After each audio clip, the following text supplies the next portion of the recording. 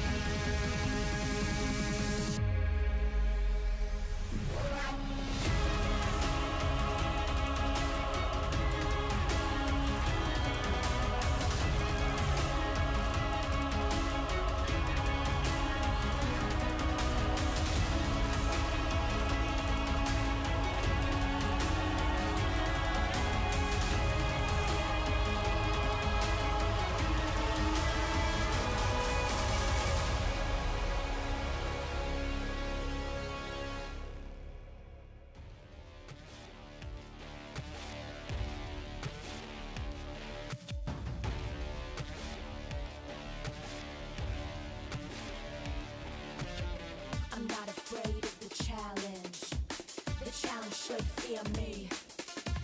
I'm not afraid of the battle. The battle should fear me.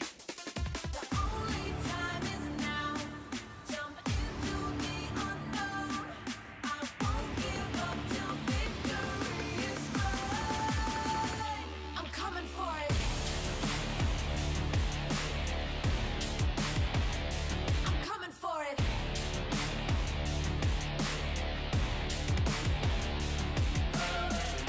I fought for this. I crawled for this. I died for this. I'm coming for it. Yeah, yeah. I'm coming for it. I'll take the wind, the glory all mine. I want it all. I've got this fire burning inside. I want it all. The world will know I'm do or die. I want it all. I've got this fire burning inside. I want it all.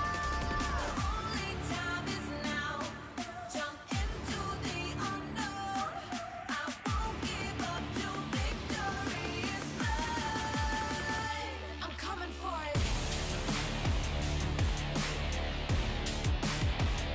I'm coming for it.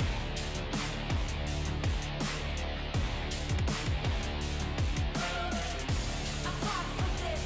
I crawled for this. I died for this. I'm coming for it. Yeah, yeah. I'm coming for it.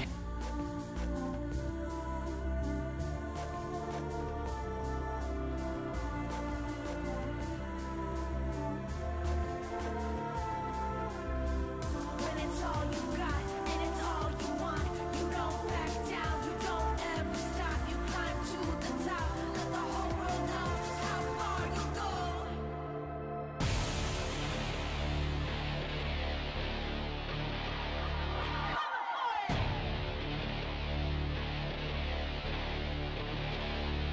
I fought for this, I crawled for this, I died for this. I'm coming for it. Yeah, yeah. I'm coming for it. I'm coming for it.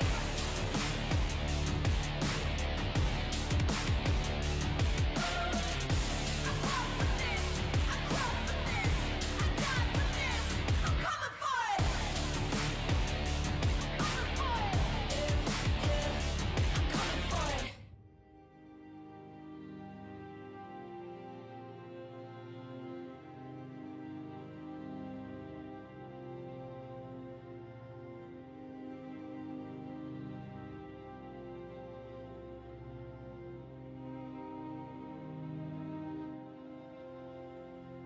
In my darkest hour, I can feel the power. Won't be devoured, never been a coward. They stone sour, I'm gunpowder. If I say it louder, can you hear me now? I got the power. Counting down the hours till the whole world knows this is what it's like to be powerful. Never gonna settle, I'm on another level. I'm powerful. I'ma let 'em know I got the gold. I'm in control. I break the mold. I show the world just how powerful I can be.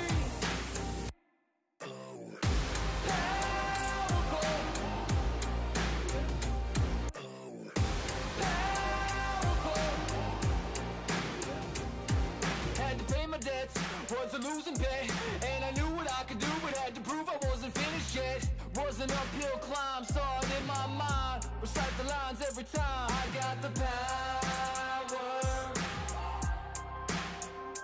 counting down the hours till the whole world knows this is what it's like to be powerful. Never gonna settle, I'm on another level. I'm powerful. I'ma let 'em know I got the gold. I'm in control. I break the mold. I show the world just how powerful I can be.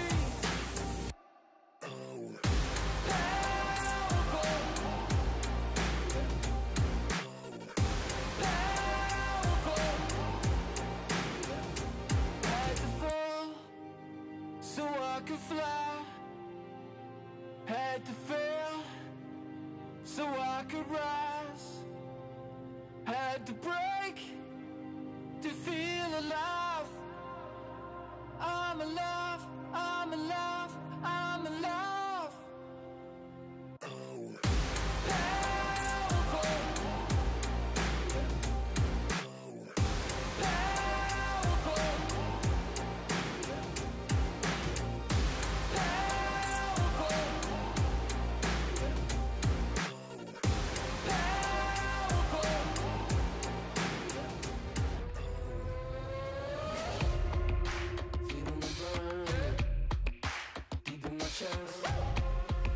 It's all in my tongue, yeah. I'ma get on my best, yeah. So don't overthink it. Enough is enough. The moment is now, yeah. Gotta keep up. Gotta keep up. Gotta keep up.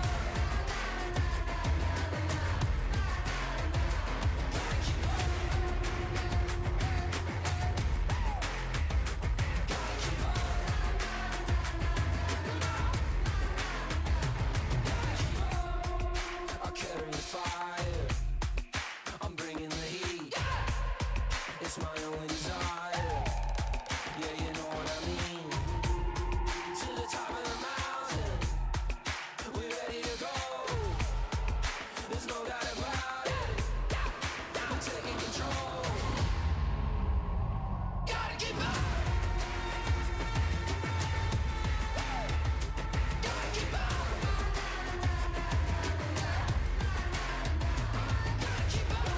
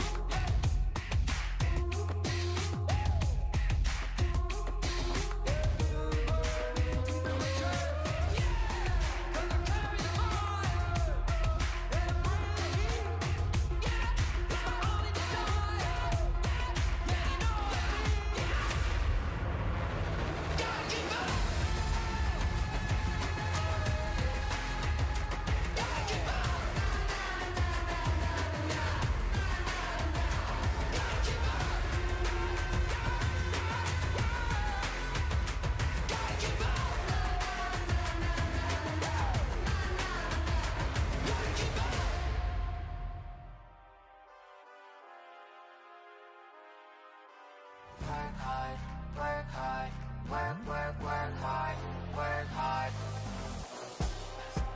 I'm going full speed, got the pedal to the metal, can't outwork me. I'm going full speed, got the pedal to the metal, can't outwork me. I'm going full speed, got the pedal to the metal, can't outwork me. I'm going full speed, got the pedal to the metal, can't outwork me. You better D up before you get smoked. I'm taking the ball, I have it to go. I've been in my bag, you been in the trash, just moved to the back. 'Cause I'm on the move, come through like a truck. I'm packing the bell when you're front of the map. Yeah, I can taste victory. Yeah, we about to make history. Just give me the ball, I won't let it fall. We about to light it up from the window to the wall. This the combination of all my hard work. Them hours in the gym, I'm about to go berserk. Count it down, clock is on tick. Tick, tick, tick, tick, tick, let's get it in. Ow! I'm going full speed, got the pedal to the metal, can't outwork me. I'm going full speed, got the pedal to the metal, can't outwork me. I'm going full speed, got the pedal to the metal, can't outwork me. I'm going full speed, got the pedal to the metal, can't outwork me. He's a beast, he's a monster, he's a force with the man. I scanned the room, forming up the plan. Fire in my eyes, got him stuck quicksand.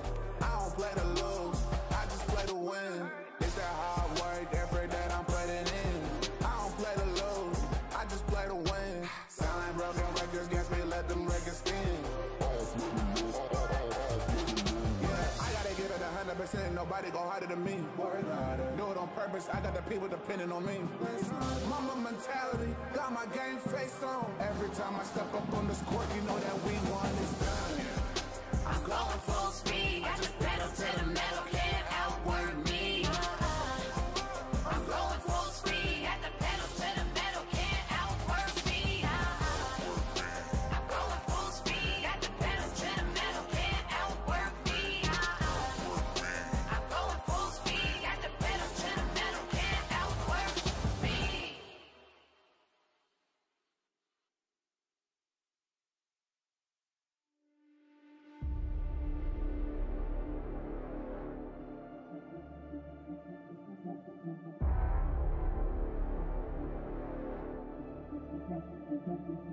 Yeah, you're looking for something amazing. That's why I put in the work. That's why I grind on the daily. I'm running wild and I know that no one can tame me. Hall of Fame on my mind, they cannot contain me. I know that I can't stop now. There ain't no way I'm giving up. Won't back down. I've come too far and I know I'm gonna act out until I'm standing on the top. They hear me now. They hear me now. Let them know. Nothing can hold me back. Hold me back. You can try, but you can't hold me back. Nothing can hold me back. Hold me back. You can try, but you can't hold me back. Nothing can hold me back. I'll give it all I got to succeed. Ain't no way of stopping what I'm destined to be. I'm here for greatness. I was made for more. I got my focus sure. Heart is ready, mind is right. Take flight, watch me soar. I won't stop now. There ain't no way I'll ever quit. My life loud. They try to hold me back, but I won't lie down. This is something they can't deny. The truth's out. I got that fire now. Let them know. Nothing can hold me back. Hold me back. Try, but you can't hold me back. Nothing can hold me back. Hold me back. You can try, but you can't hold me back. Nothing can hold me back.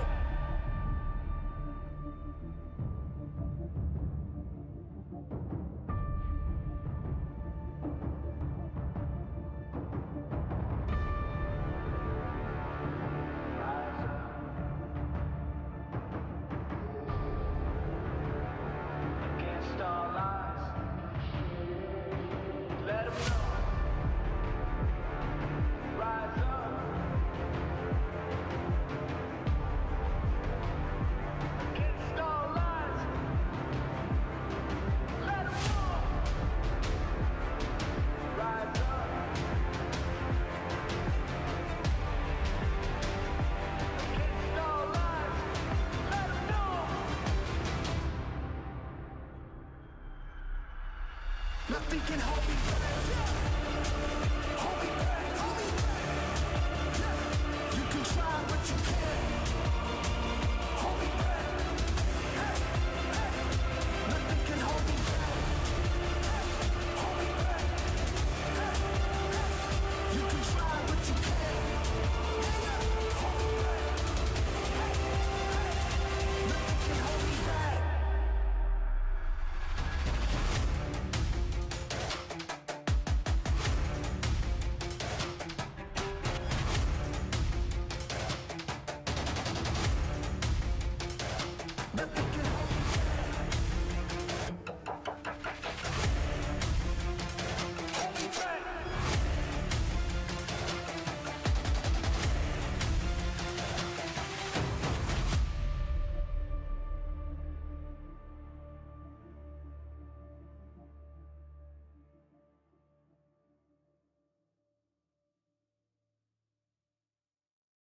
Man, this might be something lethal. Like a beast that can't be tamed. This the kind of rage you can't contain. Yeah, this might be something lethal. You can really see the flames. Feeling like it's borderline insane. Man, this might be something lethal. Something lethal. Yeah, this might be something lethal. Something lethal. Feel it coming. The pressure start thumping, ain't no running. It might cause a rave, all my people start jumping. You can feel the rush, it'll get your blood pumping. Okay, you better take a seat. Don't step inside the kitchen if you cannot take the heat. It's looking like a feast, guaranteed to flame the streets. It's a jungle outside, tell me who can tame a beast. Something lethal, like a beast that can't be tamed. This the kind of rage you can't contain. Yeah, this might be something lethal. You can really feel the flames, feeling like it's borderline insane. Man, this might be something lethal. Something lethal. Yeah, this might be something lethal. Something lethal. Welcome to the valley, it'll eat you alive. It'll hit you out of nowhere like a thief in the night. Ain't no way you can hide, it came seeking a up the pace. This is a rage, we gon' light up this place. Please make some space, or move out the way. Come in with pressure and smacks in the face. Something lethal, like a beast that can't be tamed. This the kind of rage you can't contain. Yeah, this might be something lethal. You can really feel the flames, feeling like it's borderline insane. Man, this might be something lethal. Yeah, this might be something lethal. Yeah, this might be something lethal. Yeah, this might be something lethal. Yeah, this might be something lethal.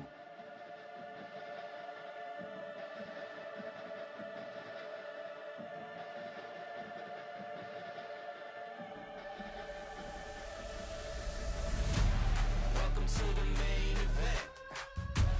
Welcome to the main event. Welcome to the main event. Welcome to the main event. Let's go. Through the fire in the rain, I was born to rise above. Kept on pushing through the pain till I made it out the mud. Now the dam's about to break, so get ready for the flood. Can you feel the rush? The beast is waking up. Welcome to the main event. We spent the whole night waiting for the best of the best. Welcome to the main event. You got the whole world watching. Will you rise to the test? Let's go. Welcome to the main event. Welcome to the main event. Welcome to the main event. Welcome to the main event. Let's go.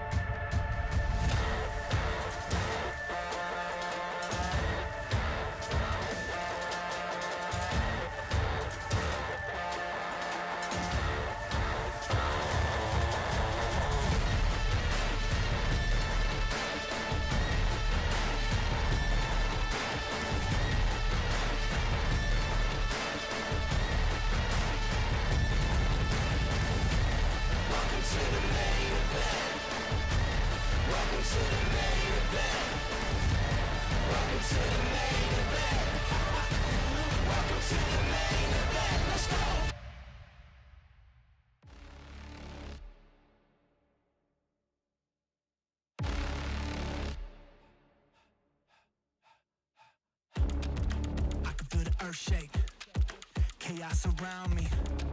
So many enemies, they all surround me. They out for blood and revenge, rising with killer intent.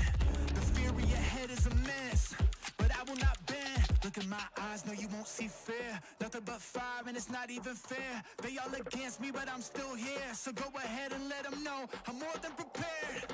An army's not enough to silence me. Go ahead and bring the galaxy. Nothing you do can rattle me. Go ahead, battle me. Get out my way. Get out my way. Move. Get out my way. On my way. Get out my way. Move. I gotta do what I gotta do.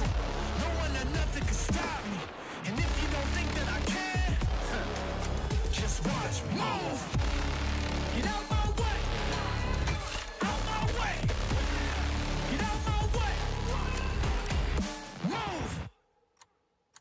Yeah, vengeance in the trenches with my mindset on a mission. Ain't ready for what I'ma hit with. I'ma go get it, I'ma get this. And I told them I'ma end this, get a witness. You want the fire and I got that. Ain't nobody here gonna stop that. Got more than a 12-gauge kickback. I'm about to get that, no one gonna top that. I've been putting that work in. If you want the crown, you gotta earn it. Don't assume that silence means weakness. There's a monster that's lurking under the surface. They about to know. To doubt me, that's a tragedy. You end up just counting the casualties. Victory is my anatomy. Go ahead, battle me. Get out my way. Out my way. Get out my way. Move. Get out my way. Out my way. Get out my way. Move. I gotta do what I gotta do. No one or nothing can stop me. And if you don't think that I can, just watch me. Move. Get out my way. Out my way. Get out my way. Move. All of that talking stops now. There's no need for discussion. Once you see what I'm about, all of that talking stops now. Let's do this for real. Let's go. Right now. Battle me. Get out my way. Out my way. Get out my way. Move. Get out my way. Out my way. Get out my way. Move. I gotta do what I gotta do. No one or nothing can stop me. And if you don't think that I can, just watch me. Move. Get out my way. Out my way. Get out my way. Move.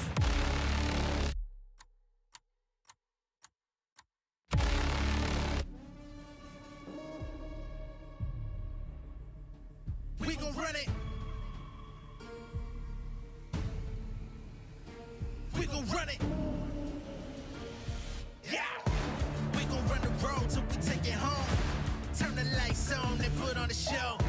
Ain't nobody better, yeah, I got the glow. Pull up on the scene, do my thing and go. We gon' run the road till we take it home. Turn the lights on and put on the show. Ain't nobody better, yeah, I got the glow. Pull up on the scene, do my thing and go. City on blaze when I'm in the mix. Everybody tryna stop me, but I'm too legit. Showing up with a brand new bag of tricks. I'm at the top, y'all know me, y'all never slip. No grip on life, I live it right. Getting everything I said in my sight, I shine bright. Nobody understand what it took for me to lead. I woke up feeling like I reached a new speed. Clock ticking, I strive with no limits. Making waves without a blemish on my image. The people listen when I speak another sentence. I'm on go while you're trying to replenish. We gon' run it.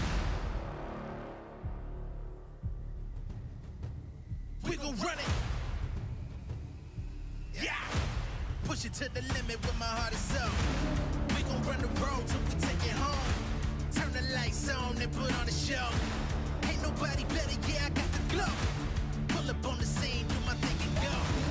We gon' run the road till we take it home. Turn the lights on and put on the show. Ain't nobody better, yeah, I got the glow. Pull up on the scene, do my thing and go. We gon' run the road. I'm in control.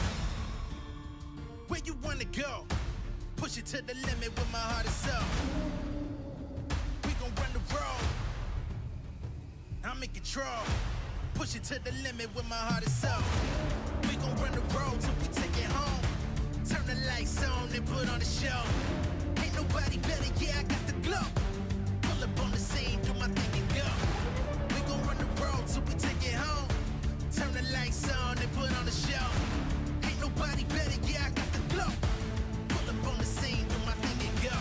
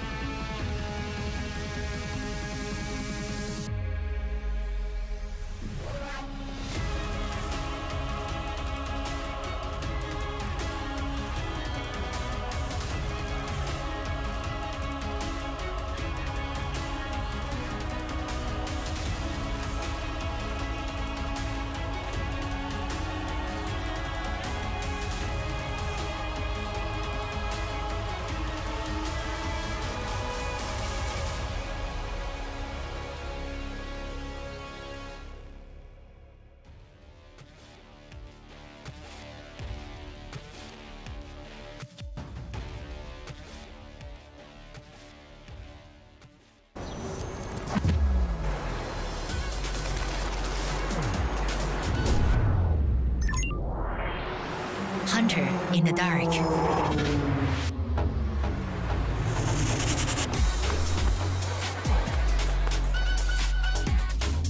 Master of night shots. Oppo Find XX series. Powerful camera, powerful AI. Alright guys, I just landed in China. Let's go.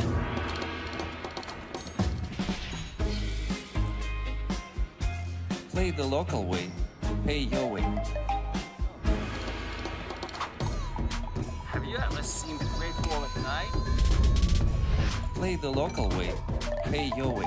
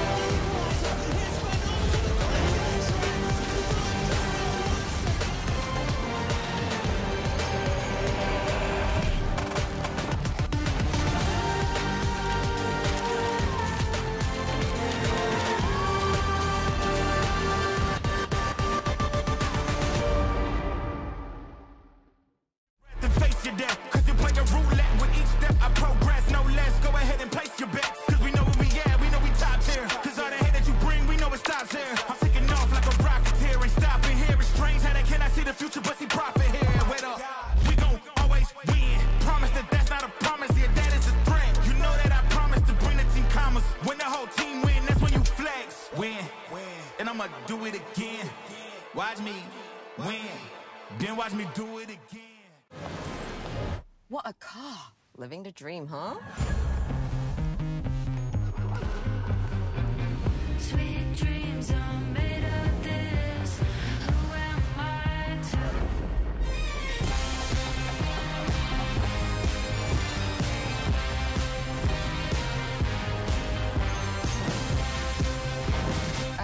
Okay. I get it now. Sweet dreams are made of this.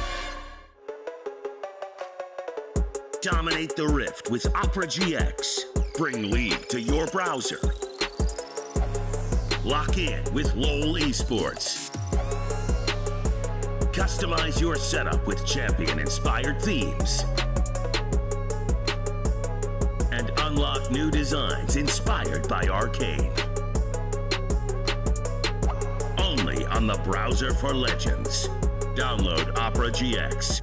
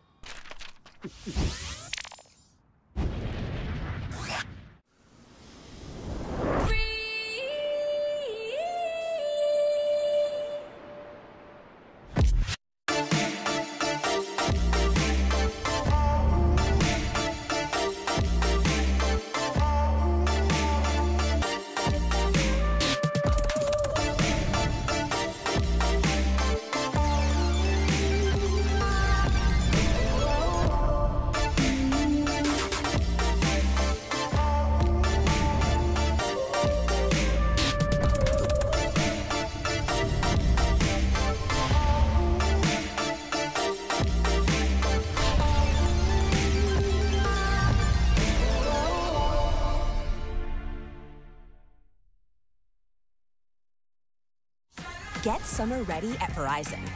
All new and existing customers get iPhone 16 Pro with Apple Intelligence on us. Yep, iPhone 16 Pro on us. Only with Verizon.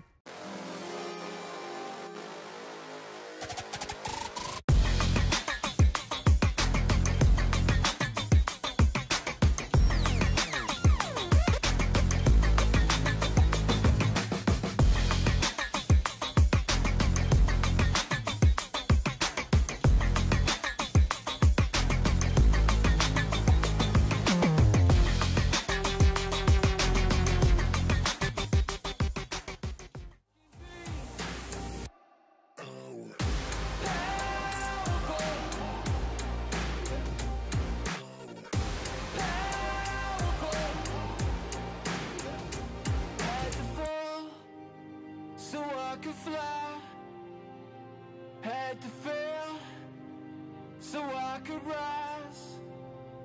Had to break to feel alive. I'm alive, I'm alive, I'm alive.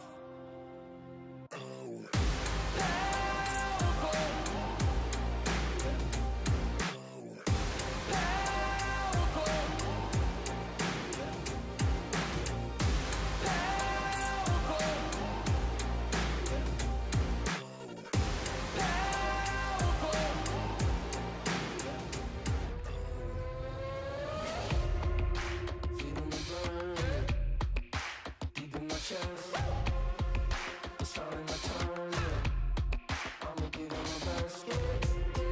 So don't overthink it. Enough is enough. The moment is now, yeah. Gotta keep up. Gotta keep up.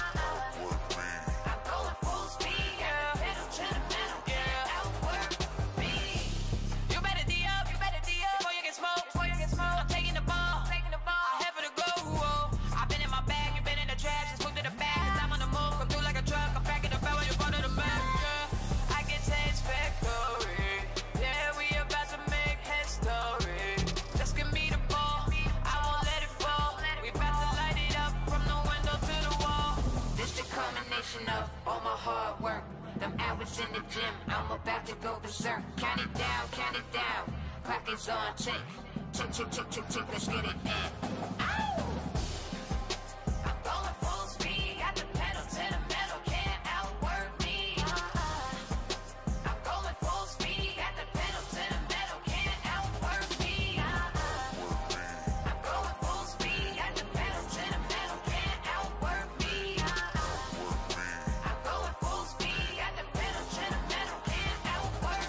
He's a beast, he's a monster, he's a force with the man. I scanned the room, forming up the plan. Fire in my eyes, got him stuck quicksand. I don't play to lose, I just play to win. It's that hard work, effort that I'm putting in. I don't play to lose, I just play to win. Sound like broken records against me, let them records spin.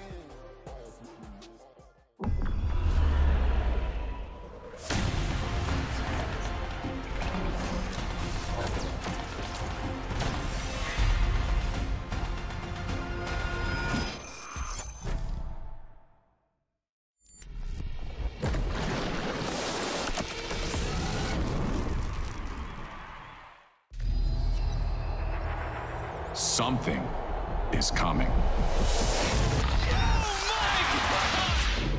It's building, rising from within. It fuels the determination to battle against impossible odds. The fire within. Let me throw it down to the ground, make them turn around. I'ma look at you from the top, howling like a hound. It's not gonna happen, but in the back, huge! He's just too strong! It awakens here. Massive kill coming in! It awakens now. It was just cinema! Welcome to MSI.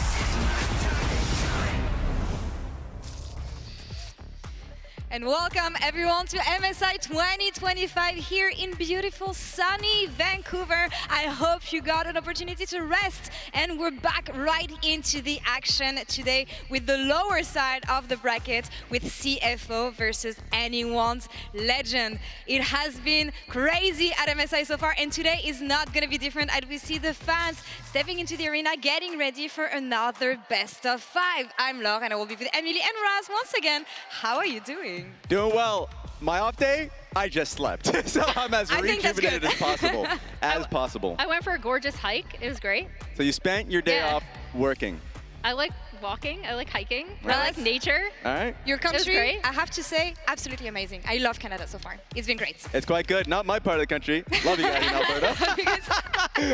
Look, well, not when the stampede is going on. Come on, man. Let's take a look at what we have here because, as I said, we're focusing on the lower side of the bracket today with one team that we'll say goodbye to tonight as the other one will move to the next round. We're not going to talk about the fact that I don't have any teams anymore, but let's focus on the teams we have left. What are we looking at here?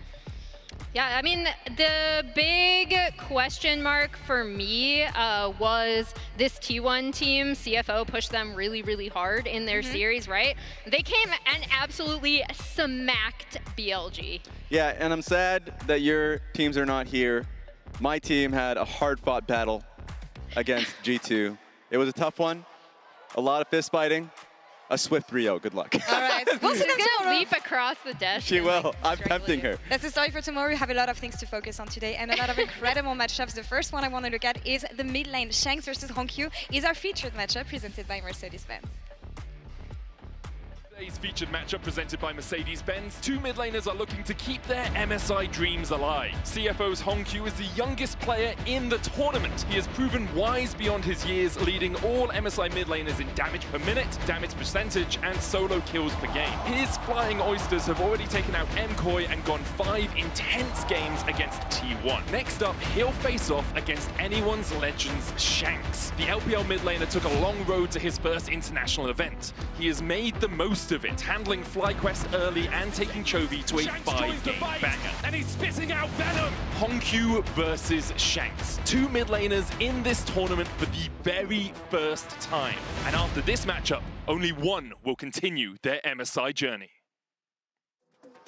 And they both had statement performances so far. Honkyu as the youngest player we have at MSI, and Shanks also looking to prove himself here. Yeah, the youngest player, and I feel like you see it in his gameplay, right? Like, I think his strength is that he's the youngest player here. I think sometimes his opportunity area can also be that he's very young. Yeah. And so he's gathering experience, but he has had such a breakout tournament, and he's just so fun to watch because he believes so much in himself. He will always go for the aggressive play, whether it's in lane or in a team fight, and he's been just consistently stellar in their games. I feel like he's been playing better now than he did within his own league, and seeing his damage percentage, 30.5, highest not just amongst mid laners, but highest in the tournament.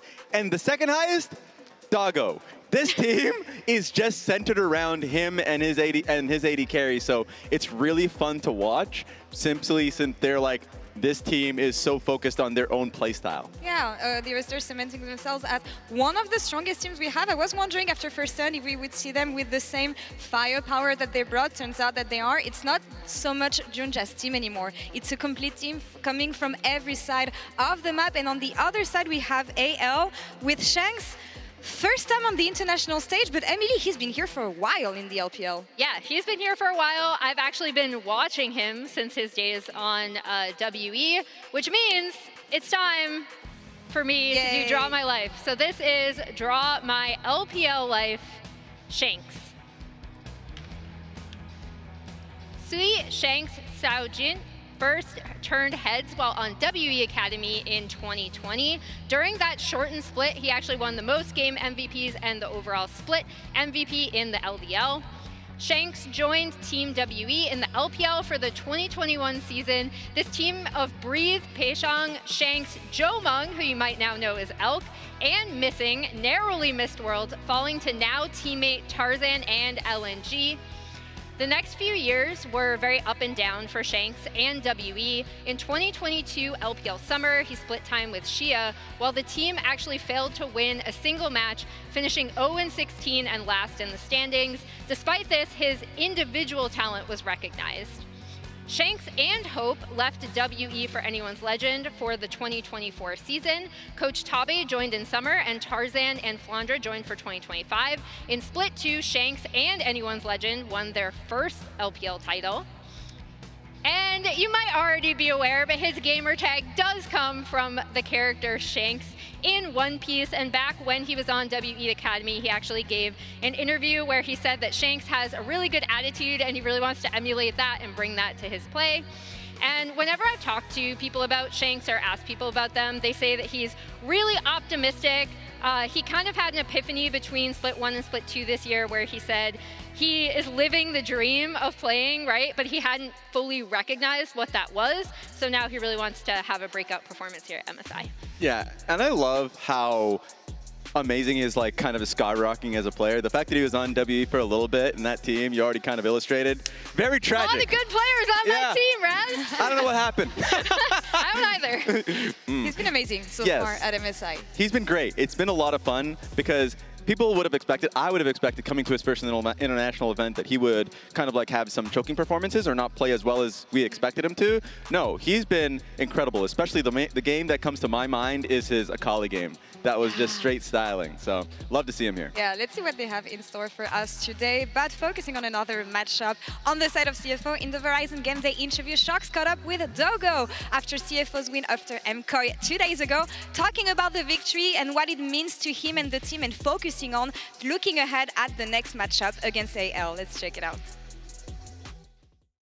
Dogo and Flying Oyster get an absolutely historical result with their win over Movistar Koi. And Dogo, the first thing I'm going to ask you about is, can you tell me about the importance for the region, for the development of the region, for the work you put in that you're able to get this result? 就我们的赛区不比别人弱吧，所以我们需要继续赢下更多比赛。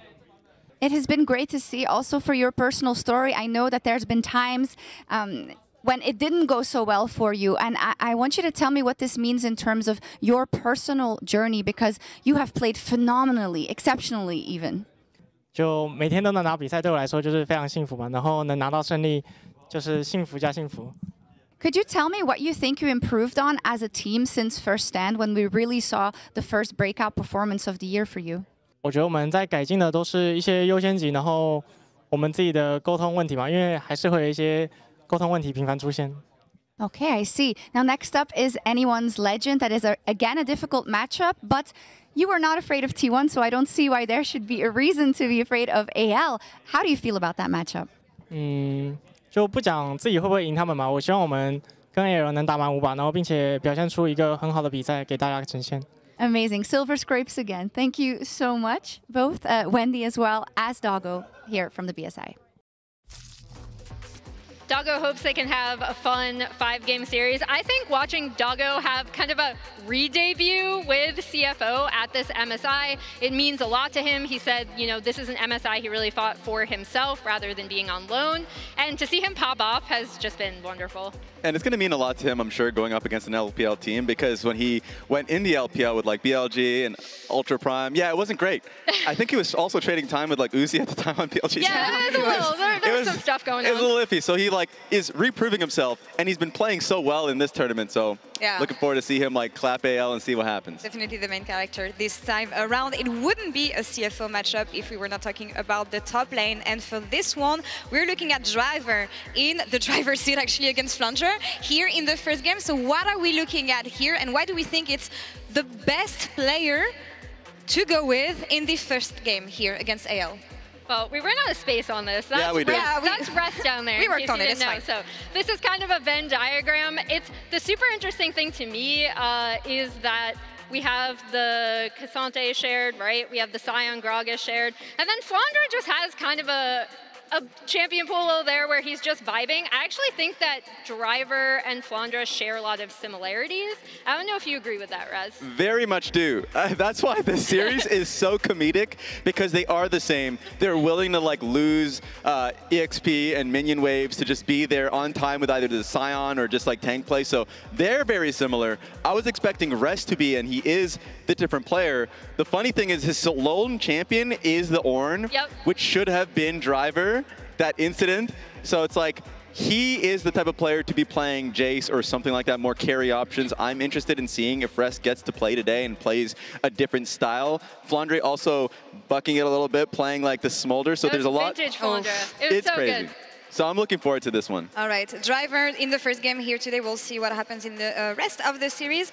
Something that has been happening in the LCP that you might not be aware of. There's been a bet, a gift given to fans every time the Oysters perform well. Fans can claim chicken tendies here at the LCP studio for their team's performance. So for every kill the players get, they are giving away 10 tendies. For every game the Oysters win, they are giving away 100 tendies. So given the fact that the Oysters have been performing quite well so far, we currently sit at a total of 1,870 tendies. Look at Honkyu and Doggo. Oh my god. What are we doing? You can see who's been performing the best so far here with like full buckets on the side of Doggo.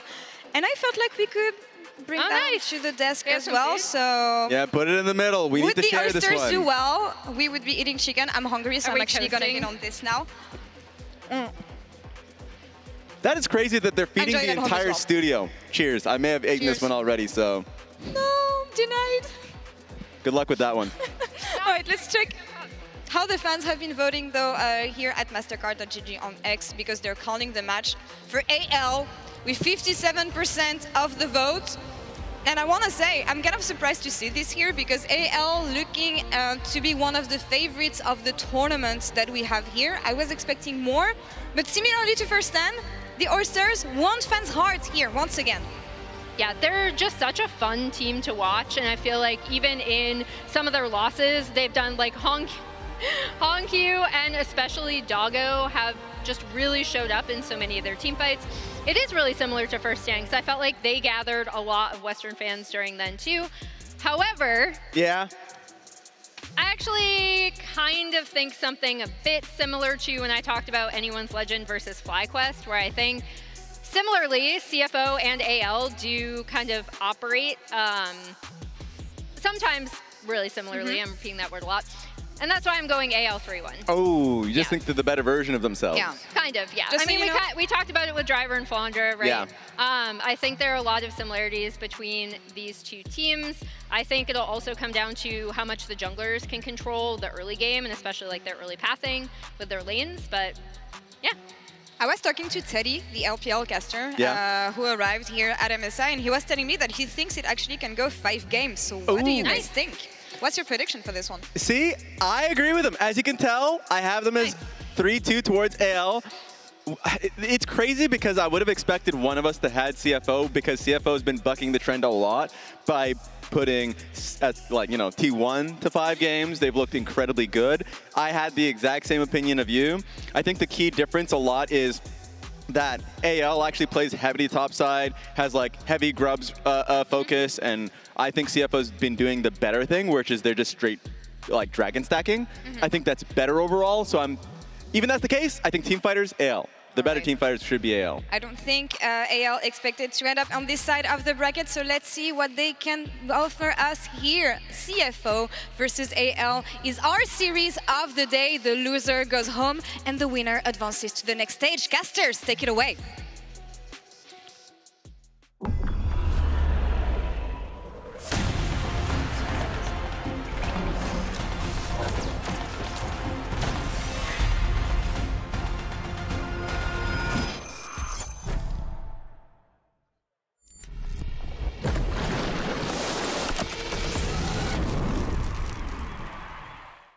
Let me throw it down to the ground, make them turn around. I'ma look at you from the top, howling like a hammer. Let me take it off, push it up to another height. This is what I do.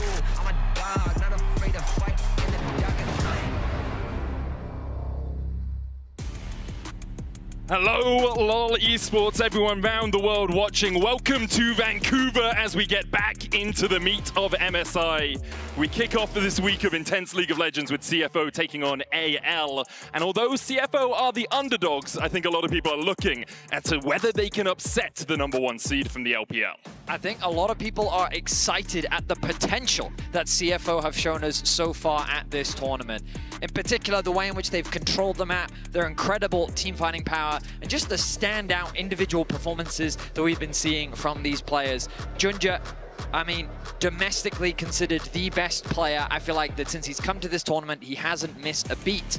And I'm excited to see how they stack up against the team that pushed Gen G to 5 games. And I think that that needs to really be remembered because few teams were expected to be able to push Gen G, but AL pushed them to their absolute limit.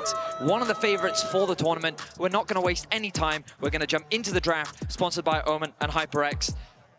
Rumble and Varus already taken away from the side of CFO, the Pantheon from AL. Not really that much of a surprise. So far, we're just seeing the very traditional meta bans. With Driver starting first, something we've gotten used to so far throughout spring from CFO. Sion is something you always have to think about as a big priority pick for him. I mean, hell, he's named after the champion. That was the inspiration for it.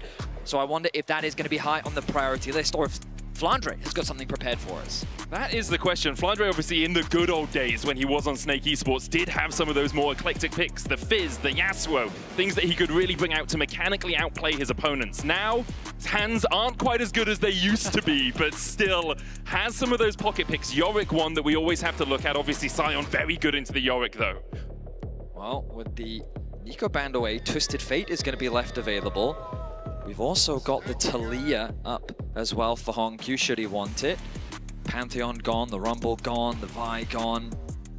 Yeah, usually things like the Vi and the, well, I say that, yeah, the Xin Zhao going to rise in priority, the Azir as well. Maybe it's a trade here. Oh, and there is that Sion going to be taken away from Driver. So I do now wonder if it's going to be an Azir for Talia trade between the two mid lanes. It would make a lot of sense. Both Hongq and Shanks have had really good tournaments so far. Even in their losses, Shanks has had some exceptional individual moments. I'm thinking back to his Akali when he was 6-0 in that game. It looks like, although it might not be the Azir Talia trade that we so often see. Annie has really risen to priority over the last few weeks here at MSI, and her ability to be engaged in a composition gives her a lot of power in mid lane. In the end, CFO are going to get the Xin Zhao locked in first here for Junja. Okay, so they want to give Junja something with agency. I mean, there's a lot of mid laners available that you can pair this champion up with, so I don't think CFO is feeling that much pressure. If anything, they want to see how AL react so they can respond in kind. Maybe they don't even have to pick a power pick in response. They could save those so much later into the draft. Perhaps Hongq has something prepared. We've seen his Aurora absolutely pop off. He also has the Victor as an option if he just wants to go for more of a scaling mid matchup. Talia is a very common response to the Azir. An old school response is also the Rise, a champion that can match on side lanes, can also get you that early push, naturally has weaker team fighting, but can still fit nicely when paired up alongside the Xin.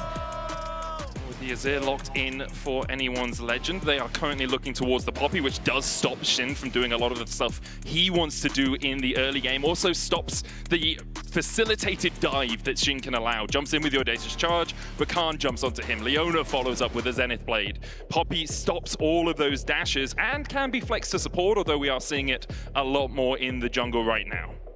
We've also already seen it come through twice from Tarzan, so I think you're very much right on the money that we're expecting it to be in that jungle position. We will wait and see, though, as we move back towards the CFO side. They're taking their time thinking about this. Talia is the natural expectation. It is such a strong pick on the meta. Pairs up nicely with the Xin and also does well into the Azir because you can get that early prio and you can just move around the map and it's difficult for the Azir to follow. He just primarily wants to stay in that mid lane matchup, farm away, get to those first few items as quickly as he can. CFO, though, wanting to round out the draft. The question is, do they want to lock in an AD carry here? Maybe they want a little bit more dive, of course, into the Poppy. Something like Kai'Sa could be quite scary. Maybe they just want to lock something in for driver. The Cassante is available. One of his favorites, the Gragas as well, looking to be the direction that's what they're going to go for. All right, so he's going to get his hands on one of his comfort picks. Both the Sion and the Gragas are two of the champions that he's really known for domestically. Of course, this will give Flandre a lot of freedom to respond, but we talk about the flexibility of the Poppy. There's always the off chance that they can send it down towards Kaiwing as well. Immediately, the Yorick locked in for Flandre. Never want to pick it blind, but it can work well in certain matchups. Gragas has quite a lot of innate sustain just from his passive and his kit, so not that easy to work him down, but getting the slows down, putting the walls down when he tries to go for the engage can help you out in that top lane 1v1. We'll see how AL want to get into the second phase of bans. Caitlyn the ban might see a priority towards those AD carries. Wouldn't be surprised, actually, if Doggo is targeted with how strong his MSI has been so far. It's a really easy point of pressure to put on CFO if you can manage to take away some of his best champions. I will say, I want to say it was the T1 BLG series where a lot of the focus was actually on the support bans instead of AD carries. And I just preferred that strategy more simply because I feel that the AD carry pool just feels very open right now. There's so many options available to you. If you attack that engage support pool specifically, we know that like Leona, Rel, Rakan, Alistar, those are the kind of the main 5 engage supports. Yeah. And so if you pinch that pool, then you can kind of shepherd the enemy support into whatever you want. And for Kaiwing, we know him as an engage support player. Very true. Range supports are not his forte. His Bard was solid in the series versus Koi, for sure. There were a couple of fumbles here and there, but that could be an angle with which they look to punish. If we talked about it, there's the Leona now going to be taken away from Kaiwing. Of course, a lot of engaged support still available, in particular the Alistar. And I was going to say, I think that's part of the problem with banning out engaged supports in the game 1 of Fearless. After a few of them have been played, if you get rid of a couple more of them, then you are really at the bottom of the barrel getting the dregs. Right now, even if you ban Rel, Leona, Nautilus, Rakan, Alistar, all rise in priority, right? So Lucian and Ezreal are taken away from Hope, Caitlyn and the Leona taken away from CFO. AD carry seems to be where anyone's legend want to go next. Hope looking towards his Jhin. Well, traditional front to back. It's very common when you play alongside an Azir. Both Jhin and Ezreal are very common mainstays, and with Ezreal banned, naturally Jhin rises in priority. So it makes a lot of sense for Hope. He's going to grab that one for himself, and it pairs up very nicely. And he's got a plethora of supports that he can pair alongside it as well. Rel becomes the immediate answer, but if Rel gets locked on the other side, they can slot in an Alistar too. That was my thought. Corki Rel into Jhin, Alistar. Alistar obviously can negate a lot of the engage from Rel early game just by knocking her up when she goes in for that crash down. You could also look for something with a little bit of a long-range engage in the form of that Ashe. CFO have some engage, Xinjiao running in, Seismic Shove, the explosive cask, but they don't have that snap hard engage that you often see from something like a Rel or a Leona right now. Doggo's misfortune. We haven't seen him bring out the pick yet so far at MSI, but something he is naturally very comfortable on. You pair this alongside the Rel, and you've got quite the wombo combo starting to be built up. The biggest problem that AL have is their limited engage. I wonder if CFO will look to get the Alistar for Kaiwing.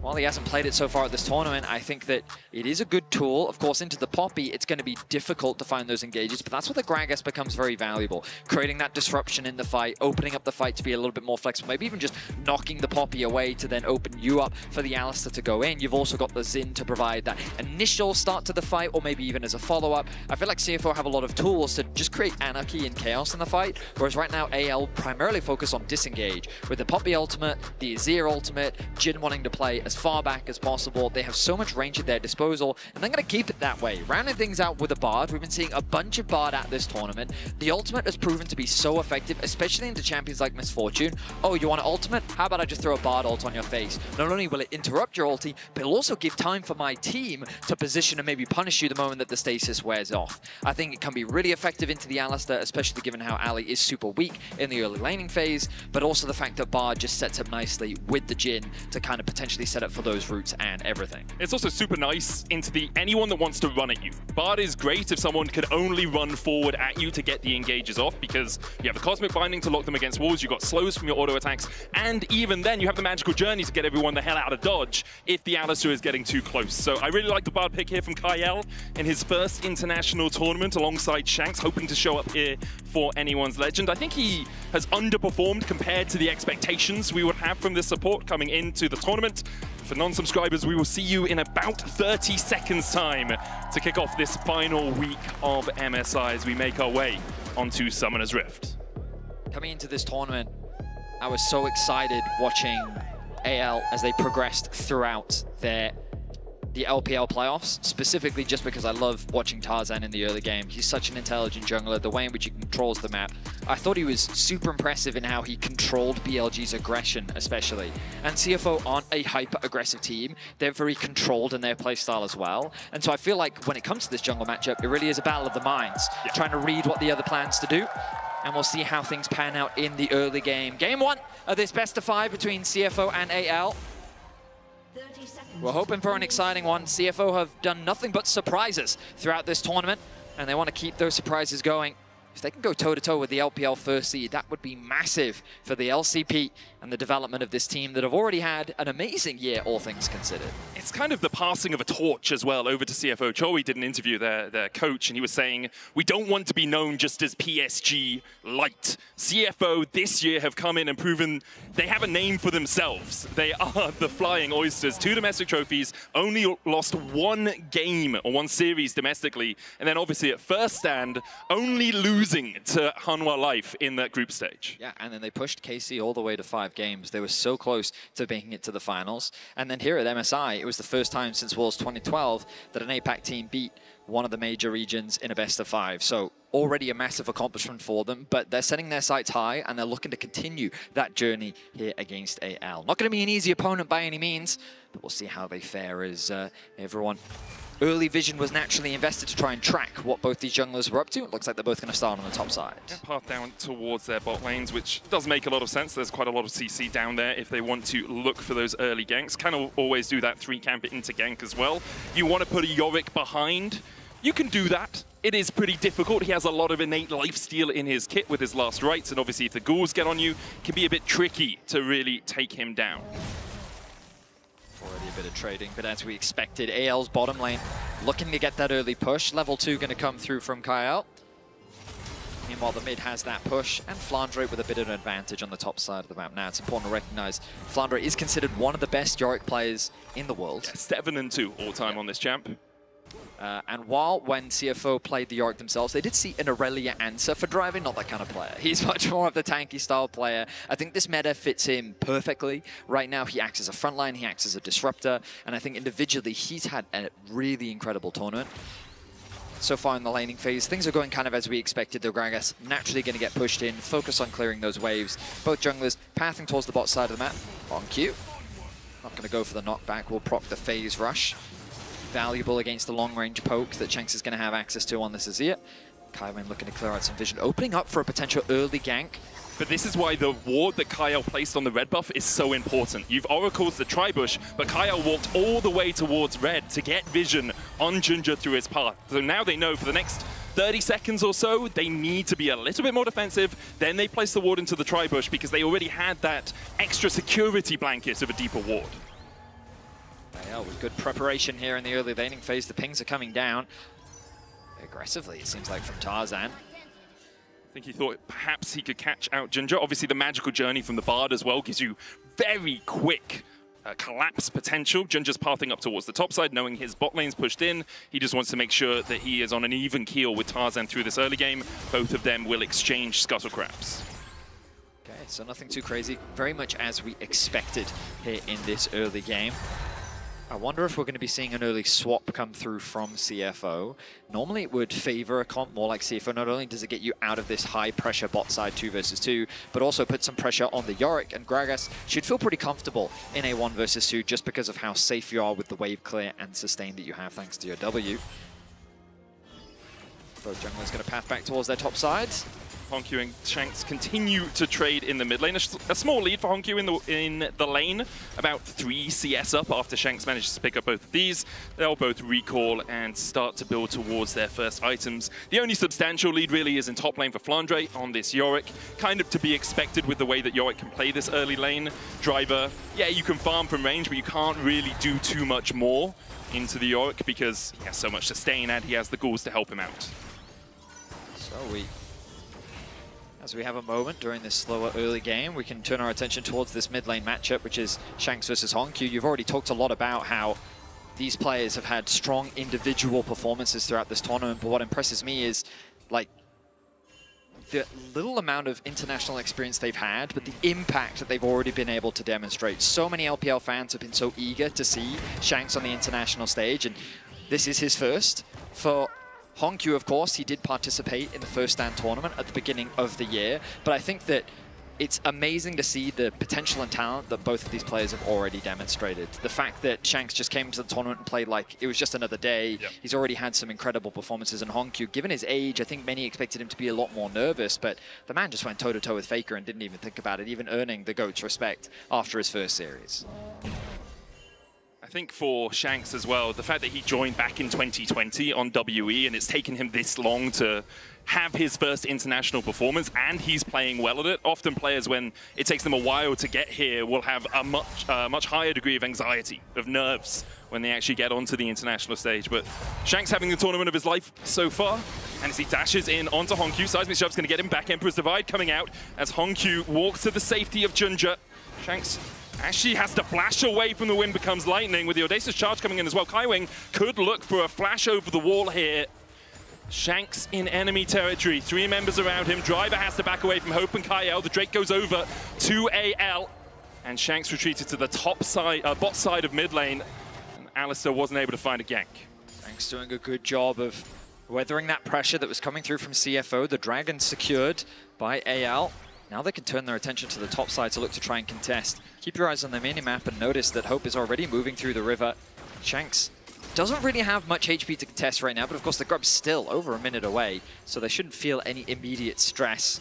But I imagine that, oh yeah, nice. Hope is just going to move towards the mid lane, catch this next mid wave. He has Kyle also returning from base, and they can send Shanks towards the bot side of the map. He's going to lose some farm as a consequence, but given that he's only 2 behind Honkyu in the mid lane right now, he's not going to be too upset off the back of that. Looks like actually they're going to send Flandre back and then he'll either walk or TP down towards that bottom side. They want that 1v1, especially with Flandre now having the eulogy of the Isles, now having that maiden available to him. He can push the Gragas back pretty effectively. So that seems to be where AL are assigning their lanes for the moment, as the grubs will spawn in 30 seconds time. Both these teams really do like to fight around those objectives as well. We saw CFO actually coming out on the wrong side of a lot of those fights in some of their series and then managing to claw the games back through team fighting later on. So we'll see if anyone's Legend and CFO want to butt heads around those grubs in 20 seconds time. Well, here comes that push from Flandre. Bit of wave clear going to be responded by Driver thanks to the Q. Keep my eyes on the minimap though. AD carries are going to be matched up in the mid lane, kind of as we expected, as it's that fight for prio over that wave. This will give you access to that topside river, but the vision control already invested from AL is solid, but the response from CFO is just as good. Thanks to the control they had on the top side of the map, they have some good control wards set down. They also have control over the Scuttle Crab, which is now going to disappear. But Tarzan, knowing that he has the push from Hope and Kyle, is going to put that vision right back down. Everyone on AL had a control ward in their inventories there. They already have 3 on the map as well, as Hope is chunked out a little bit by Doggo. The Make It Rain comes out as well, and as you say, great for CFO. Getting that enemy AD carry down to half HP, is running through a potion and has the Caretaker's Shrines to heal him up a little bit. Something that we see often from these teams is you just try and fight, not around the objective, but in the lanes. That means that the... Oh, hang on a second. Junja in a lot of danger. Cosmic Binding just short. Crescent Guard coming out, but there's the Temper Fate, and Junja has to flash it. All of this facilitated by the fact that Flandre actually walked up through the river. There were a couple of control wards for AL down towards that bottom side. Flandre is able to get up here, can teleport back down because he didn't use his teleport to get to bot. Really nice map movements all around from AL. And this is what I'm saying, where you don't fight around the objective, you fight in the... Oh, nice ulti. Bullet time! It's gorgeous! Kaiwing looking at the stun, but doesn't chase any further onto Hope. Hope holds onto his flash through all of that. Doggo applies the slow with the Make It Rain, then throws out the bullet time, and then in a combination of the slow, the knock-up comes through from Kaiwing, sorry, to set up for a huge chunk of damage. No flash burn, though. The response ulti now from Hope. It's a wave clove ulti more than anything else. No encore going to be fine for him. As Flandre trading with Junja down towards this bottom side. Kyle on the chase as well. It's a 3v2 right now in favor of CFO. Cosmic Binder coming out. Kaiwing still only level 5. Lands the knock-up explosive cast as well, but there's the flash and the smash into the wall, and Kaiwing is mown down by anyone's legend. Nice punish from Tarzan. The flash into the wall connect means that there's little that Kaiwing can do to escape. He was so close to level 6 as well. If he had that extra point in his ultimate, that would have kept him alive. First blood is secured by Al, and they want a little bit more. They're going to get it. Steal away the Krugs. Get the wave pushed in as well. Driver has the stacking build here with the Catalyst and the Tear, but doesn't really have much damage to back up any of his spells right now. As at 10 minutes into the game, AL out to a small early lead. Kyle being an absolute thorn in CFO's sides as well with his positioning. Fortunate for Flandre here, losing the Maiden of the Mists. Maybe he put a Morning Mist onto Driver that meant it chased him under the tower. Look back at this play that happened in mid. It's Tarzan coming across, so Doggo has to flash. So they show us, Doggo did lose his flash. We didn't mention that earlier, but yeah, okay. Nice collapse ultimately, did result in a small advantage gained. And then I thought this was an over-ambitious play initially, 2 versus 3, but CFO realized that Tarzan is coming in for the collapse. Kaiwing gets a nice knock-up, the ultimate from Driver comes through as well, knocking them back. But Tarzan, good angle, flash, connects with the E, sets up for first blood, and they get the Krugs to boot. So about a 500 gold lead for now in favor of AL. The Dragon spawning in about 5 seconds, so that will likely be their next focus. And as you mentioned, both teams love to play around these objectives. In the early game, they like to have control around these neutrals.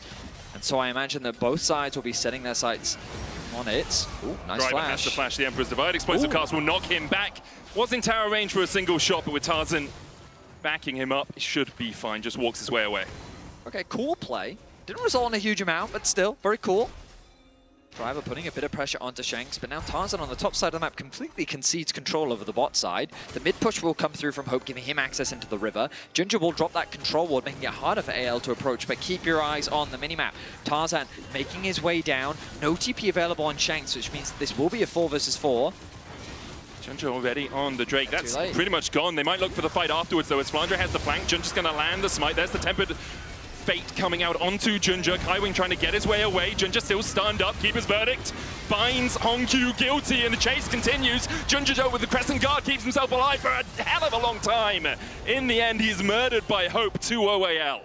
So this is what we talked about with the both compositions being allowed to create chaos in the fights. The Poppy ultimate, the Bard ultimate, the knockback coming through from the Xin Zhao, the terrain that is being created by the Talia means a lot of different things are happening on your screen at once. In this situation though, Tarzan created the numbers advantage, which isolated Junja. That made it so much easier for AL to commit to the collapse, and while they do concede the second Dragon of the game, they will secure a 1k gold lead off the back of another pick.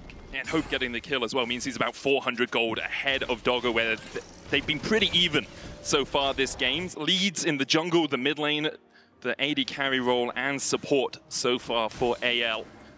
And this is something they've done so well this tournament. Their early games, even against Gen G, they were actually getting leads in the early game, 1-2k ahead, and then Gen G were finding really opportunistic fights to get themselves back into that series. For CFO, that's also been the watchword for them, opportunistic fights around those neutral objectives. So it's not too much of a sad situation, but you need to stop the bleeding at some point. I mean, I think that when you have two teams that like to play a little bit more of a controlled style in the early game that's very objective focused, naturally it comes down to who has the better setup and who's faster on the play. And I think what we're seeing is that CFO do still have good setup. They're very aware of playing around these neutrals, the fact that they even got that bot dragon, punishing the fact that Tarzan's on the top side of the map. The thing is that you have to remember is that AL, the one advantage I would say they have over CFO is that they're that much faster and that much more confident in their engages. They will not hesitate to start a fight. Sometimes to their own detriment, but largely they're very aware of their positioning and they know how to take a very good fight. And this is something that CFO has to respect as Doggo is in a bit of danger. Able to sidestep the deadly flourish. Hope continues to rain hell upon him. There's the barrier. He tries to fight back, had the bullet time available just now, but decides against making Hope dodge like Neo. My goodness. Good, yeah, good fight back. Does burn his summoner. Gets a heal out of Kyle, who's running that unsealed spellbook, and then switched over to Exhaust. I just love the fact that Doggo sidestepped the damage and said, fine, I'll take this fight. 2 versus 1. I have a Bloodthirster. Let's see what happens. Yeah, beautifully done by Doggo. That's the level of confidence we'd like to see from him and why he's been such a standout player for CFO. Holds on to the midway for now. Honkyu and Shanks, they've really been the top laners of this game so far, largely just pushing in the side wave. Shanks been a little bit more isolated than that of Honkyu. That's why you can see that experience advantage that he's currently sitting on.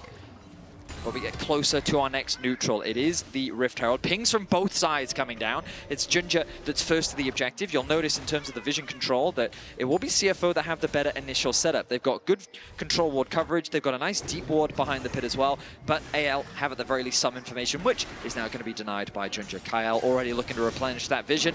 But nice control ward usage. CFO creating good darkness around the map.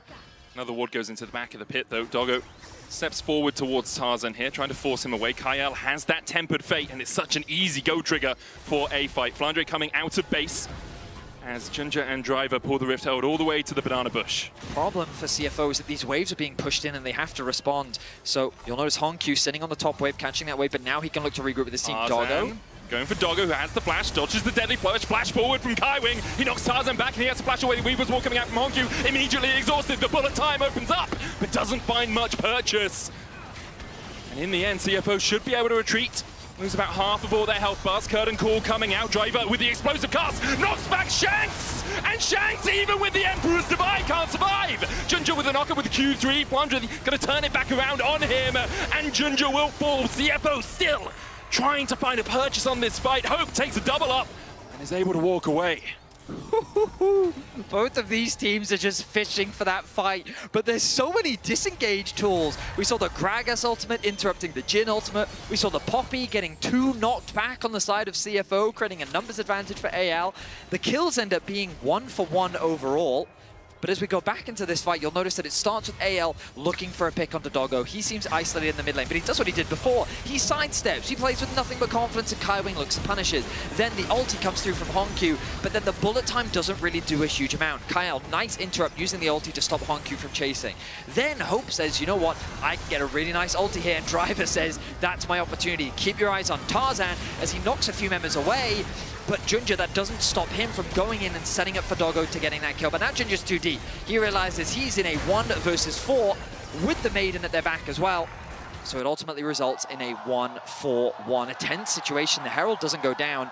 And you have to imagine that both teams are going to get back onto the map and set their sights on this neutral once more. Importantly for AL, they did get the Feat of Warfare from that. Picked up their 3rd kill. So now they just need another neutral objective to be able to secure the Feats of Strength. Currently, Ginger on his own on that Drake should be able to secure it. AL immediately ping for the Rift Herald. They're willing to take this trade. They haven't stacked up the Drake's early game, so if they can just get this Rift Herald, they can get first tower on the top side as well. It's an explosion of gold for them. I think AL is going to benefit a lot more from this. It becomes a question of if CFO can convert the Dragon into a bot tier 1 as well. The bot tower has taken a decent amount of damage. This Herald is very slow, so while initially I thought AL had a pretty big tempo advantage, there should be a pretty good window here for CFO to set their sights on the bot lane. I love that they're doing this. Doggo and Ginger. Flandre, he's overstayed his welcome. He needs to get away from this tower, has the Maiden. Puts it down, only a couple of minions here to really defend. Driver looking for the knockback, but Flandre flashes away the bullet time. Ginger dashing forward, dodge this. says Doggo. Junja picks up the kill in the end, but meanwhile, Rift Herald has been summoned in the mid lane as AL continue their advances. Kaiman gets the knockback, tempered fate, Keeper's verdict. You're all alone now, Hongyu, as Tarzan looks for the knock into the wall but can't find it. Cosmic Binding will still land but doesn't get the stun. There's the smash, there's hope, Hongyu flashes, but a soldier finds his back as AL get 2 in the mid lane. Now the teams are starting to pick things up. I love the cross map that we saw from CFO, punishing Flandre, who's isolated on the bot side of the map, but AL respond with a punch of their own, immediately using the Herald to push down mid, look for picks, they convert it into a kill onto Hongyu, and ultimately they walk away the victors, I would say. They get the top tower, they get the mid tower, they get decent damage into the mid tier 2, they get a lot of value out of the back of this Herald. In exchange, the third dragon of the game going to CFO as they get their bot tower as well. Whew. Back and forth from these teams, great cross maps, and you can see how tense the team fights are, but the player I'm keeping my eyes on is Doggo. I feel like he is playing with nothing but confidence in these fights. We've seen him use the flash once so far, but it's crazy that he hasn't been using it in the team fights. Yep. No matter what Tarzan does, he really just can't scare Doggo enough to use that summoner spell just yet. And on the other side of the rift, my eyes are all on Shanks. A 1.4 thousand gold lead now on this Azir. Nash's Tooth and Rylai is complete. He's been having a great tournament so far and continues to do so here at MSI this fine Monday. He's now in the bot lane pushing out Hongyu, who's only got 1 item. Seraph's is fully stacked though, and has a Horns and guys alongside it. Next Drake up in 3 minutes time, but there's an Atakan to fight around down towards that bottom side in about 15 seconds. Usually we see teams just standing back from the Atakan. No need to force it. Look for a fight around a different neutral and then go for it, but you never know. Unless your name is BLG. Unless your name is BLG. Or any of the European teams for some reason. Well, Atakan now makes its way onto the rift. I like this from CFO though. Setting up to try and take out Shanks. They know, ooh, he's quite far ahead as Kaio's knocked back with a seismic shot. Flashes lands a good double binding, and Atakan helps him out. There's the Temper Fate, TP behind. As CFO continue to look for the fight, but that teleport's going to take a hell of a long time to get there. And AL will just be able to retreat towards the mid lane. I like this response from AL. Hey, we just got the TP out from their top lane. Flandre, you go shove top as quickly as you can. Oh, Tarzan is deep here. But he's just stalling. This is the thing, because Talia's still in the bot lane. Talia has to go top because he's the only one with the teleport available. Meanwhile, while keeping the pressure in the jungle, AL have also opened up that mid tower for a little bit more damage. While Hope doesn't secure the tower, he's done what he wanted, which is put more pressure down. What's happening? Tarzan putting more pressure in the jungle. And this is the scary thing about AL. They just suffocate with all this pressure that they're putting everywhere on the map. And that fog of war, as our observers are showing for us now, notice how it's encroaching on CFO's territory. There's no dragon for 1.5 minutes. CFO should be able to reclaim space to get back towards contesting this dragon, but look at how much more uncomfortable it is compared to a few moments ago. CFO did take a good fight. It looked good, a decent number of trades, but the moment they committed that TP, that was a step too far, and AL punished them for it. You see Flandre still pushing out this top side, doing exactly what he needs to do on this Yorick. For CFO, one of their key weaknesses as well is they don't have someone that can really rat for vision, as I like to say. Get behind enemy lines, get some wards in there, something like a Rakan or even a Bard that can use some tools to escape if they are caught out a little bit. I just want to, again, bring our attention to this vision, because you'll notice that this line, it just hasn't been crossed by CFO for the last few minutes. They've got a little bit more vision into the entrance. You can see this blue ward. Now is their opportunity to do so. Now that AL have reset, the problem is all that vision that you've just replenished, you have to use it to clear out the wards. Meanwhile, AL are coming back out onto the map, refreshed, fully stocked. Look at that control wards. 2 for Flandre, 1 for Hope, 2 for Kyle. And that makes it very difficult for CFO to approach the river. AL with really good objective control, really good setup, great patient play from both sides. CFO, though, of course, not at a massive disadvantage just yet. The gold difference is starting to build, but they're still in a position to find a good fight. The important thing is the effective gold difference really only exists in the mid lane. There's 2 items on Ginger to 1 item on Tarzan. Doggo has 2 items to 2 items on Hope. In terms of power, you have enough in your AD carry in your jungle. Mid lane is the weakness with that Rylai's and Nash's Tooth already complete. But CFO, I was wondering if they want to take this fight around this objective. Blandre does have teleport, and he's going to try and flank them as he TPs in. The Dragon down to 7,000 HP. Honku looking for that flank position. Blandre comes in. There's the Weaver's Wall to separate the team. Driver on the wrong side of it, as is Kaiwing. CFO, where are your attentions? Currently split between the Drake and between the fight. Bullet time opens up only onto Kyle. Driver forcing Shanks up towards the top side. Junja's going to land the smite onto the Mounted Drake. It's sole point now for CFO, but can they get the hell out of the fight? Blandre forced low, the curtain call coming out as well. Here's Kaiwing into the deadly flourish for the root, and now CFO are all on the retreat. The river runs red with Kaiwing's blood, and Blandre wants to add more of CFO to it. Hope still on the chase. Doggo able to walk away for now, dodges the deadly flourish.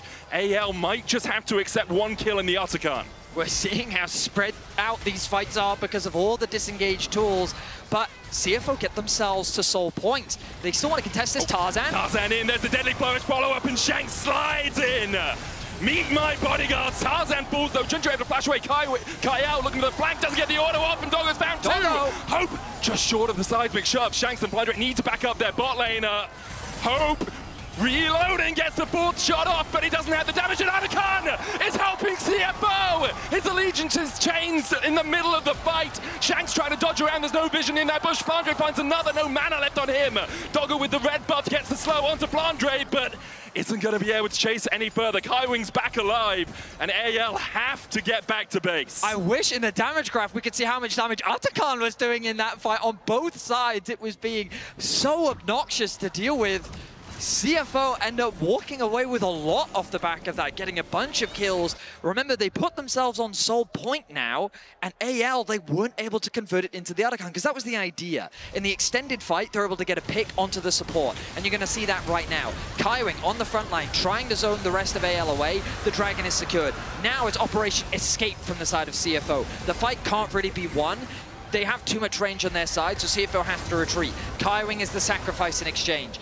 Now with the health advantage and the numbers advantage, AL is saying we can do the Otacon, but CFO stepped too far. AL turned it into a fight. But the thing is, Doggo likes these odds a lot. Even when he's staring down all of these AL members, he feels safe because he's not the target. Hope is forced to use the barrier. Doggo's still saving onto that summoner spell, trying to bait them in.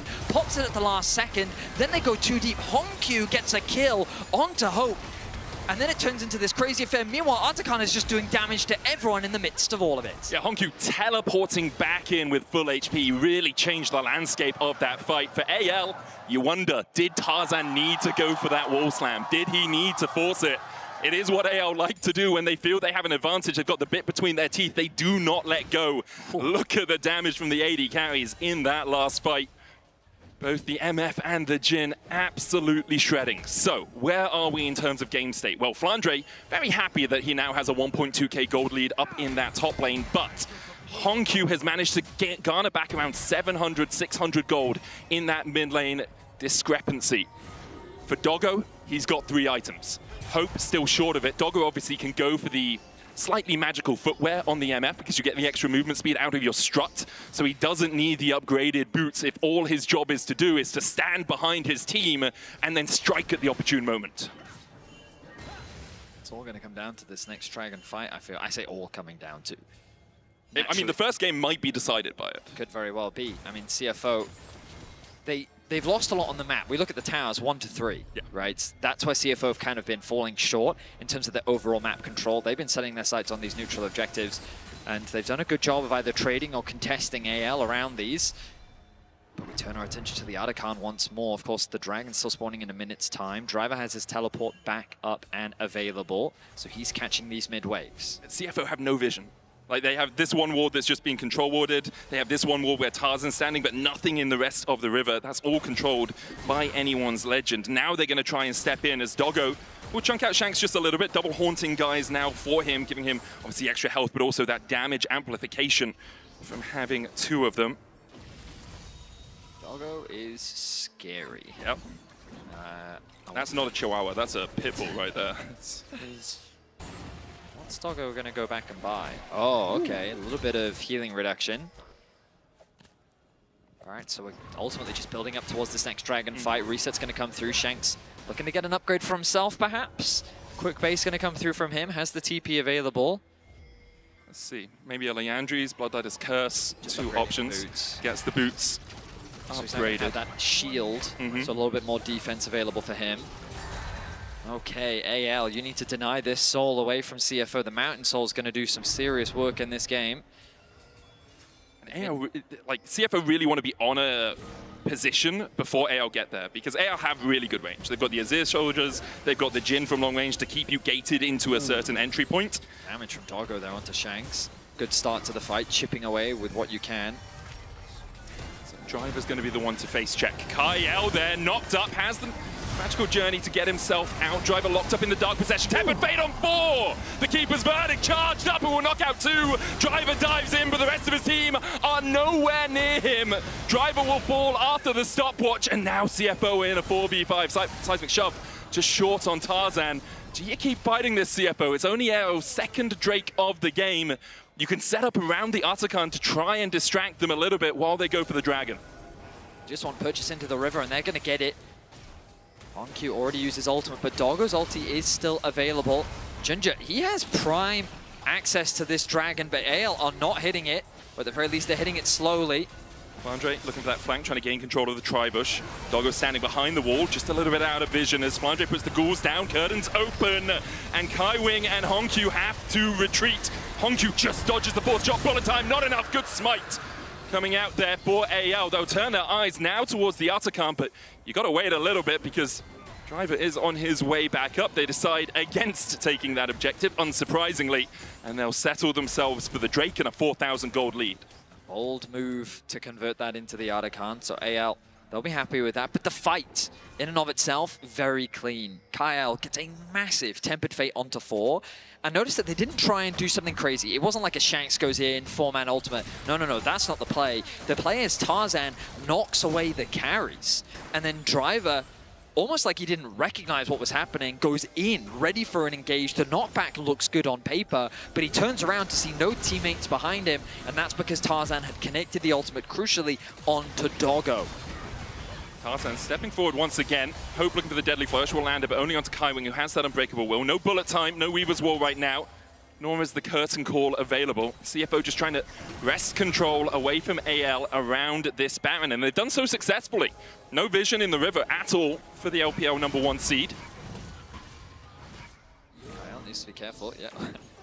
He was very worried there about who was waiting in the fog of war. These towers are just not falling. They're so close! A lot of standing gold available for CFO to grab if they can just get a winning team fight. Get some access onto these towers, but the wave clear from AL is scary to deal with. That's the problem, right? You've got a Yorick on one side who has the Maiden and all the ghouls, and then you have an Azir on the other side. It's like as soon as a wave is within vision, it is dead. So for CFO, it really is win a fight, then take those turrets, then take those neutral objectives. For AL, they can play a little bit further back. It's happily scaling up right now. Leandri's almost complete for Shanks, who still has over 1,000 gold lead. Flandre has finished the spear and is building up to his next item as well. He's going to be a menace on the side lane. Very difficult for either Driver or Hongq to deal with him at the moment. Hongq is the one assigned to that duty, but his duty is very much just accept the wave and clear it out with the threaded volley rather than anything else. Game is in a very tense state right now. 31 minutes in. CFO still at Soul Point. The Baron, of course, always a big point of contention. Azir and MF, both champions that can take that objective down very quickly. Hongq as well would provide a huge amount of zone control, and that's the thing about both these comps is whoever's first on the objective, it's not that easy for the other side to just approach. I would argue it's a little bit easier for CFO because they do have Kai Wing and Driver, but even then, they have to take a lot of damage in order to get close, ready for the engage. And even if they do, there's so many disengage tools on the side of AL, but it's the same the other way around. AL don't have the most reliable engage. They do have, of course, the Bard ultimate to create some, as a way to start a fight, or even to just gain some space in the river. But CFO approaching an MF and a Talia blind can be very scary stuff. So having control over these neutrals is really important, and that's why AL has put so much focus on this vision control while pushing out these side lanes. The farm continues, Dragon spawning in about 1:45. Doggo going back to base. Will they have enough to get the upgrade? Yes, he will. Mortal Reminder finished off. AL, though, still controlling this top side of the map. Flandre just still pushing out bot side, has that Jack Show alongside the Spear and the Trinity Force. Driver has upgraded his Seeker's Arm Guard into a Zhonya, so has another Stasis in this next fight. It's looking at 3 items apiece pretty much across the board, apart from Doggo, who has managed to get himself to that mark of 4. Now, this is something Yorick can do, and it's pretty sneaky. He's going to start up the Otacon by himself. He can do this entirely alone, does not need assistance from the Jhin. Hope is going to come across, but there's no vision at all for CFO on this bot side. So the question is, do they realize, do they pull the trigger? Because AL at the moment have 4 petals, and that is going to start to explode as they secure the Otacon. I feel like they have to recognize that this is gone. There's too much missing on the map, and they just weren't in a position to contest. There's a world, of course, where they could try and force the Baron. But again, we talk about these disengage tools. Bard can stall, Azir is still there, that can poke away at you. There's also the Poppy ultimate. It's a difficult thing to force. Your best play is to try and find a pick instead, try and force onto a player. But CFO weren't quick enough on the trigger. AL also playing very respectfully.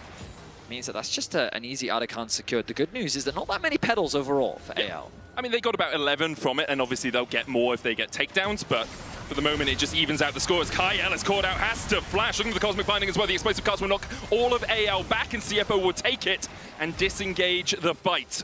Kyle no longer has that flash, but no Summoner's Burnt on the side of AL. Gragas ultimate, while on cooldown, is coming up pretty quickly. Going to be unavailable, of course, as the Dragon is now alive. Tarzan forced to flash. Good Summoner Burn. Driver very isolated, though. Shanks goes in, flash away from Driver, dodges the Emperor's Divide. So that's 2 flashes and an ultimate down now for AL, and CFO see their window. They'll start up the Drake, knock back Tarzan. Gets the knock-up, but it's only onto Kaiwing. Weaver's Wall will separate the fight out a little bit. Doggo and Junja waiting for Honkyu to back them up. Shanks trying to put the damage in from the side. Kaiwing, Kyle forced away. Kaiwing on that front line as he tries to get through the pit. Junja in there, but it's secured by Kyle, who may have switched to Smite. Junja's going to have to get the hell out. The curtain's open. Junja's already down. Decides to shove across the wall into the bullet time. Isn't enough to kill off Shanks. Kaiwing will fall in the end. And somehow AL win out the fight in the river. Honkyu slammed into the wall and massacred by anyone's legend. Doggo follows suit. In the end, a double for Hope and a 5-for-1 exchange. I think that may very well just be game. The death timers are very long. AL see the Nexus in their eyes. There's no one standing in their way, and they're looking to close out game 1. For so long, it seemed like CFO could get back into the game. AL had this lead, and then in one explosive fight, they just rip any control of the game away from the LCP #1 seeds. It's 1-0 AL. A lot of things were happening in that final fight. A lot of things. Shanks on the flank, the knockback from Poppy, the wall to intersect. It was an interesting game because it wasn't that traditional just throw all the bodies at one another because of how much disengage there was available on both sides. But I think we saw really strong stuff from either team. Ultimately, though, AL's control around the neutrals, I think, was the big winner. The way they navigated the fights, the way they came back around the Dragons was very well done. And they take the first point in this best-of-5 series. That they do, Reddy. That they do. And expected result, perhaps not an expected way to get there. We're going to hand over to Shox, who is standing by with AL coach Tabe. I am indeed. Tabe, chaotic end of the game there. Are you thankful to your support for getting the Dragon? I think it is a very tough game, but we managed to win because our team composition is a late game compo. What are the main challenges you think in playing CFO? Because we decided to exchange using Azir, exchange Talia, and to seek for some counter pick. For example, like Yorick to Gragas and Bard to Alistar. But it is pretty hard because enemy has Talia and Zhao Xin, so they have a really good early game and mid game team fight ability. So they have given us a lot of Dragon pressure. Yeah, a lot to work against, but congratulations on game 1. I'm let you join your team, and of course, good luck. Thank you so much, Shox. Always valuable draft insights from Tabe. We know it, but he is right on that. The clock was going in their favor here. An amazing team fight composition in the end. Yeah, and you saw the way that they were able to stall out the game after getting a lot of these early objectives. We knew it was coming, but Flaunder's team fighting Yorick coming in from the side lanes to help out the team, snag someone, throw some ghouls at people. Yeah, I gotta say, he's like, oh, you know what? I don't. Boom! Basic. That was what happened in the bot side team fight around Otacon. Anytime there were, you better get back up. Where it was getting really dicey back and forth. Great Twitch moments, guys. It's fine. But I was not expecting a Yorick to have so much impact in team fight. I agree with you. Yes, and so that was something that a lot of people expected. I was wondering who was going to be roaming first between him and Driver. It seemed like he got the first hit, but my interest was going to be around how they used Herald, because I think AL going into this tournament is a Herald-driven team. They have 100% Herald percentage so far in this team fight, or like in this event. So for this HyperX Reflex replay, I wanted to basically highlight their use of Herald and basically how they kind of pincered around mid lane. So as we start this play out, my focus is going to be where Tarzan is heading. So Tarzan is already going straight here.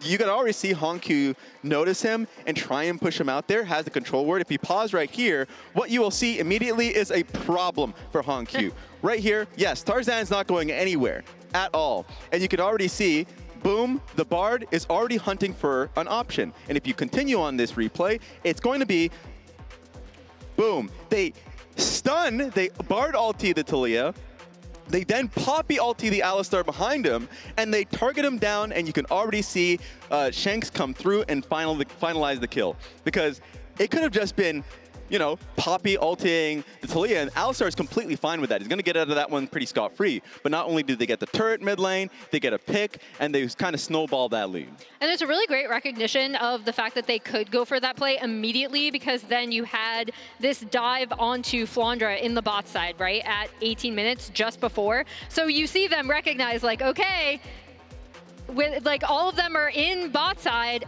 you know what, we're just going to pop Herald mid, we're going to go for this, and that was kind of the, not back-breaking moment necessarily, but it was where I thought they took the map in their favor and kind of ended up still having to fight for Drakes, but slowing down the game a lot. Absolutely. And looking at the next game, Tabe was talking about the draft priorities and how giving away to Leah, grabbing the Azir, they know exactly what champions they want to use. What are we looking at here for the next game on the side of CFO improvements? And do you think they should sub in the other top laner, or was not even an issue here? I don't think it was an issue. I think Driver's been having an amazing tournament thus far. I think the team fights were really close, yes, for the reasoning for the comp. You can already see how much damage came through from the Misfortune. The combination of Xin Zhao, Misfortune, Alistar was just a big threat.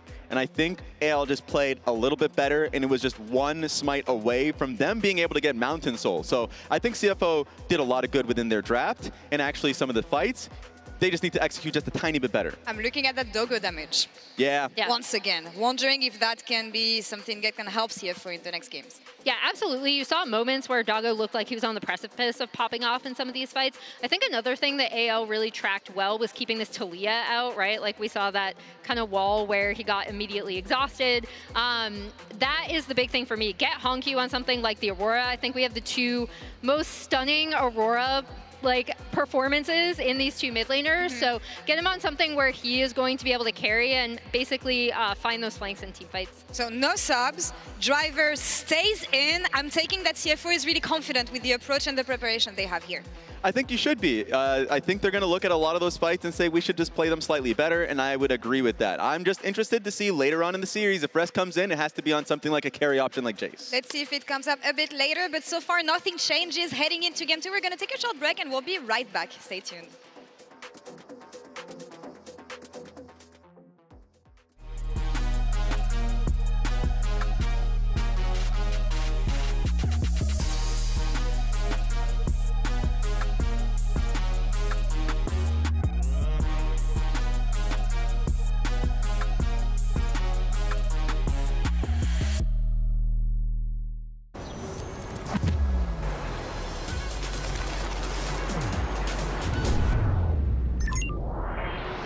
Hunter in the dark.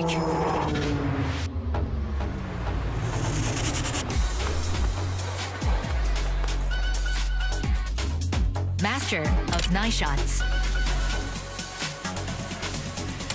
Oppo Find X8 series. Powerful camera, powerful AI.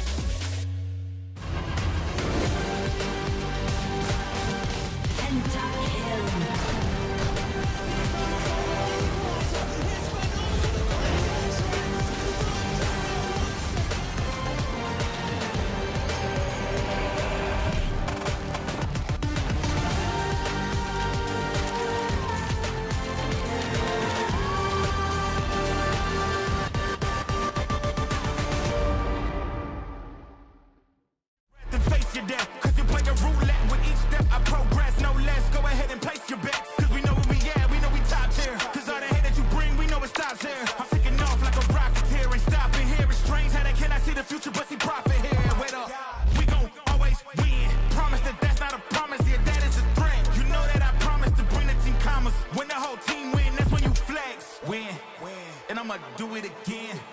Watch me win, then watch me do it again. What a car. Living the dream, huh? Sweet dreams are made of this. Who am I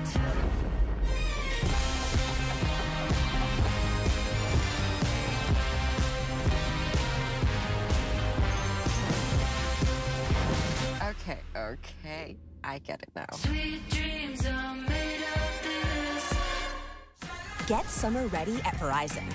All new and existing customers get iPhone 16 Pro with Apple Intelligence on us. Yep, iPhone 16 Pro on us. Only with Verizon.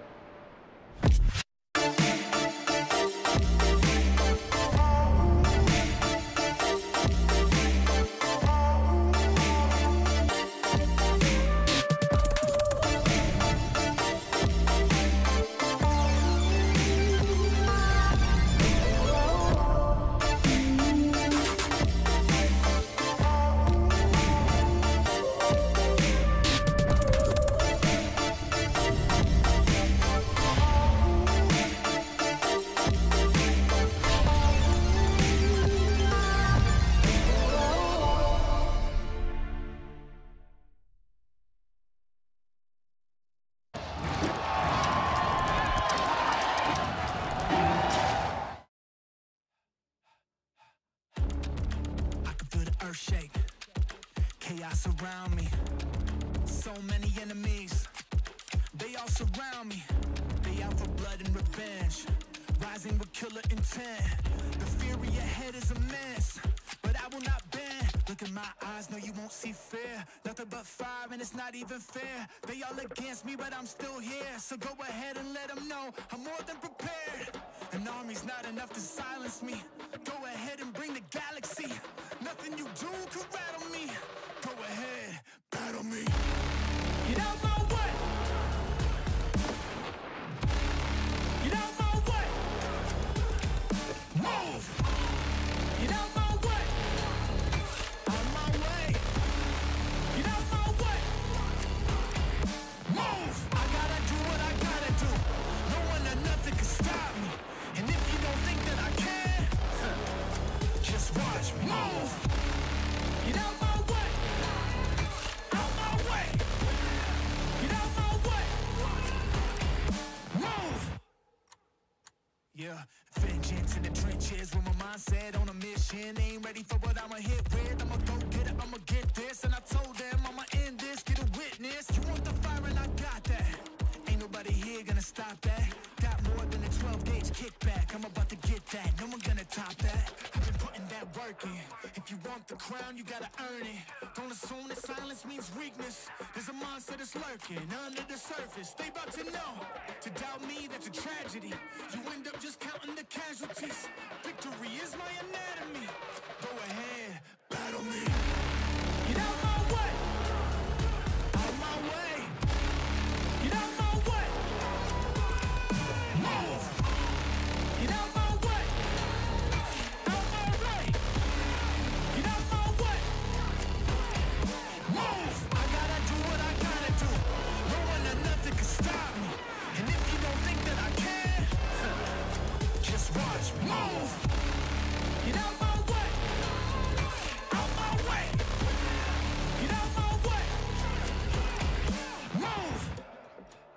of that talking stops now. There's no need for discussion. Once you see what I'm about, all of that talking. Let me throw it down to the ground, make them turn around, and then dark and blind. Going on that front line as he tries to get through the pit. Junja in there, but it's secured by Kyle, who may have switched to Smite. Junja's going to have to get the hell out. The curtain's open. Junja's already down. Decides to shove across the wall into the bullet time. Isn't enough to kill off Shanks. Kaiwing will fall in the end. And somehow AL win out the fight in the river. Honkyu slammed into the wall and massacred by anyone's legend. Doggo follows suit. In the end, a double for Hope and a 5-for-1 exchange.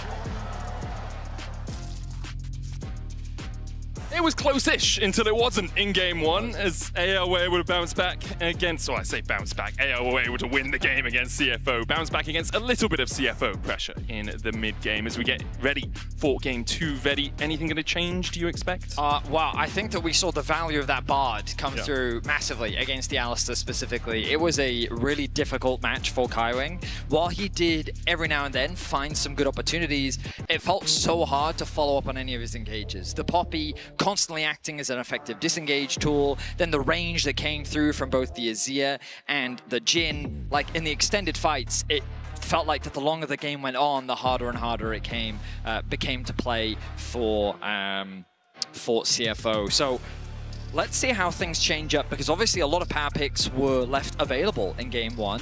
Some of the most high priority champions that we expect, with things like Pantheon, the Rumble, still available. We already see the Pantheon banned away. Both the Varus and the Ezreal still going to be taken away early on in the draft, with the Vi to quickly follow suit. Yeah, we continue to see whether or not something like the Rumble will make its way through this draft. Sion as well, obviously possible, because Driver is still in the game. Not the rest can't play it, but Driver is the one that CFO look to when they want someone to play that top lane tank, one of his best picks across the course of his career. For CFO, electing to be back on the blue side. Thinking about their third ban in this first rotation, Trundle will be the pick, which really does signal maybe it's going to be a Sion. Perhaps, could be. And it's going to be banned, unsurprisingly. Looking at some of the other champions, like Cassante could still be an option. The Rumble, of course, yeah, the Rumble's still available. They can put that in Driver's hands. Again, we usually associate Driver with being more of the tankier player. Yeah. Normally, Rest is closely associated with more of the carry style champs, but Rumble's up and they want to grab it. So that's going to be locked in for Driver on the top side of the map.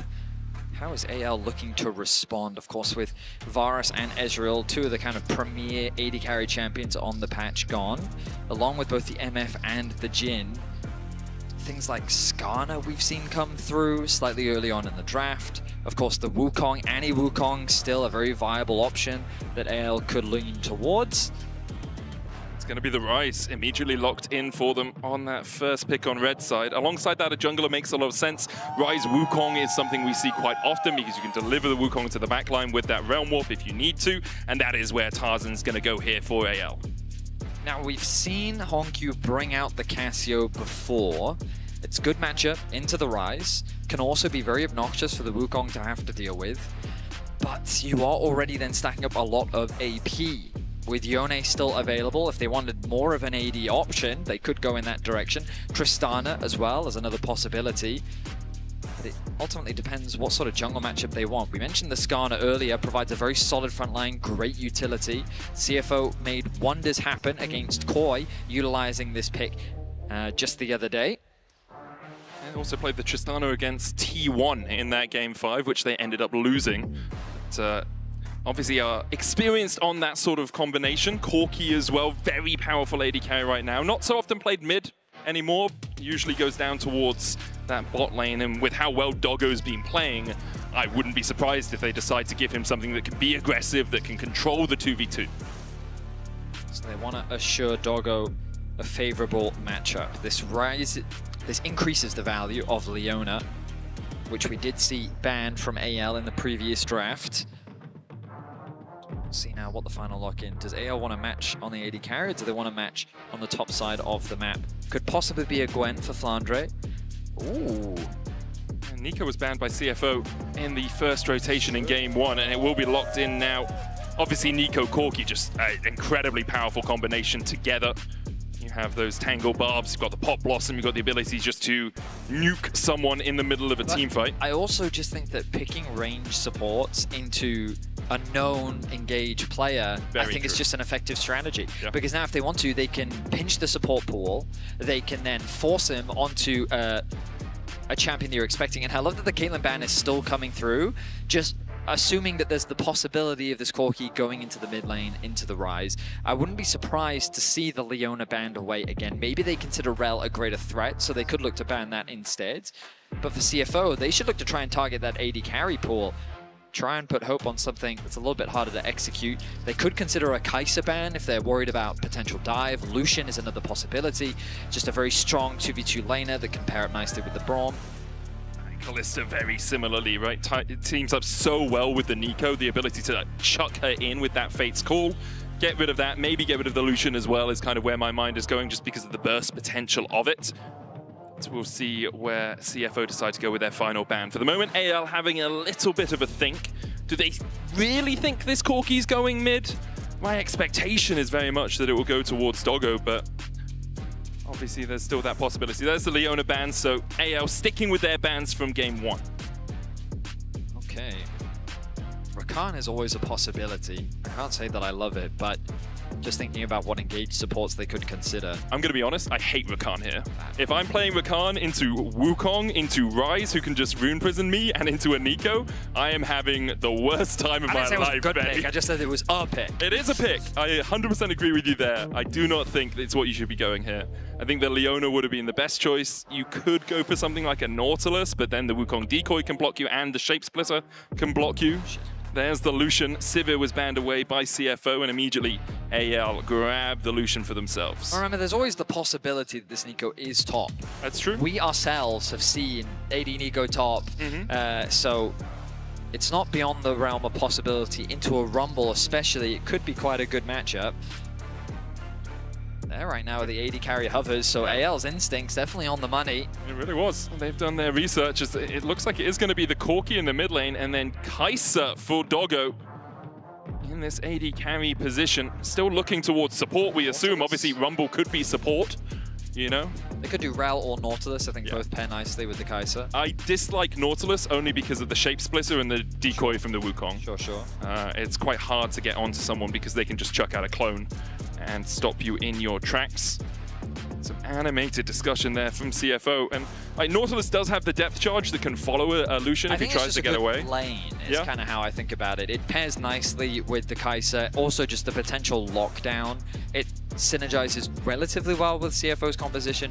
I will say at first I felt like they built a little bit more of a front to back composition. The fact that you had the Skarner, you had the Corki with decent poke from range. You also then have the Rumble ultimate that can come down through from the backline. To then have the Kai'Sa trying to dive into the backline. Do I trust Doggo? Absolutely. The man's had a fantastic tournament, and based on game 1, we've seen that this man plays with nothing but confidence. But in terms of how their bot lane synergizes with the top side of the map, I don't know if I love it. Meanwhile, for AL, like, their composition is relatively short-ranged. Both Rise and Lucian have both a strength and a weakness in that once they close the gap, they can do a lot of damage, but they do have to get close to their opponents. The Galio is going to provide not only a good matchup into the Rumble, but also extra protection, while Kyle is going to be that primary engage tool with the Wukong, effectively acting in tandem. The knockup comes through from the Wukong, well then you're going to have another one come from the Nico, and whichever way it starts, it's going to do some serious damage in the team fights. Non-subscribers will be back in 30 seconds time. For CFO, they just have to be hyper aware in this game. A Realm Warp with either a Nico or a Wukong in it, followed up by the hero's entrance, followed up by subsequent Cyclone or Pop Blossom, is a very tricky thing to deal with. They don't have a huge amount of escape potential on things like the Rumble or the Kai'Sa. Kai'Sa can kill her instinct, but she needs someone to be tagged to do that. Nautilus can try and dredgeline his way away. But it does feel like if anyone's Legend get on towards that backline, it's really tricky for CFO to play. They want to poke a little bit with the Equalizer, they want to poke a little bit with the Corki, and then they want to be able to dive in themselves. All right, well, let's jump into game 2, see how things pan out. Medic and I are going to do our best to... Oh, hang on. Oh, Kyle is ignited. He's trying to dodge, misses, but the hook from Kaiwing goes wide. He still gets the kill. Hongyu now down to 0 HP as Hope will take that kill. They're going to chase Kaiwing away, who doesn't have flash and doesn't have ignite and doesn't have a leg to stand on. AL find 2 in an incredible early exchange. Okay, let's get a replay on that one. So it's a fight for the brush, it seems like. They realize that Kyle, he's not backing away, and so CFO says, sure, we'll take this fight. The hook goes extremely wide. The flash auto attack, because it started, it's going to finish, gets that kill on the Kyle, but so much damage was done onto Hongyu. Hope, why not flash in? You've got the backup of Tarzan and Shanks by your side. He gets the secondary kill as well because the flash was gone from Kaiwing. So now this Lucian is starting the game with 2 kills. Has an extra longsword as well from that back. Gets back into the lane in time for the wave, so there's not even an experience differential. Yeah, that is a worthwhile trade, I would say. Still has his barrier as well, just in case something goes wrong in the lane. You can see Doggo standing a little bit further back as Akaya will land that blooming burst.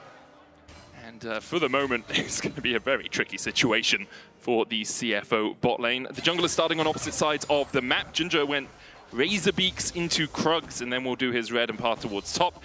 Whereas we see the Wukong starting on the red buff, going to his Krugs, and then down towards that bottom side, which does make a lot of sense. I'm going to be honest, if your Lucian gets 2 kills early doors, you should probably be ganking that lane. I very much agree. I think that they should be throwing everything in the kitchen sink towards that bot side of the map, especially with no summoners available on the Nautilus. So Hongyu with good push on the mid lane. Driver, understandably, going to sit underneath his tower, knowing that he is largely on the weak side of the map for now. Oh, Shanks taking an unfavorable trade. Good route will keep Hongyu in place. Of course, doesn't have the W just yet, but he is close to getting it. He does have his flash, does Shanks, so can escape Hongyu, who used his flash in that level 1. But Hongyu showing the power of the Gatling gun in the lane there, especially with Ryze having relatively short range. You can just Gattle him down. Shanks looking for the overload, and he'll find it! And we just see Hongyu pushing up daisies. Just as I'm praising him, Shanks puts him in his place. I think the mistake from Hongyu was using that Q on the wave to last hit those 2 minions. Without that tool available with the long cooldown, Shanks knew that he had the trade advantage. So he walks up, goes for the trade, and he ends up getting a kill. No flash available on Hongyu, no way for him to escape. Beautifully done. And after game 1 was so slow, it's great to see the second fastest all-time first blood between these 2 teams at 38 seconds. You saw that Q being used on the minions, and with that gone, it just Shanks knows, I now have more damage than you at level 3. I get to press more buttons than you do, which results in a solo kill for Shanks. And for Hongyu, maybe trying to rectify some of his earlier mistakes. Hope and Kyle. That's a dive. They are diving this tower, Medic. That they are. You can see you have to run on his way down here. Kaiwing and Doggo backing away. Kaiwing's Ignite is back up, and Nautilus, notoriously tricky to dive because he has so much CC in his kit. Tarzan will come around the corner. And with the blooming burst coming out, Shanks with good damage onto Hongyu. Valkyrie across from Hongyu. Phosphorus bomb going wide again as Shanks looks for the overload but doesn't quite connect. Phase rush coming in. Very valuable there for Shanks. The bot lane surviving the threat of a dive. A lot of farm going to be lost though, as Hope continues to build a lead on the bot side of the map. Biscuit still available for Doggo, but with 2 health pots on Hope's side. Oh wait, this might be another kill. Might just be dead again. He has to back away. Shanks still has flash here. A good spell flux through a little bit of damage. Overload the wave. We'll see. Honkyu's gonna stay around. Doesn't have the teleport. Used it back into the lane after his death. So dying again here, especially on a cannon wave, would be absolute disaster. Not only for Hongyu, but also for CFO as a whole. The fact that this Corki is gonna be so far behind in the early game, devastating when you want to play around those early spikes. Everything is just going the way of anyone's legend right now. Ooh, he goes under the flash tower. Hook. Flash away from Shanks. That was ambitious. Yep, that was a close one, Shanks. But he is just denying Hongyu as much as he possibly can. Finally gets punished for his aggression. Nice roam comes through from Kaiwing. Still though, AL in the driver's seat for now with the advantage that they've been able to build. Hongyu will be very happy to get this wave pushed out. Has the tier, will start stacking up. Now going to recall and start to build towards his first item. Hope is the big lead, really, for AL, as he has about 6,500 gold as his advantage. Double longsword pickaxe into a Rectrix. That is a sizable difference in terms of damage profiles right now. Rumble ultimate just going to be used to clear out that wave. We've seen it many times before. That's not Shank. Surprise! Doggo going to take a bit of damage, but nothing too serious. And again, we find ourselves in a slower early game once again. Remember that both these teams had 4 kills at 6 minutes. Yeah, but now it's calmed down. Now it's calmed down. That's what I mean. I like that. Both sides taking a breather. CFO don't want to fight more right now. They would very much like to hit a pause, timeout. That's what they're getting. An opportunity to farm. Full clear is going to continue to come through from the junglers, kind of as we expected. Level 6s are really important. Hongkyu going to have a little bit more range now that he has access to his ultimate as well. And Shanks is moving into the fog of war. So he does have his ulti. The bot lane is very healthy still, though. So Doggo and Kaiwing shouldn't be too concerned. Kaiwing really wants to protect this wards. Hope will be able to, not Hope, Kyle will be able to walk around and take that one down, disguised as Hope in that bottom side. Drake is up. Tarzan playing around that Scuttlecrab for now, hits the level 6 off it as well, so has the Cyclone if he wants to look towards that bottom side. Tarzan clearing out a ward here, will just decoy over the wall, and it looks like with the pressure that they have in bot and in mid, anyone's Legend are going to look for the first neutral of the game. And I don't think CFO can really contest it. With the sheer amount of pressure that's happening on the bot lane, and with Shanks getting that solo kill, it's just, AL are a little too strong right now. And CFO, as we mentioned earlier, just need a bit of a timeout, need a bit of a pause to get their footing back in before they really look for a fight. Shanks, though, he's not done. Hongkyu having the Valkyrie means that he can get to safety, but it's a tool used that allows Tarzan just a little bit more safety around the Drake. Second time in 2 games, we've seen AL get the first Dragon of the game. In game 1, though, CFO were able to strike back pretty effectively by getting the 2nd, 3rd, and 4th. Taunt coming out from Flandre is Galio such a common matchup into the Rumble now, often used just to negate his laning phase and negate the power that he can have in pushing in that top lane. I was kind of expecting a swap to come out a little bit earlier from CFO, but I guess because Driver's doing so well in terms of the 1v1 matchup, they still wanted to give him that opportunity to be a carry in the mid game. The Rumble, of course, going to spike very hard once you get that first item finished off.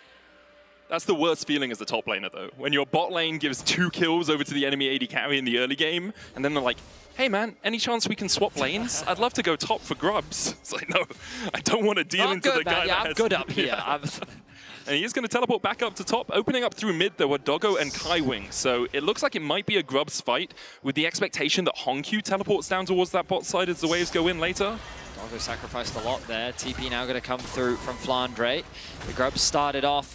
It's hard for Tarzan, though. He's quite far away. Flandre goes in with the Justice Punch. Doesn't land the taunt. Kyle has the Pop Blossom level 6 and the Flash. Honkyu's going to try and chunk him out with a Gatling gun. Smite already used by Junja. Will be back up in a couple of seconds' time. Tarzan could just step in here and steal away one of these grubs, but he's looking for a flank of his own. Junja gets the second Smite off. I wonder if CFO will just disengage. Doggo culled. Down to 300 HP. CFO should retreat from this. The Realm Warp coming out as well. Will bring Tarzan onto the backline. There's the Cyclone Pop Blossom. And it's a Venn diagram of death here for CFO. AL find 2 as they sweep away the LCP. Quick collapse from AL as they find a fight in CFO's jungle. The grubs, though, 2 were secured by CFO. So at least some good news as their camps are starting to fall on the top side. Tarzan, is he going to turn his attention to that last grub? Looks like he's not that interested in it, to be honest. But a nice fight from AL. That's the idea behind the composition, right? Tarzan finds an angle in. And this is what I mean by the follow-up. Whether it's Kyle to start the fight or Tarzan doesn't really matter, and it was something you were saying a lot in the draft. The Rise ultimate just makes it so easy. It's a delivery system. And this package arrived right on time. The Galio ultimate, quick to follow. The knockup comes through, the follow-up is there. And the wombo combo is clean. Forces the flash out from Junja. He doesn't quite get over the wall. And it's 2 kills secured for AL. And the great thing for AL about fighting in narrow points like that is there's only so many ways you can try and escape. So if Kyle comes from one flank and Tarzan comes from the other, it's really hard for CFO to actually disengage the fight effectively. We saw them almost getting out, but as soon as the Pop Blossom comes across the top of it, you're pretty much done for. 2,000 gold lead or thereabouts now for AL. You can see most damage in that last fight. done by Kyle. Supports are very balanced. It's early game, man. It's all base numbers, right? Yeah, He's got a Hexagoldinator now, though, if he wants keep to. coping, Medic. It's all good. I mean, I don't play support anymore. I'm a Phil main. Oh, are you? Okay. Learning the power of the AD carry role. I feel like some people have learned some very valuable lessons about the AD carry role recently. What do you mean tank builds don't work, Benny? Well, Dragon spawning in about 1:30 seconds. And I imagine that AL will want that. Yeah. As they usually want every objective on the map. It's going to be really interesting to see how CFO bounce back from this, because in game one, they were able to get some of these early neutrals, they were able to get some of the stuff off the map. Here, AL are just controlling everything and have a large chunk of change in their back pockets. I mean, Hongq just feels so weak right now. You know, a Tia, a Tunneler, a Ruby Crystal, like, you can't win out on the trades against Shanks anymore. You lost your flash again. And the tower helping make the trade even, but with this constant pressure on side, it means that AL will always have access to the river first. And Shanks is just going to keep the pressure up. Hope with the Essence River already completed against Doggo as well. CFO just can't really afford to fight right now. And so every fight that they get baited into means that AL just get to accelerate the game even more than they already have. A 2K lead at 12 minutes in is a very difficult spot for CFO to be in. Of course, coming into this series, it was always going to be an uphill battle against the LPL first seed. But I definitely wasn't expecting this level of dominance here in game 2. But at the same time, how can you predict a level 1 fight to go the way that it does? That's the thing. We've all been in solo queue games where level 1 just decides everything. Someone gets a massive lead, and currently that's Shanks and Hope. Shanks 750 gold ahead. Sorry, Shanks is 700, Hope is 750. Tarzan's even almost 800 ahead himself, has that Triforce already complete, and his jungle pet is 6 stacks closer to finishing than we see for Ginger, which just means his smite is more likely to be up for these big objectives, especially around the Rift Herald, if he can manage to get there before Ginger actually fully upgrades his pet. But with the red buff up, Ginger should be able to get there within the next couple of minutes or so. He's got the Krugs as well. CFO posturing around the Drake. I don't think it's the best idea. Hook is going to hit onto Kyle. It's too slow. There. They're not there. Ginger going in. With the smite, it's secured by Tarzan. Hero's Entrance coming out as well. Culling onto Hongq. Realm Warp there for the follow-up. Kyle trying to get in with the Pop Blossom. Ginger there first. Target up towards the top side. Hongq will fall first. Kaiwing next as Hope flashes forward for the kill. Ginger follows suit. It's a massacre. AL pick up 3 more. CFO approached an area of the map that they were not allowed to approach. This was a no-fly zone, and AL quickly pick up 3 kills. CFO should have prioritized looking for a cross map, maybe getting some plates elsewhere on the map, but instead, they're just spectators. Ginger thinks that he can get a steal by coming in from over the wall. Notice that Flandre has already rotated down into the mid lane. Has the ulti available. Shanks with the ulti as well. Flandre tries to join in on the portal, can't quite get in range. And while the ultimate is pretty good from Ginger, he gets locked down by Kyle. Tarzan's able to pick up the kill onto Ginger. Meanwhile, in the mid lane, 2 fall as well. AL picking up 3 kills, second dragon of the game. It's a 4K gold lead, and game 2 feels near but almost over. The only speck of blue down towards the bottom is Driver, who has about a 600 gold lead. Most of that because Flandre wasn't there for the last couple of minutes. He's down towards that dragon side. Shanks at this MSI having an absolute whale of a time, especially in this game on this rise. Involved in 7 of the team's 8 kills, 14 minutes in, has a huge gold lead as well. And for CFO, you're really looking at, like, can we find a pick? Can we play around a pocket of vision? They do have some vision up towards this top side with the Rift Herald there. But as you can see, Ginger's still yet to complete that jungle pet. I know that LPL fans have been really enthusiastic about showcasing Shanks on the international stage, and I do hope his performance will garner him more attention, more fans. I mean, his series versus Chovy was already incredibly impressive. The fact that he's continuing that level of dominance. Here, game 1, he was a little bit quiet, but in so many of those fights, he was kind of the quiet carry. Like, you highlighted a lot, the individual gold lead that he was able to build, and this game just completely singling Hongq out of the game, solo killing him with his lack of flash. He's having a fantastic performance, and he's going to continue to do so, I expect, throughout this series. Kind of take stock of the situation, and it's Rift Herald on the map. And the problem for CFO is, even though they have that first item completed, I don't know if they actually feel strong enough to go for a fight. Might be their last opportunity, because I guess you could argue that in terms of... Oh, never mind. That's a before he quick play's finished. Or hope. I was about to say, in terms of itemization, they're not too far apart, and then the second item gets finished for the Lucian, and you're like, okay, you're a little bit behind now. Just a smidge, Eddie, just a smidge. At the moment, though, Tarzan is on the bottom side of the map, shadowing Shanks. Is there a play here? I mean, it's always possible. Tarzan will clear out the vision. Shanks decides against the play, as you have to feel Rifthold probably the key objective. AL could play for first tower as well for the feats of strength. They've managed to chunk these out quite a bit. Load them down to about half HP, at least in this mid lane for now. Just let the Wukong clear through his entire jungle and then work your way up towards the top side. TP coming out from Shanks as he's going to match Honkyu once again. You can see a little bit of vision invested to get sight on CFO's blue side jungle. Kaiwing is stepping in here. There's a small window where Hope and Kael are alone, but you have to be careful of the hero's entrance, the Realm Warp, and that Cyclone. Tarzan joins up with his bot lane to try and control this river. Flandre there in the mid lane to push out the wave. Shanks has gone missing on the map, and because of that, CFO immediately back away. They cede control of this river, and AL should be able to get their third neutral objective. I think CFO might still try and contest this, Medic. Okay, the killer instinct from Doggo. He's a long way away right now, can jump in. Ginger trying to posture around it as Kael locks him up. Kael down to half HP, does still have that Pop Blossom Taunt coming out. It's going to land, but only onto the Nautilus. There's a culling follow-up, Death Charge, Pop Blossom!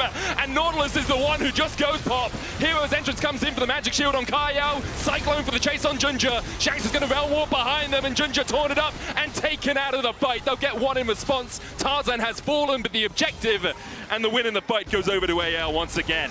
CFO are desperate to get something back, but I feel like this is not the way you do it. They just approach the objective, not respecting the amount of control that AL have, and at the very least they do get a shutdown onto Tarzan. But 2 kills go the way of AL, and Kaiwing, he knows that they don't have control. He walks up towards the brush anyway, working with Ginger, thinking they can, at the very least, maybe get some space back, but look at the lockdown that comes through. Now, admittedly, a lot was used onto Kaiwing, which means they don't really have that many tools to chase after. Doggo commits the ulti. The fight then becomes split as AL turn their attention to the top side of the fight.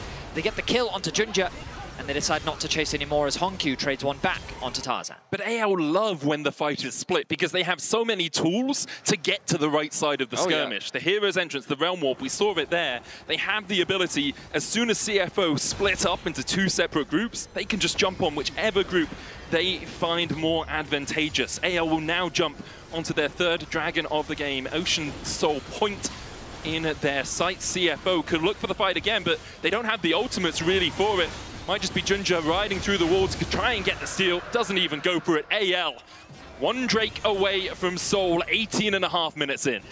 This is the thing, CFO is a very objective-driven team. Typically, they like to try and gain that space, look for fights around these neutrals. But I feel like in this window, they should be trying to cross-map. That top tower should be easy pickings. At the very least, it would be some gold back. Maybe funnel it into Honkyu or Doggo to put them in a position where maybe if you can get a good fight, they would have enough itemization to swing the fight in their favor. But instead, they're just acting as spectators. They're just watching as AL secures another objective. They put themselves on Soul Point, as you highlighted. Now, Artican spawns in a minute's time. Always a scary objective to start off. We saw how tense the last few fights were in the previous game. Oh, they're looking for a play. Oh, the flash onto Hope as they dash into him. The equalizer not enough to kill him. And the Pop Blossom will turn it around. The Impale landed on a couple as Kael is forced away. AL able to survive through the burst of CFO. Really nice idea, very well executed, just not quite enough damage. They're just too far behind in terms of the gold. They don't have the items needed to secure a kill. Hope is able to flash away to safety. They did get both of his summoner spells out, but they had to commit a lot to get that. Get the flash out of Tarzan as well as he came to the aid of his teammate. CFO have shown, like, they know how to pull the trigger, but as you say, when you're 5k in the hole this early on in the game, it's really tricky to have enough damage, especially with Doggo only being at 1 item right now. Hope on his way to his 3rd with another pickaxe in his inventory. A couple of pings coming out on the Artican. I think it's more for Kaiwing just to get some vision around there if he can.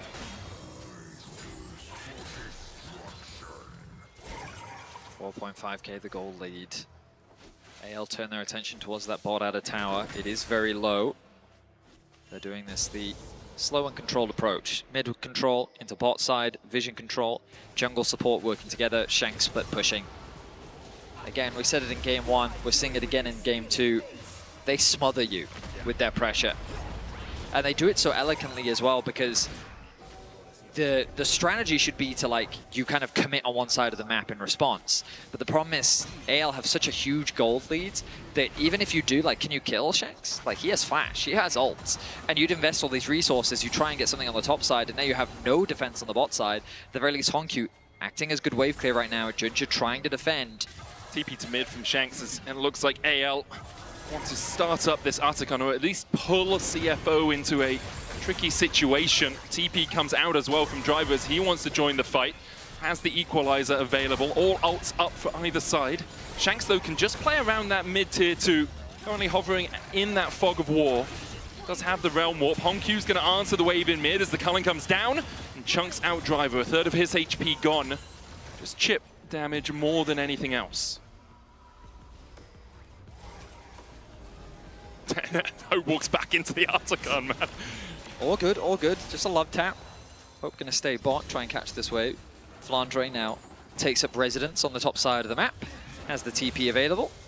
Yeah, the thing is now Honku has to answer that top wave, right? Because the TP has been used by Driver on the Rumble. So Honku into the Galio. It's kind of what we've seen over the last couple of minutes. CFO will use their short window while AL have backed away to get a tiny bit of vision for themselves. Kaiwing looking to see perhaps if a pick is possible onto Shanks, but Shanks very respectfully just standing all the way back at the tier 1. Doesn't need to step forward because all they're doing is waiting for Flandre to have that wave pushed in. As soon as they see Honku showing up, that's their signal to step a little bit further forward. In the minimap once again. Flandre rotating down towards the mid wave. It's going to get that mid control. CFO in a good position for a pick if they can catch Shanks. I love this idea from CFO. Set these traps. It's the best situation that you can go for when you're this far down in gold. Hell, yet to actually start this objective off. Driver showing up. He's the bait. The trap is laid. Not falling for it though. Well, they don't have to force anything onto Driver. They're already so far ahead that Driver is purely a cherry on the top of the cake. Atakan is the main objective, and they're just waiting this out. CFO spent a lot of time here, though. Admittedly, AL haven't gotten a huge amount for it. They've just been clearing out waves, and a lot of damage done onto Flandre. The problem for CFO is that sequence, the bait bush, didn't work, and now Ocean Drake is up in 20 seconds. Yep. So a fight has to happen. You can't just be sitting, waiting to see if they start the Atakan. Teleport coming in as well by Flandre. AL want this fight. Yes, they do. But AL, again, smothering the vision. They see so much and CFO see so little. The clone will be used. CFO fight back as they wrestle their way into the bot side river. Shanks, level 16. Hovering in the tri-brush, has the ulti to create a flank. The dragon started off. Ginger's going to step forward, immediately jumps onto Shanks. Ooh. The Depth coming out as well with the 6 arm guns enough. Kyle, the first to fall in the fight, but meanwhile on the back line, Tarzan begins to rip through CFO. Doggo trying to get away as Kaiwing looks for the hook but can't land it on Shanks or Hope. Meanwhile, Driver falls to Flandre, and now it's all on the bot lane for CFO. Doggo, no killer instinct, no flash, just has the cleanse, and CFO won't take the fight any further. AL secure the soul, win the fight, a 6,500 gold lead as Doggo escapes, but Kaiwing does not. It will be a 4-for-1, a soul for AL, and you have to feel the Atakan alongside it. The ultimate's going to be used to quickly rotate towards the Atakan. The bot tower is available for them if they want it as well.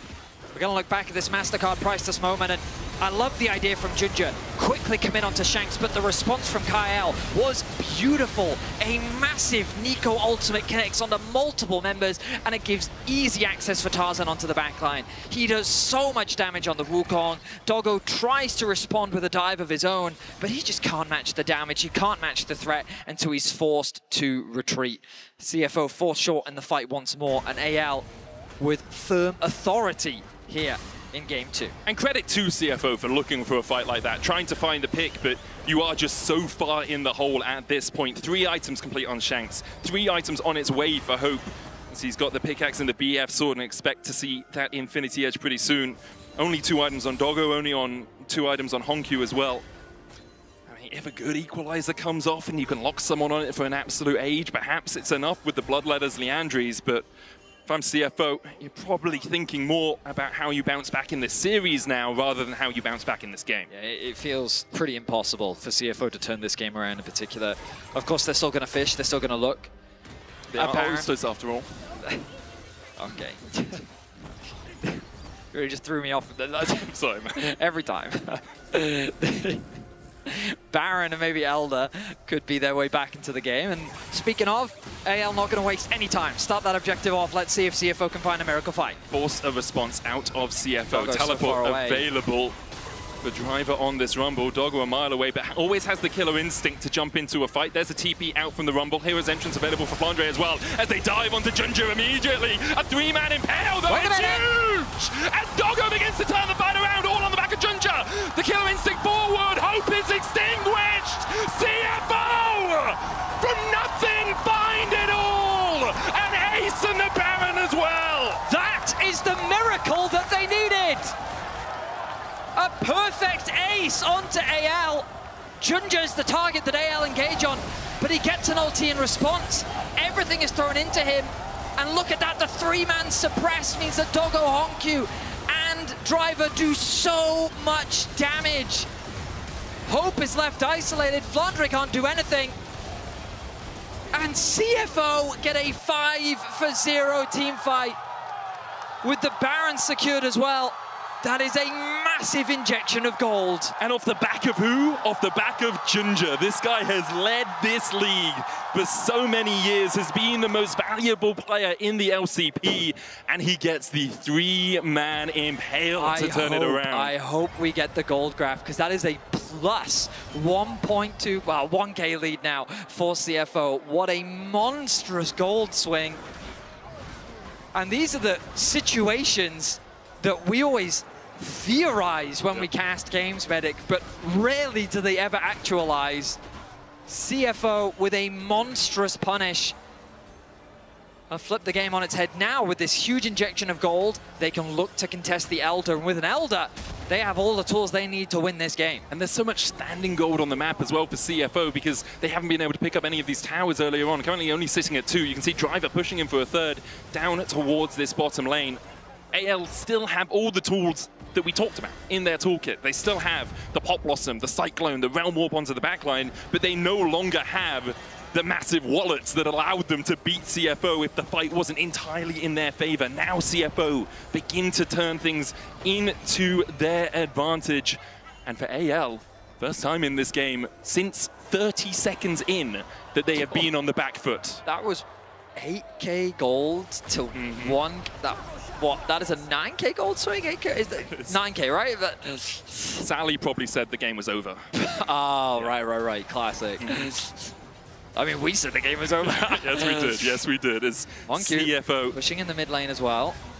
AL have committed 5 members on the bot side of the map. The risk for Honkyu is the Realm Warp, right? Oh yeah, he's just going to let the minions do the work. He doesn't have to overextend it. CFO going to continue their pressure on the bot sides. A minute before the Elder. Void Seeker's coming out from Doggo, trying to find his mark. Can't do it for now. That cannon minion will stay standing, though, as another wave in mid will crash in about 10 seconds' time. Wave in bot, about 20 away or so.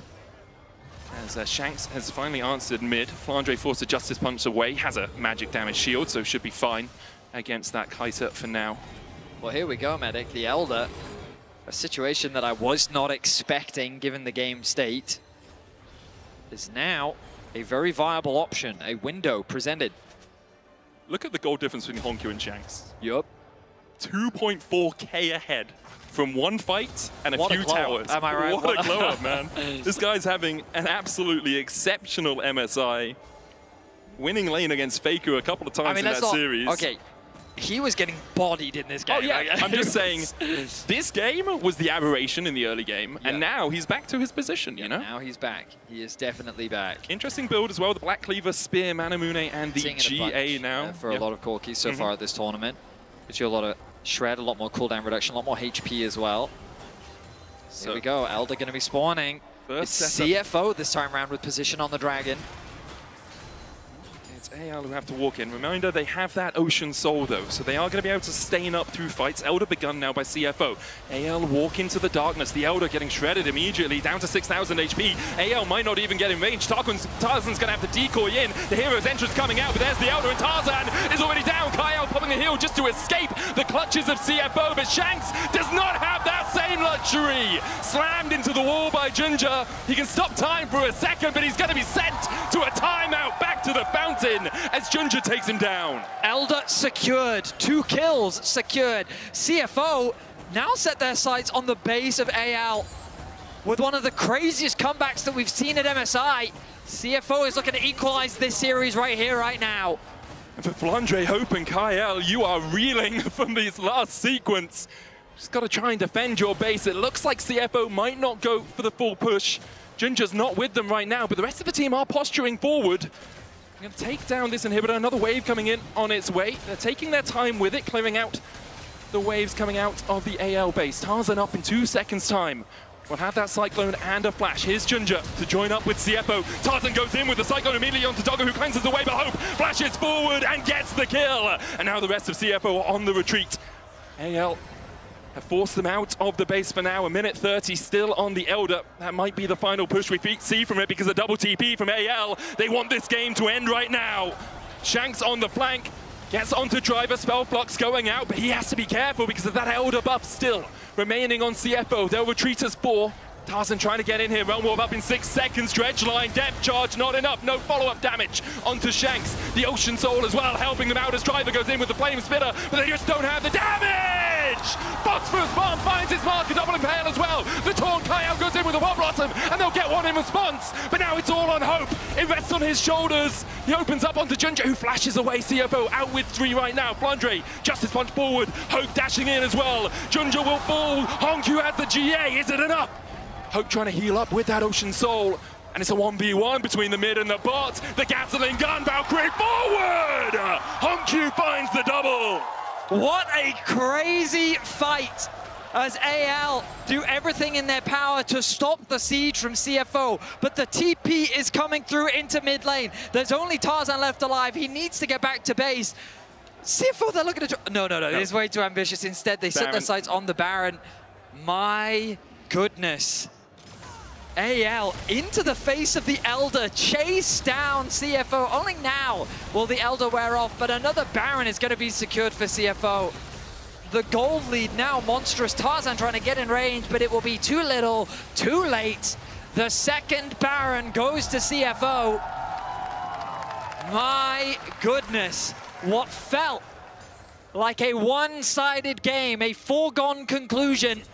33 minutes in. We are at 31 kills. CFO with a 5.7k gold lead. And they are 1 fight away from being able to equalize this series. So, mid lane inhibitor for AL respawns in 2 minutes 40 seconds. Elder Dragon respawns in 2 minutes 40 seconds. The Baron remains on CFO for the next 2.5 minutes, and they'll try and use it to push forward. Shanks is going to Realm Warp out here. Was scared of Ginger on the flank alongside Kaiwing. For CFO, Hongkyu is full build. Yep. He went from what I think 1 and 5 to 9 and 5. Yes, he did. And you look at Shanks, he's only at 3 items. Hongkyu is just incredibly accelerated in this game. Doggo as well has got a Seeker's Arm Guard and is going up towards a Void Staff on this Kai'Sa, giving them just that little bit more magic damage. For AL, it's last chance saloon, you have to feel. A 6,000 gold hole, a 14,000 gold swing. The largest comeback at MSI this would be if CFO... It might just be one of the biggest comebacks in international history. Like, what an insane swing. They still have to finish the job, though. Great poke onto Kyle. Tarzan fishing for a flank, but he just gets spotted out. CFO don't have a minion wave left to play with. The culling comes through from Hope already. The Realm Warp about to be available if Shanks can use it to get Tarzan onto the backline. It's not a quick engage, but it is an option. With the follow-up from Flandre, could be devastating for CFO. Ginger, though, with these impales, has been absolutely on the mark.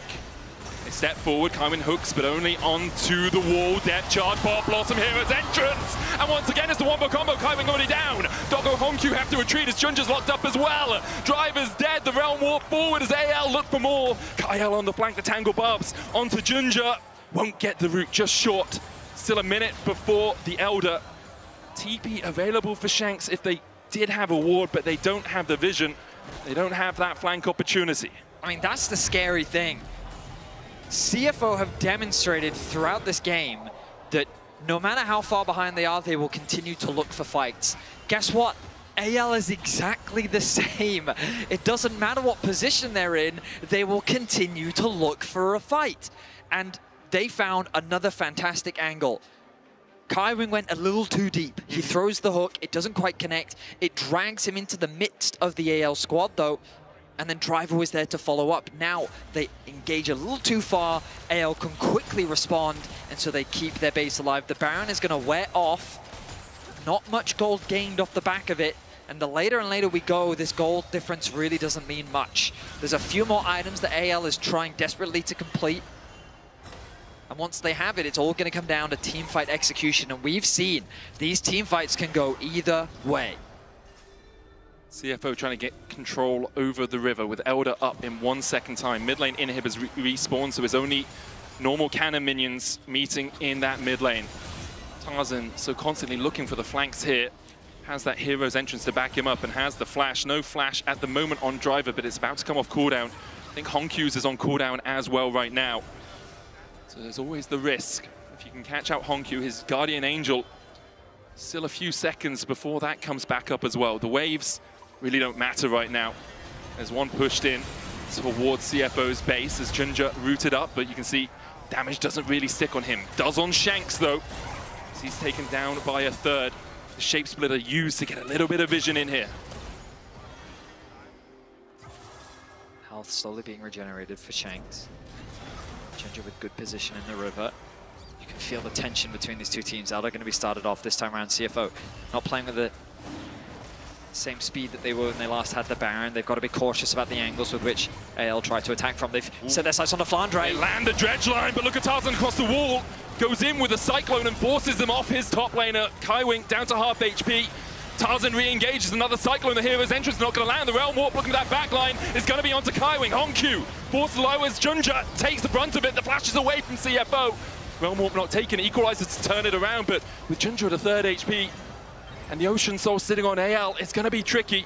You need to heal him back up. There's Krugs and there's Razorbeaks. If you can quickly hit them, he'll regen some of that health. The Elder now the target for AL. No vision in the pit for CFO. The control ward negates the vision that ward would give them, and there's the Elder. AL secure it. CFO immediately back away. A well-played fight by AL. I thought that after Tarzan had used his ulti to defend Flandre, that was a big engage tool that they had lost. But Shanks using some mind games with the Realm Warp, forcing the Corki to W over the wall to regroup with his team. And then as CFO clumped up, it meant that AL had actually a good opportunity to chase. A really nice culling comes through from Hope, and it puts CFO in a situation where they're forced to retreat. Now the Baron is spawning in 30 seconds. AL, with this Elder buff, can force the fight, and now they're in a much better position to win out on the 5v5. 4 items complete on Hope and the Elder as well. No Void Staff yet for Shanks, but must be pretty close to securing that.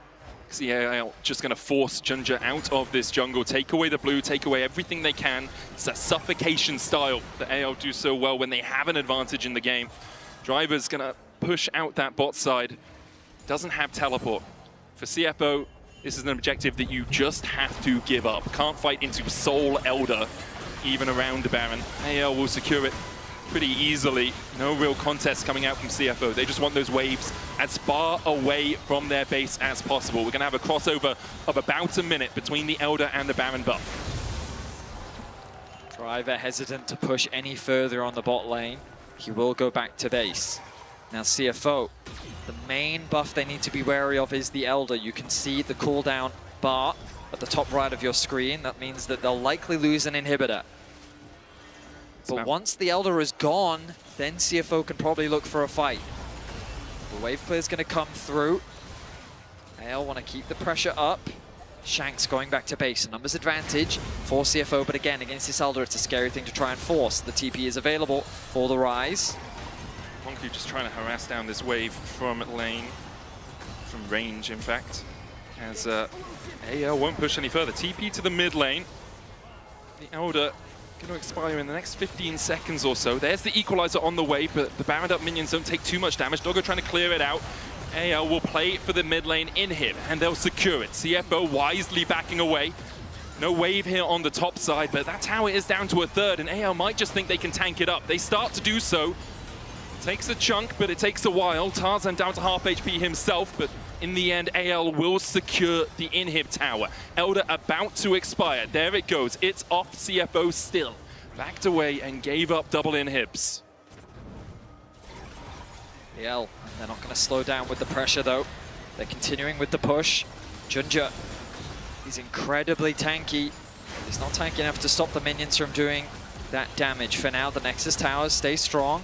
No objectives on the map, really, so AL have to keep the pressure going. One of the weaknesses here for AL is that short range that we talked about all the way back in draft. How can Hope get close enough without the rapid fire cannon? Impale going in, there's a Pop Blossom as Kyle finds 3. Junja force low, and he'll fall as we look for the engage on towards the backline from Doggo. Doesn't go in with the Killer Instinct, holds it for the moment. The depth charge used alongside that equalizer. The wave now pushing in. There's Tarzan, a hero's entrance. The GA on Tarzan's shoulders will bring him back to life. Both the Nexus towers are down as Kyle begins to open up on the Nexus. CFO trying to defend, but they just can't do it in the face of anyone's legend. 2-0 now on match point. A well-fought defense by CFO. The fact that they found that miracle team fight into the Baron. They were so close to equalizing the series, but it just wasn't quite enough. We're gonna head over to the analyst desk to break down that game, and CFO's unlikely comeback just ripped out of their grasp. That was absolutely insane here. So much back and forth when, honestly, guys, looking at the first 20-25 minutes of the game, I thought it was completely cooked. I thought it was completely cooked for CFO, but they managed to crawl their way back into that game. Yeah, so many things seem to go wrong for CFO from the level 1, right? Where they give up 2 kills to 1. They're trying for the Nautilus level 1. You see the idea. Hope exits with 2 kills. Shanks is consistently getting the better of Honku. They set up the map, and then that Baron fight happened. Oh, God. And it was AL's game to lose, but thanks to the reliable Cisco network, CFO comes back thanks to Jujia, going into the Baron pit, setting up everything for his teammate to unleash the 7 hells on AL. With everything that happened in that early game, they had a 7K gold lead. It was insane at that point. So when we do show that replay, going from a 7K gold lead, having that fight happen, get it completely erased, and it's like a 9K gold swing right after the Baron was like completed. So once we see the replay, for me, the focus was like how tenacious CFO actually is as a team. Yes, they go on Junja, but Emily, guess what happens? Yeah, I mean, the big thing is Junja actually gets his suppression off, right? And it's onto the Nico, the Wukong, and the Rise. Driver's ult comes across all of them. Honku is absolutely untouched. This is the first fight where he's really able to get in and do damage, which leaves Hope as the only AL damage dealer.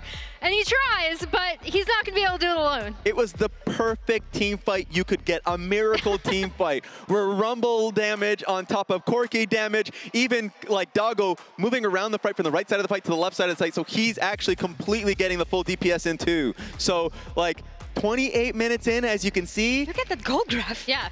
Absolutely insane goal graph. I want to take a minute just to take because we talked about these 2 mid laners. So I wanted to highlight like how this mid matchup kind of did go back and forth for a little bit, but Shanks was able to get the better of Honku early.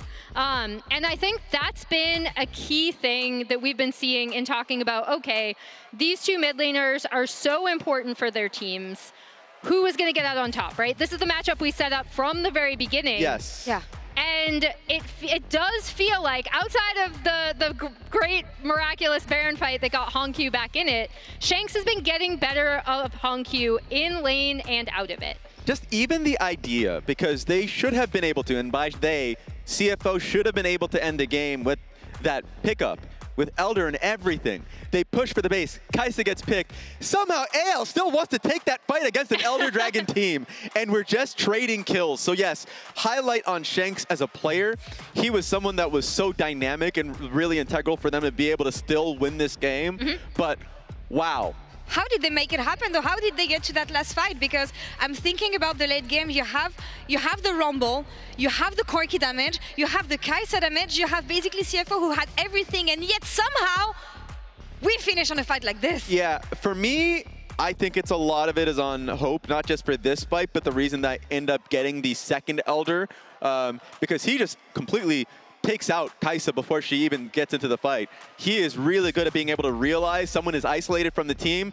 W, ulti, just gunned them down, and it looked like it was just a 4v5 in that second Elder fight. Well, we've kind of looked at what kind of compositions AL does well with, and this is a composition that's tailor-made for them. Yeah. So even when they do lose that Baron fight, they know exactly how they want to play this out with the Wukong, with the Nico being super obnoxious, the Galio and Ryze also able, you have so many champions that are just able to join at any minute or split up the fights. They did play, again, excluding that and the Elder fight, the first Elder fight, they did play these really, really well, right? And you see how comfortable AL are with these champions. And it has to be heartbreaking for CFO losing a fight like this. Guys, it looks like the gods of League of Legends abandoned them, so I only want to call to the gods of chicken, bring them the tenderness, bring them the crispiness, and give them the strength to come back here in Game 3 right after the break.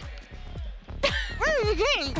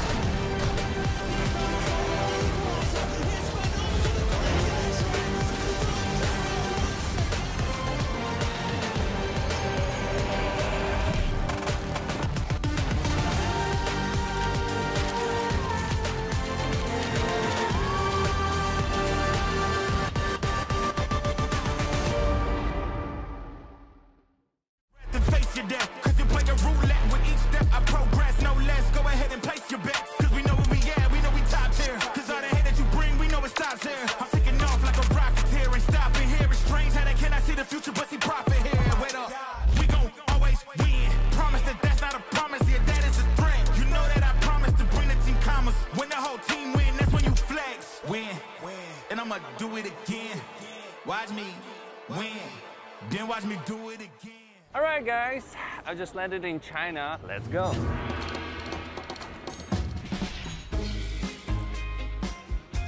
Play the local way, pay your way. Have you ever seen the Great Wall at night? Play the local way, pay your way.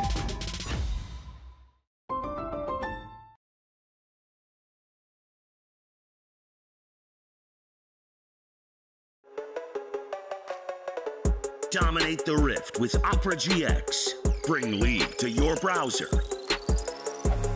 Lock in with LoL Esports. Customize your setup with champion-inspired themes. And unlock new designs inspired by Arcane. Only on the browser for legends. Download Opera GX. Get summer ready at Verizon. All new and existing customers get iPhone 16 Pro with Apple Intelligence on us. Yep, iPhone 16 Pro on us. Only with Verizon.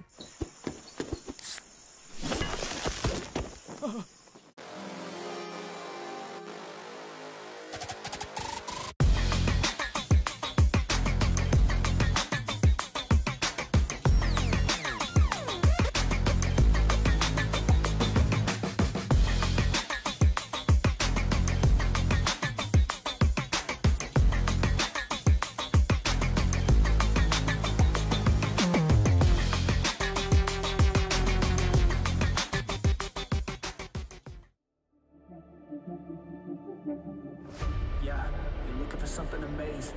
That's why I put in the work. That's why I grind on the daily. I'm running wild and I know that no one can tame me. Hall of Fame on my mind, they cannot contain me. I know that I can't stop now. There ain't no way I'm giving up. Won't back down. I've come too far and I know I'm gonna act out until I'm standing on the top. They hear me now. They hear me now. Let them know. Nothing can hold me back. Hold me back. You can try, but you can't hold me back. Nothing can hold me back. Hold me back. You can try, but you can't hold me back. Nothing can hold me back. I'll give it all I got to succeed. Ain't no way of stopping what I'm destined to be. I'm here for greatness. I was made for more. I got my focus sure. Heart is ready, mind is right. Take flight, watch me soar. I won't stop now. There ain't no way I'll ever quit. My life loud. They try to hold me back, but I won't lie down. This is something they can't deny. The truth's out. I got that fire now. Let them know. Nothing can hold me back. Hold me back. Try, but you can't hold me back. Nothing can hold me back. Hold me back. You can try, but you can't hold me back. Nothing can hold me back.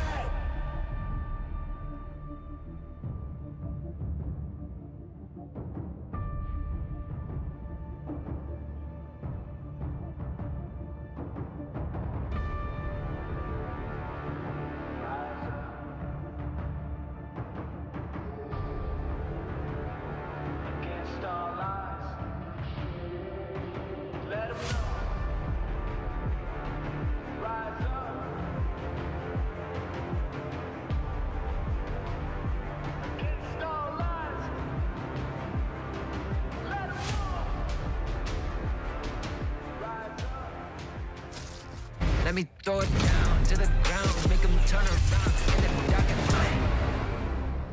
One of the weaknesses here for AL is that short range that we talked about all the way back in draft. How can Hope get close enough without the rapid fire cannon? Impale going in, there's a pop blossom as Kyle finds three. Junja falls low and he'll fall as we look for the engagement towards the backline from Doggo. Doesn't go in with the killer instinct, holds it for the moment. The depth charge used alongside that equalizer.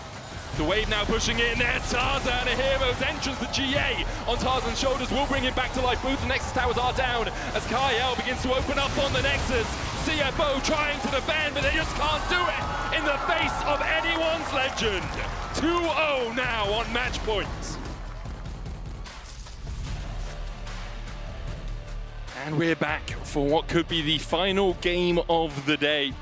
CFO so close to a historic comeback against the LPL #1 seeds, but anyone's legend just proving they are that step above, that cut above through the end of game 2. Yeah, I mean, on reflection, I think that CFO, with the advantage and position they had, probably just had a few better options. I think Kyle shouldn't have hooked in. That's what you're saying. I agree with you. Yeah. Also, like, they could have just waited for Elder, for example. You know, they could have played the game a little bit slower with the position advantage that they had. In any case, they now find themselves in this situation, and I think your takeaway should be that they should be feeling a lot more confident. Like, you look back at that game, okay, we screwed up in the level 1, we fought our way back valiantly, and then we made a bit of a blunder in the late game fights. So they should feel very confident that they can definitely go toe-to-toe with AL. The problem is, I think AL are also going to recognize, all right, let's not do that again. We're going to be jumping into draft, powered by Omen and HyperX. What could be the last game of this series. AL moving over to the blue side. CFO looking to try and get counterpick as Rest will jump into the draft. And the thing with Rest is he's known much more as the carry player for CFO. We did see him earlier in the tournament on an Ornn, but that was more because Driver needed the game off. And so the question is, now with counterpick on the red side, can you get enough of an advantage for Rest to actually be able to gain control of the game? Caitlyn and Leona banned out early here from AL. They've been banning those out in the second rotation the previous games. Pantheon and Vi taken away by CFO, actually matching the bans that Anyone's Legend were doing when they were on the red side. So what will the priority be this time around? Annie was something that was hovered in the first game and is of course still available. The Nocturne ban, we see this come through later on in series, knowing how effective the champion can be, especially when the jungle pool gets thinned out.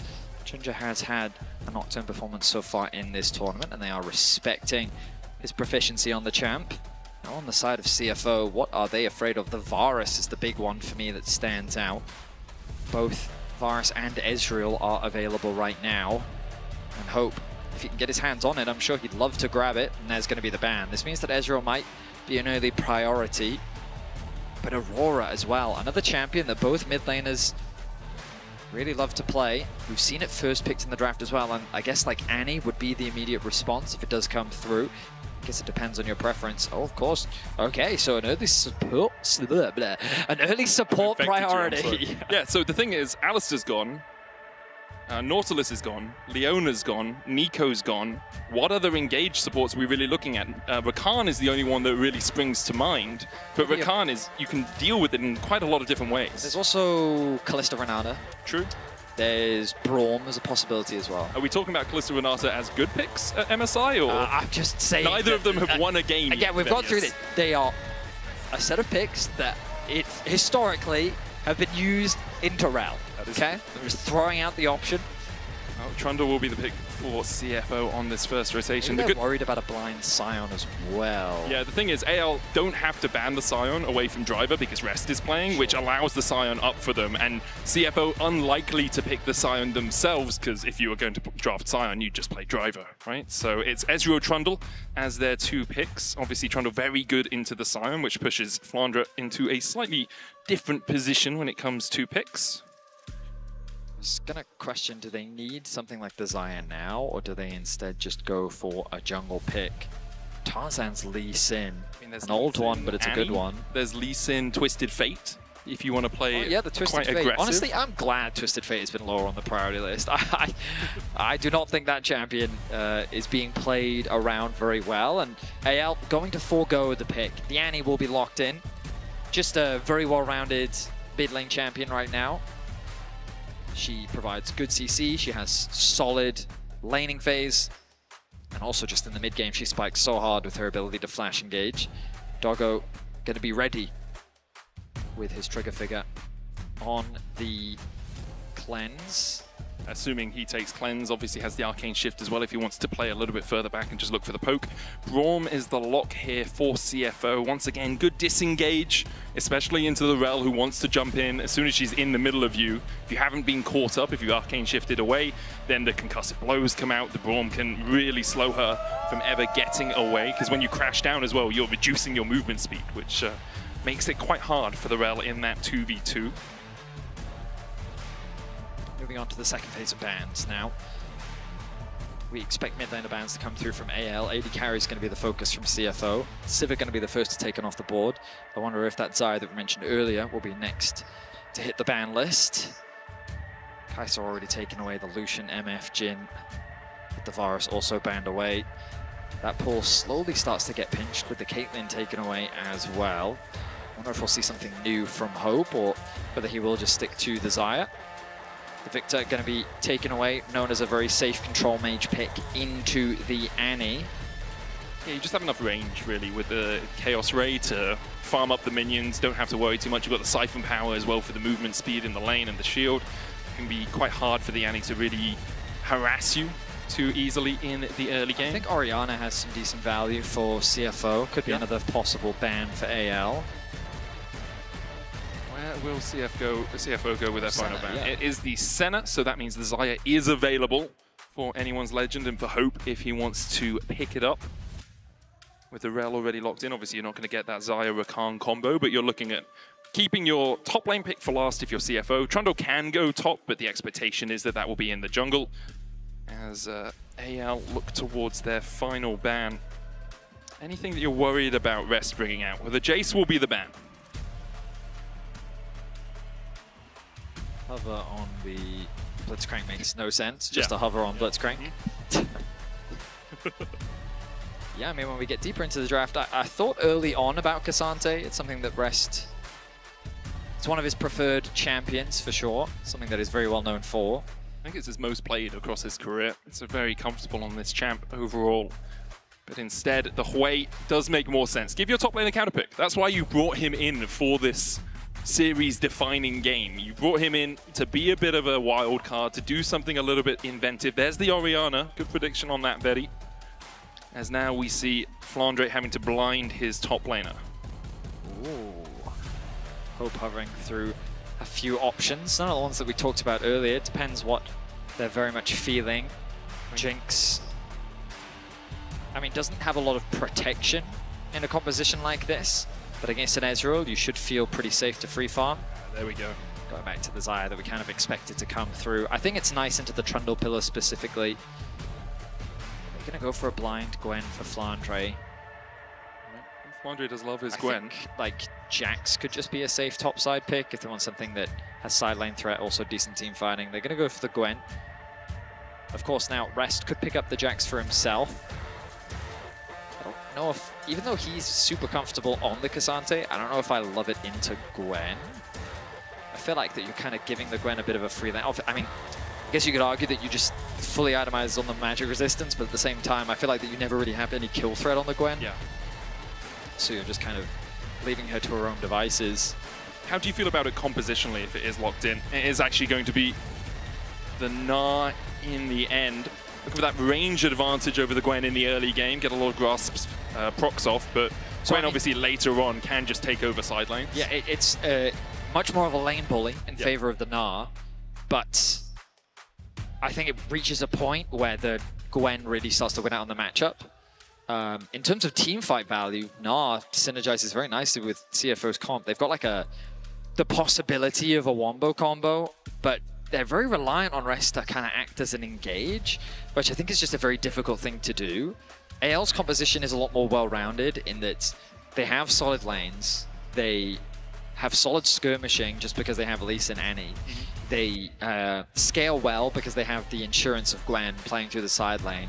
It's also just like, what's the threat onto Xayah, really? If the Trundle's kind of running at you, Xayah loves that. Yeah. And while the Brawn can, of course, be obnoxious for the feathers, it's a situation that I think is difficult for the Trundle to deal with. So, again, I do kind of favor AL's composition. I just feel like they have a lot of tools. And I think that in the early game, they have been the team that's consistently found these advantages. So, looking at this Annie Lee Sin, I would be very afraid going into that, especially in the hands of Tarzan. Oh, 100%. Tarzan on his fabled Lee Sin. Hasn't brought it out yet at MSI, but something that he's been known for across the years of his career. And with the series he's having so far as well, giving him something that can have playmaking potential just really facilitates anyone's Legend through this early game. Okay, we're just all running into the same bush, are we? Kaiwing's there. Could be stunned up by Shanks with that disintegrate, but Kaiwing... Round 2. Where he wisely walks away from them this time, Bedius. Kyle can always just jump across the wall here, as we're going to actually head over to a quick interview, as Shox is standing by with Kadra. I sure am. Hello, Mark. How's it going? It's going great. This is amazing. Being in the venue, the crowd's really loud. It's really fun to see these games. Oh, yes. Oh my god, we got a level 1 fight. There's a flash forward from the Annie. A big stun with the W is going to land onto Hongkyu. Kaiwi's going to try and get away with the flash, and there's the flash from Junji as well. Let's go! He still got it, guys! Hey, what's your thought on the, I mean, they chose red side finally, CFO. Do you think they used it to their advantage? I mean, they got Orianna into Annie, which is a good lane. They counterpicked the Gwen, but I don't think the Gnar is that big of a counter. I think the Orianna is going to need a lot of help this game. I think it's all going to be about mid. What does your gut tell you? I think AL's comp is going to be a 3-0. Thank you. Enjoy streaming over here. A 3-0 for AL's comp, says Cadril, and the crowd here not too excited by that possibility. They did. They did boo him. You saw a bunch of flashes burnt in the early game. Great job from Cadril for narrating that for us. Ginger no longer has a flash, nor does Hongq. Kaiwing has neither of his summoners down towards this bottom lane. As Shanks burnt his flash, Ghost was used by Flandre. Less summoners overall coming out from AL. Oh, that's a lot of damage on the Kyle. He's got to be careful here. Doggo with pinpoint accuracy on that Ezreal. I think the thing is, if you're Kyle, Doggo had to use his one and only health pot, and you have 2. True. So you're kind of okay with that trade, especially if you can get towards the level 2 first. Very, very good point, Medic. While AL get the push in the bot side of the map, Shanks, wow, he's bullying out Hongq in this early matchup. Normally the Orianna has the advantage early on because the Annie's, well, the Q, when you use it on your opponent, increases the cooldown. You don't get that cooldown reduction compared to when you're hitting or last hitting those minions. And normally you have that slight range advantage, so you can just kind of bully out the Annie every time she tries to walk at you. You can slow her down, but Shanks finding some good angles of attack, getting the push in this matchup. And right now, AL just kind of have 3 pushing lanes. The Lee Sin is going to be pathing towards the top side of the map, I imagine, to assist with Flandre, making sure that he gets that push underneath the tower. And getting it under the tower is important, because you don't want the Gnar to potentially set up that freeze and make things very difficult. Meanwhile, we do have to give congratulations to Kaiwing, his 100th international game. Which, when you consider Kyle going in here, Shadowing Strike going down as well, but when you consider the fact that Kaiwing and the teams he's been on don't often make it too far in the tournament, just shows his consistency as well. Getting over that 100 mark. He'd like to make it 102 by the end of the day. Oh, he certainly would. But AL have other plans, it seems, as Ginger finishes his clear, so does Tarzan. Both of them going to get their respective scuttle crabs. Speaking of the junglers, Tarzan, it's kind of been a massive impact when it comes to the early game performances of AL. Of course, when we think back to last game, a lot of early ganks were happening, but you kind of look at the advantages that he's been able to build for himself throughout this series has been monstrous, and that K+A at 14, averaging 3 throughout this series. And you think about in the last game how many solo kills that were coming through as well. Good pillar here, but Kyle holds on to the crash down, so was able to jump over it afterwards. Ginger was looking for a gank down towards this bottom side, but unable to find anything. Currently just shadowing his bot lane, yet to recall, whereas Tarzan has and is already back out on the map doing his razor beaks and pathing down towards bot. And this is part of the thing that he does. His pathing is always very smart and calculated. He's always about maximizing and efficiency when it comes to that jungle clear. Getting the re-clear on the Raptors already means that he is a camp ahead of his jungle counterpart, covering the bot side of the map. I don't know if he needs to force something. I think he can just go get the Krugs and look for a base. That's what he's pinging towards right now. Just as the Krugs have started on the opposite side, so small gold lead already built up for AL. Nothing too significant for the time being, but this bot wave in a very comfortable spot for Hope and Kyle. Yeah, they'll be very happy just holding it here for as long as possible. Obviously, Ezreal can eventually push it in with those Mystic shots. Tarzan is still covering here, as Kyle might look for the mount up flip onto Kaiwing. Doesn't find it, and there's the back coming out from Tarzan. He'll path back out towards his top side and start clearing through his jungle once again. It feels so slow without 4 kills at level 1 already. Really? Does it? We're 5 minutes in and no one has a 1,000 gold lead. Still keeping my eyes on these junglers, though. I feel like we talked about it in draft. We've heard Cadril comment on it as well. This mid lane matchup is going to be super important. This is more of what we expect in the matchup. Hongq utilizing his range to chip away at Shanks' HP. After the back, he's feeling a lot more confident in that matchup now. The wave state's in a really good position for him. He can just keep doing exactly what you're seeing. Slowly but surely chip away at that HP bar. Now he's got level 6. He's kill range, but the level 6 is going to be ticked over by Shanks, popping the E as well. That extra bit of shielding. And the mana is a little too low, I think, for Hongq to actually threaten a kill. Both of them are going to have their flashes coming back up at the same time as Kaiwing tries to hold the wave here underneath the tower, won't be able to do so. And AL wisely back away, not really forcing for that plate. Want to get their recall off to match the fact that Doggo's got back and got himself a tier and the double longswords. With a 200 gold lead, we'll see if Hope can get a slight advantage in that lane as Tarzan shadows mid lane. I mean, if Shanks flashes in and lands that Tibbers with the stun up, there's the shockwave. Honku flashes away well. That shockwave was perfect timing. Really well done. My goodness. I feel like he had to have been anticipating something. The way that Shanks was playing the lane there, it was definitely very suspicious from Honkyu's perspective. Ginger was also in the river, so perhaps they had seen Tarzan pathing around that point, or Ginger just expected Tarzan to be nearby. Really well done by Honkyu to avoid the pressure from that mid lane, but it does mean both their flashes are down once again, and a Trundle gank onto an Annie or a Lee Sin gank onto an Orianna. Flandre's here. Kyle has a flank position. Ginger still on that dragon. Tarzan looking for the steal. Flandre is going to join in. Honku coming in from the side. Doesn't have that shockwave, but does have enough pressure to force Flandre and Tarzan out. Kyle looks for the Shadowing Strike. There's the crash down as well. Ginger's going to land the smite. Hits level 6 off it. Could look for the subjugate. Flashes away from the Sonic Wave. Flandre with the needle worked. Only goes into the Unbreakable as Doggo begins to open up on Kyle and Hope.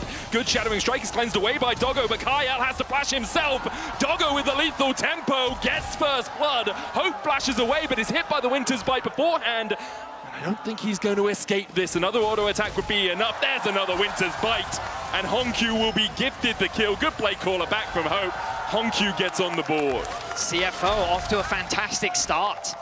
AL don't make the play happen in the mid lane. That's the first step of this whole process, because Shanks, after committing his flash, means that he's not really able to get involved in the play. He also went to the top side of the map as Flandre rotates down. The re-arrival of Honkyu means that AL are fighting this fight on two different fronts.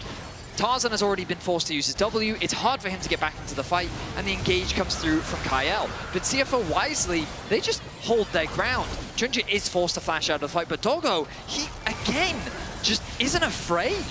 Pops the cleanse, turns his attention onto Kyle, lands that last auto attack, and Tarzan and Flandre can't do anything to assist. They get 2 kills, they secure the dragon. A strong position to be in right off the bat. The thing for Doggo is you've just seen Crash Down and Shattering Strike being used. The Rel can't do anything to you after that. The only thing you have to be concerned about is the Xayah, so he gets a free chance just to walk up and join up with the rest of his team. Great stuff by CFO. Anyone's Legend, though, will be able to pick up the grubs for themselves off their reset timings. It's Shanks matching up into rest on that top lane. Hope and Kyle coming across just to make sure these grubs are securable.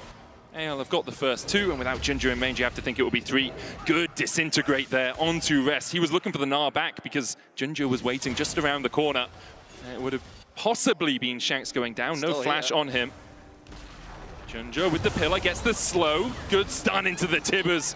Keeps Ginger at bay there from Shanks. Bit of supportal combat in the mid lane as Kaiwing throws at the shield to mitigate the damage coming through from Hope.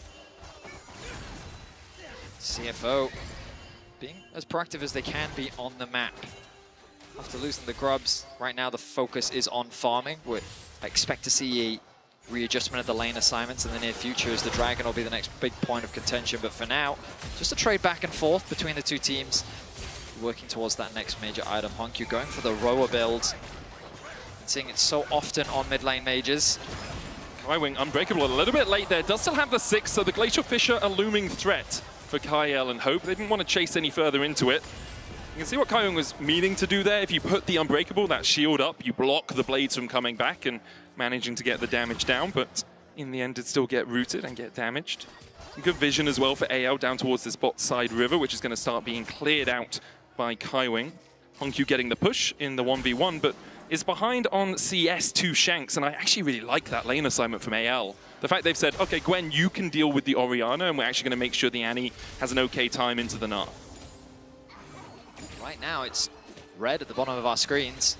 Rest has been farming well due to Flandre getting involved in that early dragon fight. Shanks losing out a little bit because Honkyu did secure that first kill. Now this build from Honkyu, Merc Treads into the Rod of Ages, a lot of survivability, a lot of tankiness. Really helps when you've got kind of a wombo combo comp coming in at you from the other side. Problem is, in terms of damage, it's a little bit slower on the scaling side. So CFO got to be cautious about how they approach these early fights. The Trinity Force spike that they have on both Doggo and Junja is going to be a valuable asset to play around. But still, something that they'll have to bear in mind is that if they try to overforce with a build like this on Orianna, you're not going to have access to that high level of damage from your mid laner for a little while. Well, the good thing for CFO is they did manage to take the first Drake, so if they want to give up the subsequent Drakes, they can wait a little while, right? It's 20 minutes before AL are fighting for a soul, whereas CFO can play around it a little bit quicker. I will say CFO haven't really been a team to give up neutral objectives, so my expectation is they'll still look to try and fight around them, but for the moment they're very happy just farming up these lanes, trying to mismatch, trying to get Flandre a little bit behind. He's about 13 CS, 2 waves behind Rest right now, who's having an okay time into that Annie on the top lane, but Shanks is farming up well himself, has the Ionian Boots of Lucidity. We've seen a lot of Annies going towards the Malignants first, just so you can get more of those AoE stuns down in fights. Tarzan spotted on the mid wave. Good vision coverage was invested by AL around the dragon. They've been able to retain one ward on that blue buff. Observer's just panning over it now. But CFO have used this window to immediately move into the river, gain a bunch of vision control on the bot side. And they saw Tarzan move up towards the top side as well. It's going to move back towards the dragon though. I think my big question over these next couple of minutes is how deadly is a Gwen or an Annie flank for CFO right now? Because unless they clear out that control ward, there are 2 teleports that can get behind them. If they force for this dragon and AL decide they want to take the fight, that could be the deciding factor. The fact that that control ward still stands there and the teleport can come in. Training Force for Trundle. And for Rest. It's, CFO is kind of scary right now. And Tarzan is nowhere to be seen. I don't think they're contesting this medic. That is as good as gone for CFO. A couple of pings coming out on it. Kyle did challenge the last Drake when perhaps he shouldn't have, and there's the teleport behind immediately. AL looking for it. Kyle and Hope putting some damage into Kai Wing. Shanks on the flank is a double TP. They're investing all of it into this fight. Rest only half Mega Narvar. Kyle going in with the Magnet Storm only onto Kai Wing. The Sonic Wave back. There's the Shockwave as well. Ginger down to half HP. Hope begins to open up. Rest though jumps back in, looking for that Gnar. Gets Shanks against the wall. Ginger survives, and Shanks will fall. AL. They force the fight and they lose out heavily. What was the game plan here from AL? They were so late to the dragon. CFO saw the collapse coming in. They watched the TPs travel across the rift and onto that control ward. And then the coordination from AL seemed completely off. CFO happily pick up another kill. I think they even got 2 off the back of that. We'll look back at it. The engage comes through from Kyle, 0 follow-up. Tarzan knows that the Braum is in the way. It does get the knock-up onto the Orianna, but there's no follow-through. Meanwhile, Flandre is just being zoned away by Rest. Rest then gets a good ultimate off onto Shanks. Kyle drops, Shanks drops, and it's an easy dragon secure. A massive overforce from AL. Questionable decision-making from them that's put CFO in a great position here in this early game. They're flying high early on here. 2,000 gold, the Oysters lead. And a lot of that sitting on Rest in this top lane. Had the Trinity Force completed just before that fight. Has a 20 CS lead over the Gwen. It's about 800 gold ahead. And now with 2 dragons, CFO are the ones who can force the tempo of the game. They can make it so that AL have to fight them around the next couple of dragons. Otherwise, you're looking down a soul point, and it's Mountain Soul as well. And when you have a burst composition, you really don't want to be looking at a Mountain Soul. That extra shielding makes it so hard for you to actually get your damage to sit. If I'm AL and I press tab and I see 3 Trinity Forces on the other side, I'm like, that's an interesting state to be in 14.5 minutes into the game. Suboptimal, I believe is the phrasing. I mean, it's not that AL haven't got items of their own, but Trinity Force, I feel, is just such a good spike for so many of the champions that play it. And it makes this Herald, I think, an easy point of contention for CFO. I think that they should feel confident trying to fight this. The TP available for Hongq means he can join at any time. Doggo staying in mid lane to help get push, and Ginger there to cover. Meanwhile, Kai Wing clearing out that vision on the river. The proper steps being taken by CFO. They will spot out that ward by AL. And now it's just Rest. It's a bit isolated from his team. AL threatening a trap. Will Rest fall for it? CFO sense something up here, don't they? They haven't seen Tarzan or Shanks for a little while. Rest almost has that rage bar fully stacked, and AL back away as they see Kai Wing coming in towards that tri-bush.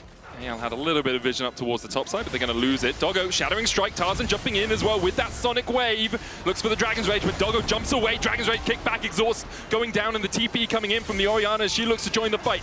The Rift Herald will reset. Hongq here now does have that Shockwave, but will AL still take this fight on? You've got Magnet Storm, you've got no flash on Kyle, there's no vision behind the pit if you can find a flank position, but Tarzan's low doesn't have his Dragon's Rage. Both mid laners have their ultis available. You can see that Shanks is in a position looking for it. Flandre goes over the wall. It's into the back of the pit. Tarzan looking for the Sonic Wave. It's Junja who secures it. There's the Tibbers. The Magnet Storm follow up, but the Shockwave will pull Kyle back. He's stunned up with the concussive blows. He manages to survive. Hongq chasing him down. And will get the Clockwork wind up. Meanwhile, in the back of the pit, Junja is going to fall. Rest looking for that Mega Gnar. Hongq is on the wrong side of this wall, but does still have a flash. And that Gnar's now Mega. Doggo putting some damage in with those Mystic shots. And in the end, the Rift Herald secured by CFO. A 1-for-1 and a Herald. I don't think CFO is too upset about that. They played around the Annie ultimate well. The Tarzan was so low at the start of that fight. They did some serious damage to him because he tried to make a pick onto Doggo. They get his summoner spells out. That's effective. But now Tarzan still doesn't have any HP. They tried to get into the pit, nowhere near. Tarzan doesn't have the threat of a smite. It's a good Annie ultimate to connect onto 3. The Shockwave in response only connects onto 1. But Kaiwing is just blocking so much damage in the front to back. It feels like CFO feel way more comfortable. And while there's an exchange of jungler for support, they walk away with the Herald, so I don't think CFO is too upset about that. Even with a great stun coming out from Shanks, it wasn't enough for AL. They just didn't have the damage follow-up. They couldn't close that gap quickly enough. Good Shockwave as well from Hongq to distract the backline. You can't step forward. The ball is that looming threat. Rod of Ages 5 stacks on it now for Hongq, halfway to getting that extra level. Yeah, I mean, that Shockwave it only connected onto 1 rather, but the zone that it controlled exactly was really well done. All right, we take stock, and it's a 2K gold lead for CFO. Such a good position, and with the Dragon spawning in 10 seconds, they immediately turn their attention towards it, the vision already being set up. Tarzan on the top side of the map again, not really in a position to contest. AL. Every time you've said that, they've fought, Betty. I'm aware. Every time you've said it. I am aware. I'm just saying that right now, in terms of the map state, AL's not in a good position to contest this objective. Yeah, they're probably going to try and force their way in anyway. Tarzan's going to steal away the Raptors. Shanks has the teleport, so he can get down here. Rest has one of his own. Well, here we go again. Drake started for CFO. Shanks going to TP in as AL look to take the fight. Hongq is going to be met with Flandre down towards this bottom side. Flandre snips away the control ward. AL trying to gain some purchase on the river right now, but Rest is still in the top lane, building up that Mega Gnar bar. It's about to go Mega as we see the catch onto Kaiwing. Even with the Tibbers, it takes them an absolute age to kill him. The follow-up from Tarzan, though, onto Doggo is good, forcing him to Arcane Shift away. Rest isn't TPing into the fight, and that might be AL managing to get themselves on the board in terms of Dragons. I have to question the decision-making there from Kaiwing. Face-checking into a brush when the rest of your team just isn't in the river. Hongq now isolated. Doesn't have flash here as well. Shockwave just about to come off cooldown, but it's not going to be enough to survive. And AL will take the neutral, and they'll take 2 kills. CFO trying to respond by dropping the Herald in mid. They've got the top tower. They're looking to get another one. Rift Herald charging in will give them that tier 1 in the mid lane. In fact, they're going to take it and then charge in for the tier 2. Kaiwing caught a little bit by Tarzan, but a couple of procs on the concussive blows forces Tarzan to be a bit more cautious. Rest still pushing in top. It's going to be matched by Shanks. Okay. Oh, it's a collapse possibility. Rest does have that Gnar up. Gets the wallop, gets the stun onto Kyle. The Gnar back, Shattering Strike still's going to connect. Rest with a good jump, and they switch places. It's a merry-go-round here as Rest looks for another wallop. Flandre caught out a little bit by Junja down towards this bottom side. Doesn't have the flash, is only running Ghost. Rest escapes, and Flandre now needs to be careful, but I don't think he'll escape the clutches of CFO. Kaiwing tanks a couple of tower shots as well to make sure they take their 3rd tower of the game. So CFO were losing a bit of control, but then they find a pick on the bot side and quickly convert it into a tower. Now that's 3 out of towers the advantage for CFO. And AL, I feel like all they're doing is punishing the positioning mistakes from CFO right now, and CFO have to be a lot more respectful. Even though they have the gold lead, even though they should be playing with confidence, you can't just disrespect AL like that. They're a team that when you are out of position are very quick to collapse. And they have the tools to do so Yes, as well. do. Sonic Wave into Dragon's Rage kick. You've got the Tibbers, you've got the Magnet Storm as well. If you are on your lonesome, or even if there's only a couple of you and you don't have the Braum there to protect you, and you don't have a Mega Gnar who can disengage the fight for you, it can be really tricky here for CFO. They do still have, though, this substantial gold lead. 2k ahead, 2 Drakes to 0. They managed to pick up the feats as Honkyu will just stop Kaio's back here. Shockwave bringing him back. Kaiwing will look for the Winter's Bite. Kaio remounts to try and get a bit of extra movement speed. Will land the Shadowing Strike, and now Honkyu's out of position, and we talked about it. You can't be 2v3. Honky trying to escape, but Tarzan's going to chase him down. Flandre has the flank position here as Rest TP'd in. Flandre needs to get out because the rest of CFO are going to collapse. Snip, snip, they go. The needle works. It's 2 for anyone's legend. And just like that, the game swings the pendulum in favor of AL. Doggo across the wall lands a Mystic Shot, but doesn't hit with the Essence Flux. True Shot Barrage not available to him. Tibbers here to tank the Otacon a little bit. Will chase off Doggo. AL, they're doing it safely. Junja can still look for the steal. Doesn't have the flash, but has the smite. Can step forward here. Hallowed Mist out from the Gwen as they look for the Otacon. Junja's in there and he steals it away. Better Storm comes out, but Doggo finds 1, finds 2 with the True Shot Barrage. It's a triple. It's a quadra. And Doggo is barking. Doggo just pops off in the team fight. You could tell that AL was very wary of his positioning, and they used the Tibbers to try and zone away him from landing that Q poke. But he still finds an angle. Junja finds the steal. And while CFO was getting caught, they were making mistakes. It felt like they were giving the game over to AL. Just like that, Doggo comes in clutch. Keep your eyes on his positioning. On the right flank, he's connecting Q after Q. The pillar, making it very difficult for AL to escape as well. Hope really has nowhere to go. The smite at just the right time.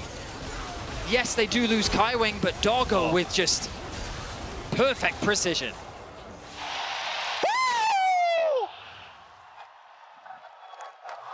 With the crowd behind him, Doggo absolutely popping off. It's been an MSI to remember for him after his miserable time in the LPL. Now showing up for the LCP. Dragon's Rage kick back onto Rest here. Doesn't have the flash.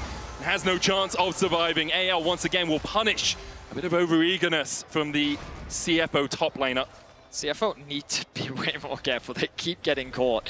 They have a good gold lead right now, but these mistakes can quickly cost you so much. We've seen how ruthless AL can be. They're in a fantastic spot to secure this game. They now just need to hold on to this control. Dragon spawning 40 seconds. That top tower really can't be defended. AL make their way into the top side jungle.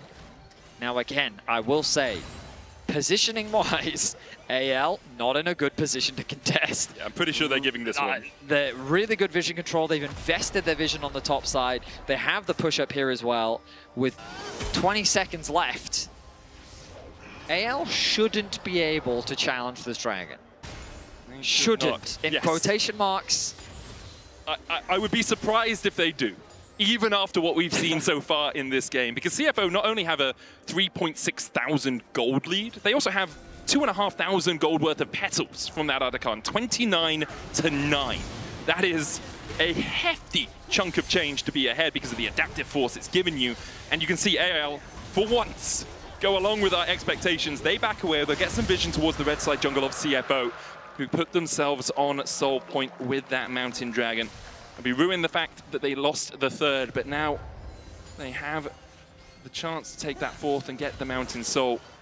For AL, you are very deep in a hole right now. Flandre and Shanks have very minute leads, whereas Tarzan and Hope are both 1,500-ish behind their enemy laners.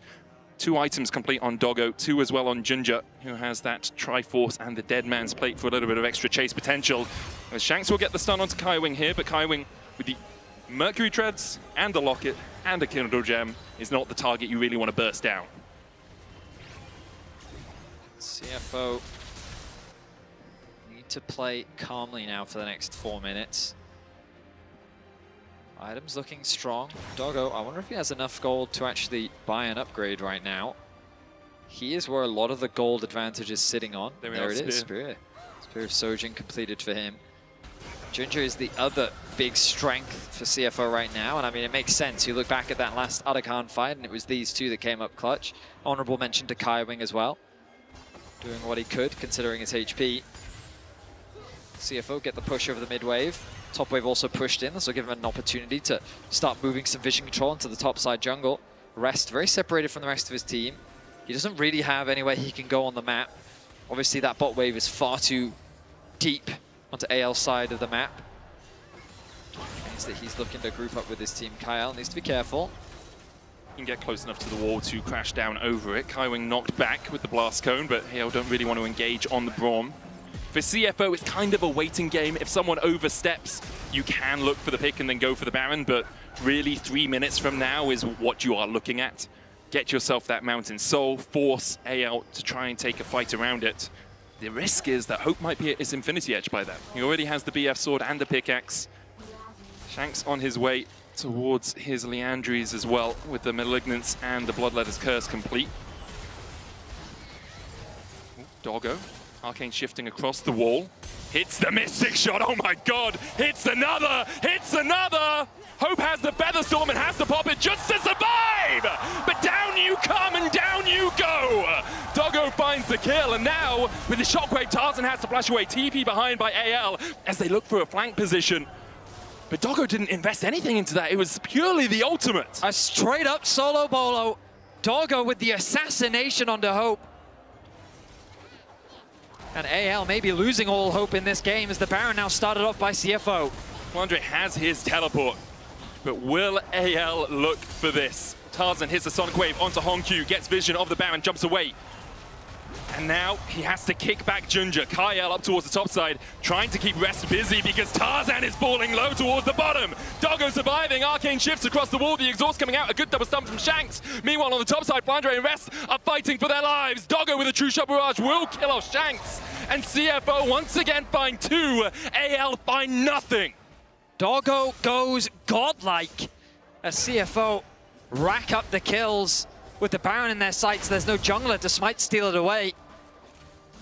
A solid game 3 from CFO with just a standout performance from the man on your screen, Doggo, carrying so many fights, making amazing plays, and he's looking to keep CFO alive at MSI as the Baron is secured. I cannot stress enough how disappointing Doggo was when he was in the LPL. He came in with such hype, such expectation, and then struggled so much to do anything. Now back in the LCP, he is showing they are not, he's not only a player to be feared, but they're a region to be feared here as they fight back against AL. We'll have another look at this. Tarzan and Shanks just trying to find something, but Ginger just has so much damage in the chase. I love that Ginger just turns his attention on the Tarzan and says, you know what, let's just kill the jungler, why not? Doggo forced to use his summoners to escape from Shanks. And it's a good attempt from Shanks, realizing that, hey, if I can at very least kill Doggo, maybe they can't do the Baron, but that man has protection. And they find another kill. Now, Dragon, 20 seconds away. CFO should be able to pick up the soul from this. And AL, a very muted game from them. They've really only been able to punish the mistakes that we've been seeing from CFO. But Doggo has been there. Oh, God. Yeah, he is so strong. And this Ezreal speaks no English. Absolutely absurd how much damage he's doing, how he's weaving in all of those spells. Has the QSS now as well, if he is ever caught by a Shattering Strike or by the Tibbers. Rest here with a good wallop. Nav into the wall as well. Hongq flashing for it, but the Shockwave doesn't clip Kyle as he jumps away. AL might see that as their opportunity to go for the engage, but Kyle's still half HP and CFO still very healthy. Ginger sitting on the Drake right now. Sonic Wave from Tarzan goes between the uprights. Kaiwing on the front line. Glacial Fisher going wide. Ginger still on the Drake. 6,000 HP. Down to 5 now as Tarzan tries to get into the pit. True Shot Barrage just behind him. Tarzan still finding a way to get in here. Sonic Wave hits, but it's too little, too late. Soul secured in the priceless moment of the game for CFO. Great patience from CFO, just leveraging their range, their zone control, their poke. Ginger, he's not afraid of anything. Good pillar from Ginger. They turn around onto him with the Magnus Storm, and with the Tibbers, they'll get the kill. Tarzan looking for a flank here, has that Dragon's Rage, but can't find an avenue to approach. CFO still with the Baron for 40 seconds. That's about one more wave worth of pushing time. I wonder if they're going to keep going with this. Tarzan's gone to go and catch mid-wave to make the siege that much harder. Orianna's shockwave is about to come off cooldown, and AL hold the line for now. Tarzan, he's got to retreat. Has to get away from Rest here. The Hyper Dragon's Rage has to be invested. Rest would have the chase potential with that extra movement speed. And now for AL, it's all hands to the pumps. How do you extricate yourself from a situation like this? 5,000 gold behind, you don't have a Skarner to hit a 3-man impale. It has to be something pretty darn special here from anyone's legend. I feel like CFO with the lead they have, they don't need to slow this game down. On the one hand, you could argue they can just wait for Baron, but I really don't think they need to. They don't have to allow AL to have more time to maybe complete that extra item. Instead, they should just get back out onto the map, leverage the fact that Doggo is doing so much damage. Sit underneath that tower, poke away at AL's HP bars, play through 2 lanes, and eventually you'll be able to crack into the base. I feel like it's simply a matter of time. They might just be waiting for Doggo's flash to be back up before they really push for any sort of major advantage. Especially with Flandre actually being quite big on this Gwen, almost has that Rabadon's complete.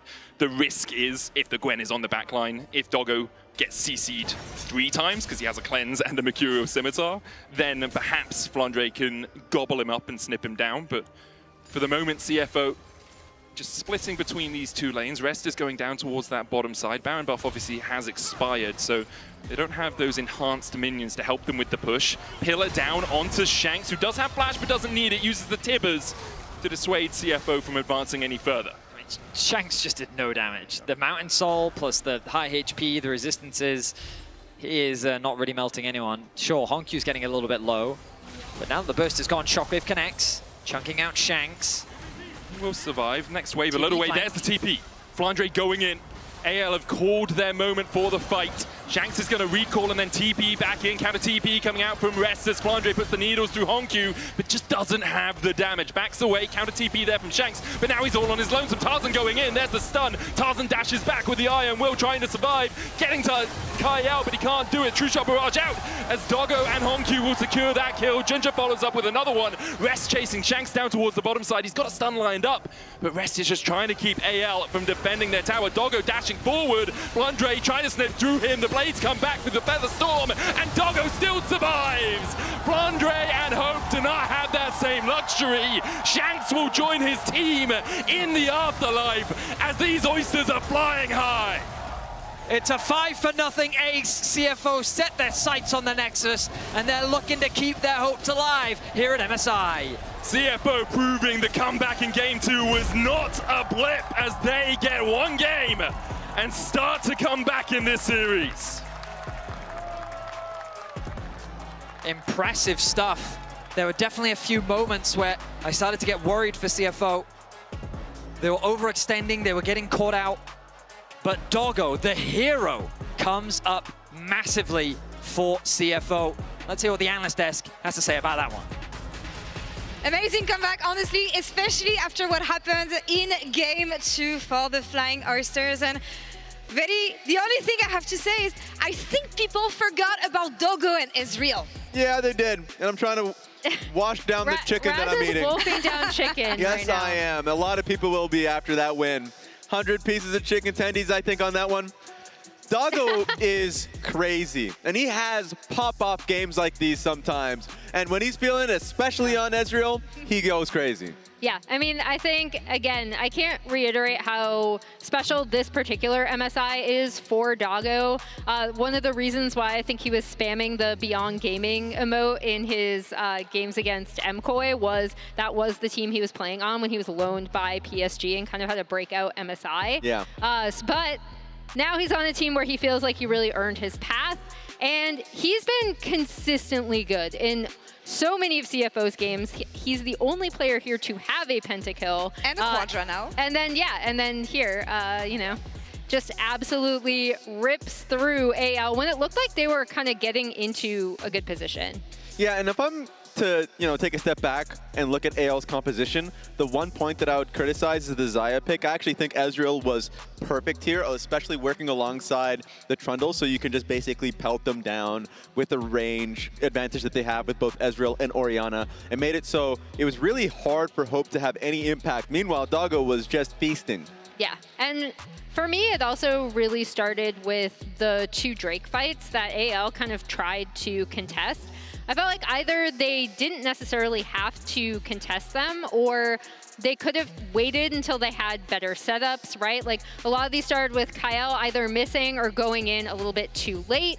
And this is where I think CFO really got their early advantage, right? Because they have this Drake fight, they have the next one, which we're about to see, and it forced this position where AL kind of had to go into them constantly, and they kept coming out on top. And I have to wonder what Tabe is telling him for this fight, because it didn't make any sense for me. In fact, Gwen went towards mid lane to join in the fight. Meanwhile, of course, Annie without TP goes top lane, where I think Annie is very impactful in fights like these. You're going up against a Braum team. I think they are so much stronger than you in that early game Dragon fight. Yeah, and in this one, they just kind of seem to contest too late. When Kyle goes in, he actually only gets Kaiwing. Rest is able to mark Flandra on the side when he's trying to flank in. So it was a little bit of a late contest, and I also thought in this game in particular, CFO did a really good job marking their flanks, and it just got to a point where there wasn't anything AL could do to get on top of this Ezreal. Yeah, Xayah can't walk up. If you're Kyle, sure, you can walk up, but you need to be confident that the rest of the team is going to be in position. And Lee Sin's going to have a tough time going up against Trundle individually. Like, you have to be able to burst down Gnar, but in that last fight, Gwen is the only one that's going to be on him, and he's getting towards Mega Gnar. It just felt like CFO played both of those fights out really well, and I didn't see an angle at all from AL. And that's the thing, I was looking at that Gwen, and I was even telling you, like, they're gonna find ways to activate that champion, and if they do, it's gonna be really hard for CFO to find those angles, but it came out of AL not being meticulous enough in their vision setup, especially fighting into an Ezreal who was just like blind shooting at them. They couldn't do anything. And I want to see that Otacon fight again. It's the Doggo quadra kill, right? But here, again, AL have gotten themselves into a good position, and I was like, oh no, Doggo can actually destroy them because they're getting so low. The Annie stun comes in just too late, so Junja actually goes in and is able to get the Otacon, and then Doggo just pops off. Forcing Xayah ulti, and then as like Gwen is escaping, being able to snipe him down. He was so focused that fight, and throughout the entire game. As the game went on, he was just being able to, he was godlike. He just kept going, so Doggo's feeling it. You already saw it in the player cams. Going into the next game, they are so zeroed in on being able to take this to Silver Scrapes. Well, going into the next game, I actually would like us there he is. to... Yeah, he is bad. Very clear directions, I feel like, going into that next game. What do they want to be careful about? Is there a specific player that you want to target here, if you're looking at AL? For me, it's just, I don't even know if it's necessarily a player. I think that early Dragon fight, don't fight that. It didn't make sense for me, especially if you're going to be sending Annie towards the top lane wave to catch that. AL is a type of team where it's like, okay, if we're taking this fight and we feel like we're weaker, we're sacking the top wave. But they didn't want to sack top wave, so just don't go for the fight in general. And I think if you have Xayah and, just that comp as a whole, and Gwen, you scale better, you should be pretty happy fighting for a third dragon if you get to that point. And then for me, this team excels when Tarzan and Kyle are working together. And I'm not blaming Kyle individually. I do think he had some poor engages in this. I don't know if that's a team thing or a him thing going in. But I think we saw it earlier in their games where when these two are working well together, there's absolutely nothing that can stop AL in a lot of these team fights. And I don't think we saw that, especially in those early Drake contests that neither you nor I really liked. Yeah, I mean, both AL and BLG has we must fight syndrome. Like, doesn't matter how far behind you are, if the enemy team has Elder, if you see an angle, like even if it's the slimmest angle, we must outplay them. This is the one thing that I think CFO will probably have over them if they just have a better composition. So I'm interested in the next game's draft. And I really feel like most of the games we've seen from AL so far, it's been the case because they win off of really good macro play and movements on the map from 1 game, 2 game, and then 3 games, they forget about discipline. They forget about everything they know, and it was gone. They just want to have fun. I don't feel like they were having fun this game though, because crushing victory on the side of CFO. And guys, I would like to bring back the top lane board that we have. Yeah. Because let's do it. we have seen Driver, we have seen Rest. What are we looking at? What kind of matchups can we Let's take some of these. Yeah, let's the take them York off is the gone. board. The Rumble is Draft. gone.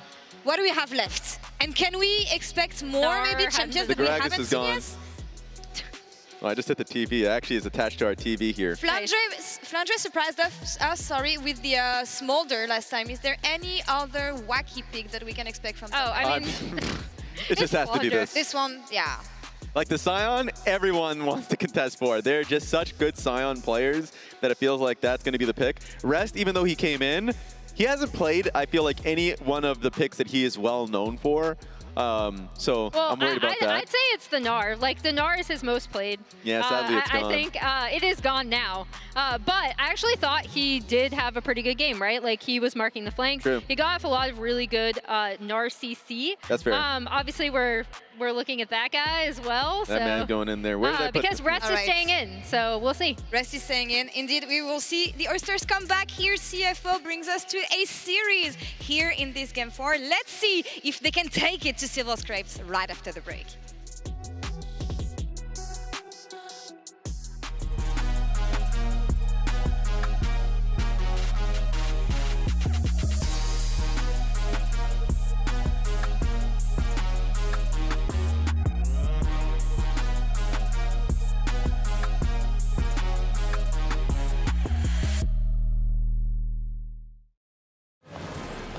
What a car. Living the dream, huh? Sweet dreams are made of this. Who am I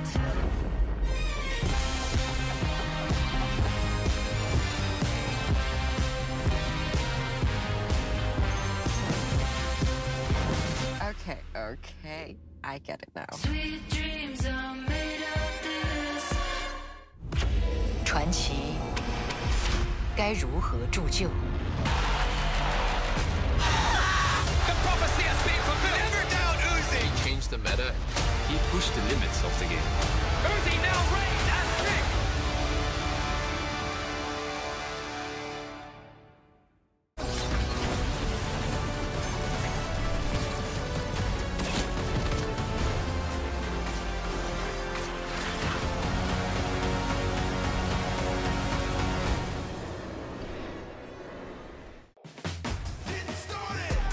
Level up, start my engine and I rev it up. Once I get the green light, gotta go, let them know they better step on up. Yeah, dog, I'm in that zone. While I grind hard while you at home. You talk about it, but I be about it, cause you all talk, no backbone. I'm on a 10, I'm on a level 10. I wanna win, then I wanna win again. You thought it was done? I'm hoping it never ends. If you wanna win, then I'm on a level 10.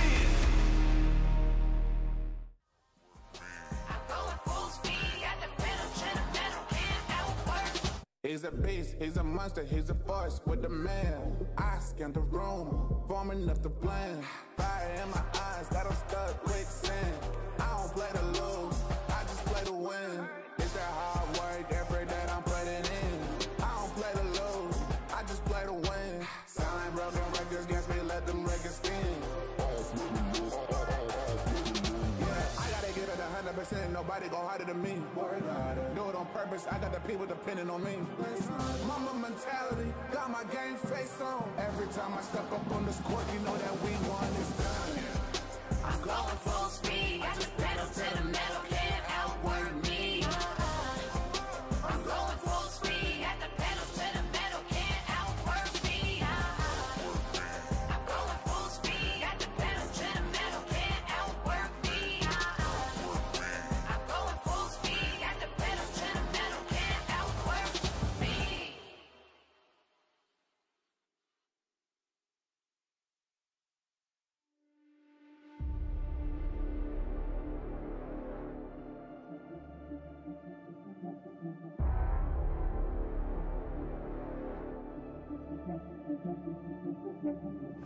Yeah, you're looking for something amazing. That's why I put in the work. That's why I grind on the daily. I'm running wild and I know that no one can tame me. Hall of Fame on my mind, they cannot contain me. I know that I can't stop now. There ain't no way I'm giving up. Won't back down. I've come too far and I know I'm gonna act out until I'm standing on the top. They hear me now. They hear me now. Let them know. Nothing can hold me back. Hold me back. You can try, but you can't. Hold me back. Nothing can hold me back. Hold me back. You can try, but you can't. Hold me back. Nothing can hold me back. I'll give it all I got to succeed. Ain't no way of stopping what I'm destined to be. I'm here for greatness. I was made for more. I got my focus sure. Heart is ready, mind is right. Take flight, watch me soar. Let me throw it down to the ground, make them turn around in the dark and light. The flash, but has the smite. Can step forward here. Hallowed miss out from the Gwen as they look for the Articon. Junja's in there and he steals it away. Better Storm comes out, but Doggo finds one, finds two with a true shot barrage. It's a triple. It's a quadra, and Doggo is barking. Woo! And here we go, back into this series between the LCP and the LPL, the #1 seeds from their respective region, with CFO striking back in Game 3. I think a lot of people in the audience, a lot of people at home will be saying they should be 2-1 up at this point. For AL, you're on the brink of, well, not right now because you have 2 more games, but you're in a position where you could be getting knocked out of MSI before you even get to the top 3, even the finals, which is kind of where we were expecting AL to end up. Regardless of what you think about this series, CFO have demonstrated that they have the caliber to compete against the best in the world. Yeah. They have the potential, they have the groundwork needed. And consistently do so. Yes, they do. Their style is that of control. And while we do still see mistakes in their play, at the end of the day, they are pushing teams like many have been unable to do. Now, of course, they still only have 1 game under their belt. We have to push aside the ifs, the what ifs, the maybes, the could haves. This is their position. They need to find another win. They've chosen to keep Rest in. And they're going to move to the red side once again. They're going to look to try and give him that counter pick. Red side with 100% win rate in this series. AL won 2 games on it, CFO won a game on it. Then AL selected blue side, and now CFO are once again on the red. Caitlyn and Victor bans. Last time we saw Caitlyn, Leona, Nocturne from AL when they're on the blue side. Vi already removed. We're commonly seeing the Pantheon and the Varus taken away by CFO on red. Okay, we are getting very deep into these pools now. This is where some of the crazy stuff starts to come out. Of course, Vi and Pantheon, just 2 very strong junglers on the patch. Of course, you want to take those away. That just makes the jungle pool that much closer. The Scion's still going to be removed, even though it's Rest. Cassante is the champion you've got to be cautious of against Rest. He didn't bring it out in the last game, but with Gwen gone, I mean, Jax would immediately be the champion you think about as a solid answer. But there's always possibly Ambessa as well. The CFO fans coming out in force. And loud voice here as well. When CFO was starting to bounce back in that game, you could hear the audience here. Really an ignited electricity amongst them. Same bans for CFO as they'll get rid of the Varus as their final ban. Nocturne let through alongside the Leona from anyone's legend. Jace is their first pick. Okay, I'm gonna throw it out there. Malphite is an option. Now, the thing that I don't like Ornn, do you remember when Rest played Ornn last at MSI? It was awful. Doran, yeah. Yeah, Doran just solo killed him like twice. Well, he itemized wrong and he leveled up the wrong abilities, according to Ornn players that I have talked to about it. Right. So it would be a surprise if we see the Ornn again. Definitely Driver's wheelhouse. Aurora locked in instead for Hongyu. Now in that same series, I don't know if you guys remember Hongyu's Aurora, but he was popping off when they were playing against T1. He's very comfortable on the pick. Again, so I throw out things like Malphite. Shen is also a possibility. Cassante, I think, is also fine. Like, obviously rough early, but he will get to a point where he's just, I'm Cassante. Yep. So it's one of Rest's most played. Okay, I like this for Junja. so much AoE already coming out from them with the Between Worlds and the Cataclysm. Leona is available as well if you want to add a Solar Flare on top of that. True, with Braum and Alistair gone, like it would be Rakan into Leona, which is fine. Ooh, Silas for Shanks. I do like this for him. We know him as a playmaker. Gets his hands on a champion like this and he can do some serious work. Of course, the matchup is rough early on. But a couple of good ganks can very much change the dynamics. Instead, they're prioritizing their AD carry. Now, Tom Kench, oh, nope, they're just going for the mid laner, all right. So Tom Kench, valuable ban.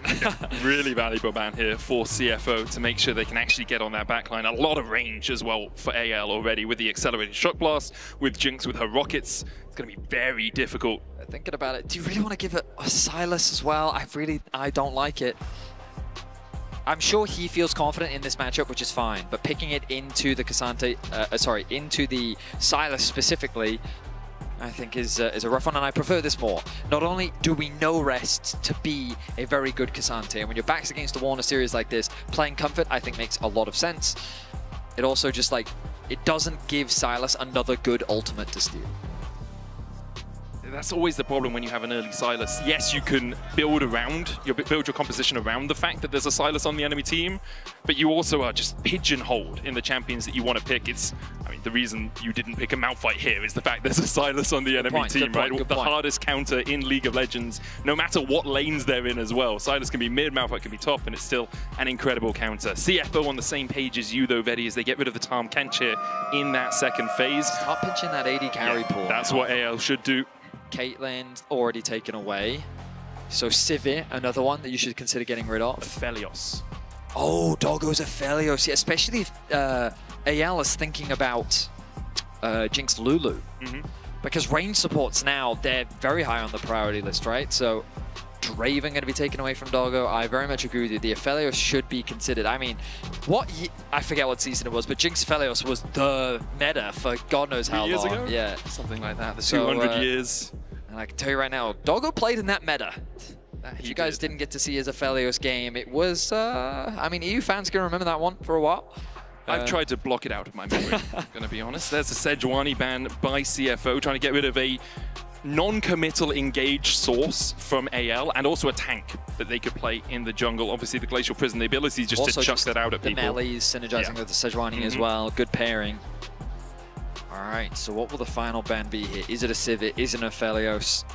What are they thinking? Kalista also making a way through picks and bans here. Hasn't had a great time at MSI. I don't think you'd want to pick it into the Jinx either, but I'm just putting it out there because it is so often highly prioritized when it comes to draft. The thing is, if you lock in Aphelios now, if they don't go Lulu, you could just do Lulu yourself. But you could go Thresh first and then go the Aphelios second. Blood. Well, so because AL could just do Blitzcrank, that's why, yeah. Yep. So the reason Blitzcrank is great into Thresh is Thresh's hook CCs himself. So if he throws out a hook, you can just hook in response and you pull him in. Yep, this is what I was worried about. This is why I preferred the Aphelios first pick, because then you could have responded if a hook champion comes out on the other side. But yeah, all right. Oh, okay. Oh, Maokai. I mean, it does everything you want it to do. Yep. Gives you zone control, allows you to control the neutral objectives really well, and is a tank, which is really what AL are looking for, someone on that front line. Also, the saplings. Go tanky this game rather than AP. Also, the saplings give you vision for the hook. Ashe currently the hover for CFO. Long range pick potential, really good with the Jarvan, with the Thresh. It's a bit scary versus Maokai.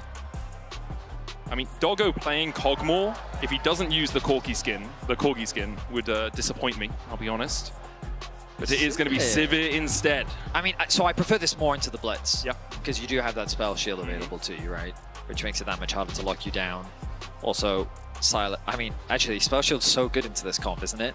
Like, you can spell shield Zap, you can spell shield traps from Jinx, you can spell shield the hook, you can spell shield Silas, the Maokai ultimate, and Shock Blast. So you can actually spell shield every ability in the game, Betty. Okay, thank you. I was highlighting the important abilities that are worth spell shielding, okay? CFO, pretty straightforward. front-to-back comp. Yep. It's not really more complicated than that. Jarvan goes in, Sivir presses R, and it becomes a question. And AL have something similar. They have a lot more side lane options because both Shanks and Flandre, you can play more of a 1-through-1 style. You do have a lot of poke. The zap that comes through from the Jinx along with the poke that comes from the JCQ. So there's while still having good team fighting, of course. So I would say that AL's composition has a little bit more flexibility, but I think that CFO's comp has more early game agency. I think that Jarvan in combination with Aurora is just a very powerful mid-jungle 2v2 in the early game. Maokai can't really compete against that, and Sylas will take a little bit to ramp up, especially if they go for the Rod of Ages build that we've been seeing a lot recently. I think for the Maokai, it's all about being able to dodge the flag and drag with a twisted advance or dodge away from some of that early CC as we get into Game 4 here between Anyone's Legend and CFO. In a series that a lot of people predicted would end in a quick 3-0 for AL, CFO have shown that they are not here to be a punching bag. So consistently through this MSI, they have surprised expectations, and even though they continue to be the underdog, I think Doggo has shown just how much an underdog can do. I mean, so at first stand, when they competed and they started winning a bunch in the group stages, the conversation was, well, a bunch of the other teams are jet-lagged, people are underperforming, right? Like, there was what I would define as excuses, right? It was very much a other team doing bad rather than necessarily CFO doing good. And then what do? They push KC to 5 games, right? And that intense best of 5, very close to securing a spot in the finals of first stand, which would have been absolutely massive for them. They fall short. Then they come to MSI. People are now talking them out a little bit more, right? A little bit more optimistic. But of course, you always have to be careful because dominating the LCP doesn't always translate to the international stage. And so even though they did have a very good spring, does that necessarily mean that you're going to perform well at MSI? Let me tell you, they have done. Pushing T1 to the full 5 games, knocking out Koi, and now here against AL, they were so close to being 2-1 up in this series. They're a team that has showcased an insane level of potential. The skill ceiling on their individual members is incredible. And again, while we do see some mistakes at times, by and large, they are very consistent and they are a good team. We'll see if they can bring us to a 5-game against AL, the #1 seed from the LPL, a tournament favorite, mind you.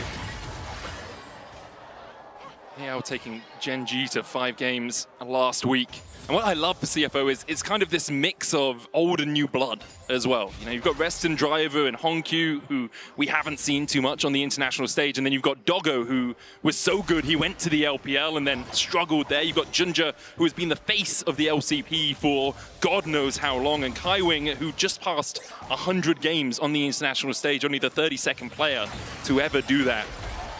As Shanks is feeling the pain against this Aurora. It's so tricky for the Sylas. He's gone for that Doran shield. Hook from Kaiwing does not connect, but the Boomerang Blade does on Kyle. He's got a biscuit and a pot, so he'll be happy enough in this lane. Yeah, that mid lane matchup is definitely a rough one. For now, though, it's CFO with pushing mid, pushing bots. Jarvan on the bot side of the map as well. You could look for both a mid dive. Bot dive might be a bit ambitious with the HP bars that we're seeing, especially this early on. CFO could consider an early swap. They definitely could. Push in, get that Jace a little bit behind. I do think the Cassante will obviously struggle a little bit more in the 2v1. The Jace having that range, but Cassante much better with low econ. So the hook is going to hit onto Kyle. It's more for poke than anything else. Down to 200 HP as Kyle walks forward. Good spell shield from Doggo into the Lantern. Pops the emote as well. He just walks away. Ginger looking for the flank here, Vedi. That dive that was a little ambitious earlier, looking very realistic right now. Doggo doesn't have much mana, but the Maokai's on the top side of the map. Ginger spotted on vision. Here we go. Tarzan a mile away. Kaiwing looking for that hook. Ginger steps forward. Hook's going to land onto Kyle. He's pulled back. Played. And first blood goes to CFO. Tarzan looking for the flank here onto Honkyu in the mid lane. Kaiwing surviving towards the bottom side. Hope electing not to go any further as they get the twisted advance in the mid lane onto Honkyu. Shanks looking for the damage, but doesn't have a huge amount of mana. The twofold hex might be enough from Honkyu here. He flashes over the wall in the voice. Bramble Smash gets the auto down. The sapling will send him to his grave, but in a 2v1, he finds the kill. Tarzan knocked up by Ginger. No red buff on him, though, so I don't think he's going to chase any further. CFO in game 4. continue to play as they often do with nothing but confidence. The push in mid, the push in bot. Honkyu, we said what he was capable of doing on this champion, and he shows it to us once more. 2 kills to their name already. A small gold lead, but look at that. A 9 CS advantage in the 1v1. We look back at this play. A beautiful hook connects from Kaiwing. And I mean, that's just certain death guaranteed. They don't even have to manage the tower aggro. Meanwhile, in mid, Honkyu, he sees the Maokai. He's doing what damage he can onto Shanks. But the thing is, once these cooldowns have been used, they don't have anything left. Meanwhile, the auto attacks are still stacking on the passive of Shanks. And so Honkyu pops the health pot, which is super valuable, flashes over the wall. They lose vision. The Observer's shoulders right there, buying him that extra bit of time to land that last auto.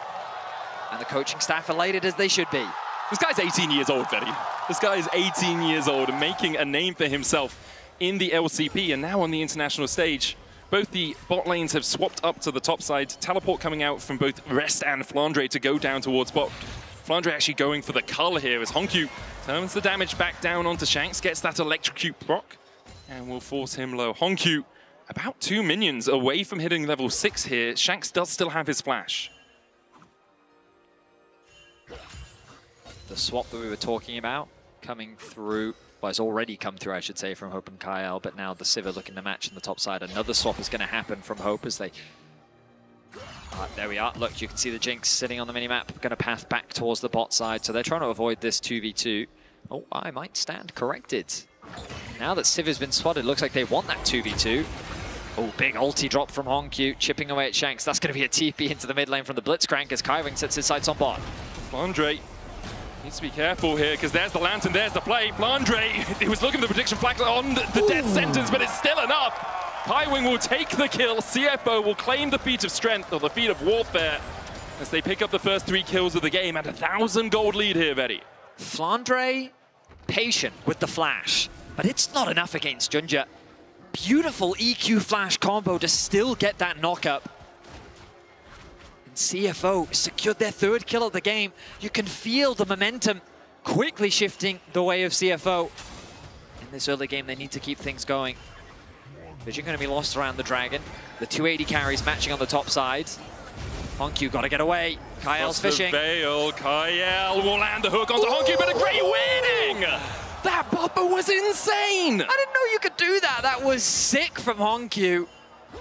He avoids the hook, and now Kaiwing knows Hope is isolated. Doggo has that level 6 as well. The on the hunt for a chase potential. Hope has barrier, but no flash as they go on the hunt.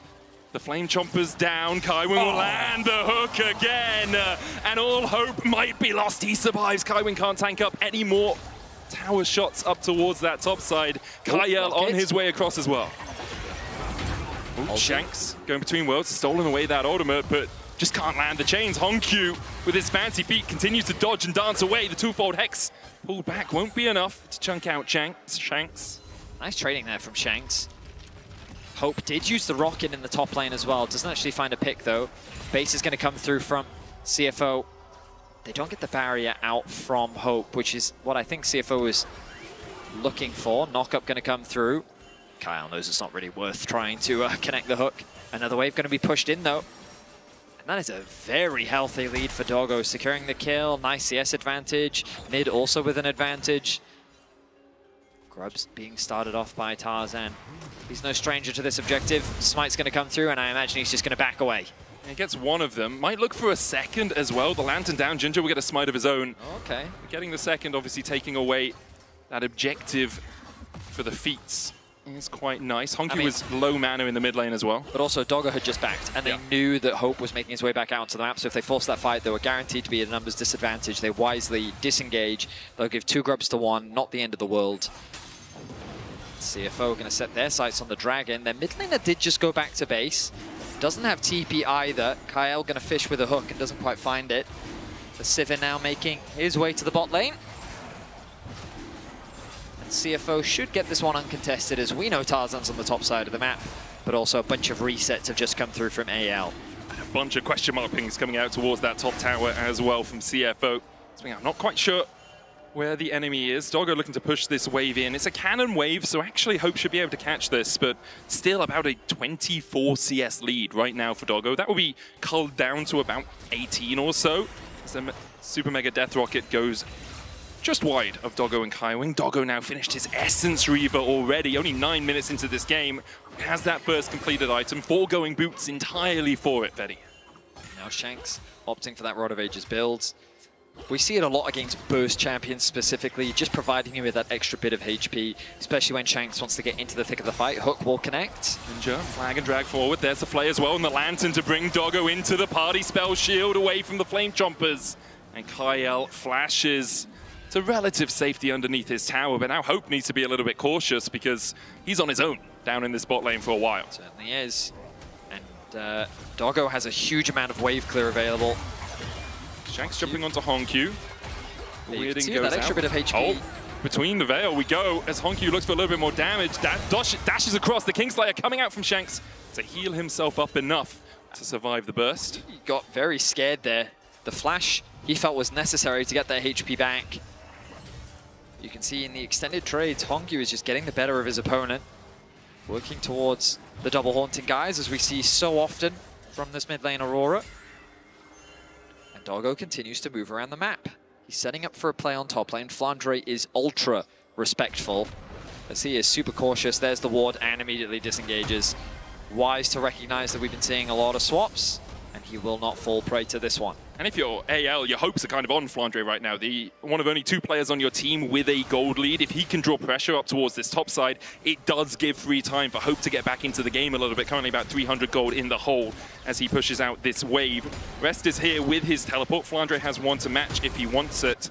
Honkyu's TP coming up in a second, but for CFO, forcing Flandre behind is great. Making sure that he can't get extra gold, can't get towards these big items on the Jace as Honkyu and Shanks trade once again in this mid lane. Shanks using that Catalyst of Aeons, getting all that extra health back as he dashes back in with the Abscond Abduct. Doesn't land the chains though. Honkyu trying to sidestep that extra damage. Kyle. Honkyu has to flash the hook. Honkyu using the W and just going the wrong direction. Kyle reads it well, but the reflexes on him. I mean, that's 18-year-old reflexes right there. Really flashes that one. And okay. I love how proactive both these supports are being on the map, constantly looking for hooks, seeing if they can convert it into a pick. Hope now swapping back towards the top lane. Doggo being sent to bot. Essence Reaver finished with the 2 daggers. Doggo in a great position as the tension continues to mount. This gold lead hasn't really extended that much more in favor of CFO. I think it's really CFO trying to make sure that AL can't allocate the gold where they want to. Because I think Doggo into Hope would be fine. I think they'd have a whale of a time in that matchup. Just Ricochet, push him out, you know, make sure that he's not enjoying himself. But they keep matching Doggo into Flandre. They keep overloading Flandre's side of the map and trying to force him into disadvantageous situations. So you can see here, Hope was just top lane. He's now opening it up through bot. Flandre is the one that's going to teleport to the top when Rest had run to top to match Hope.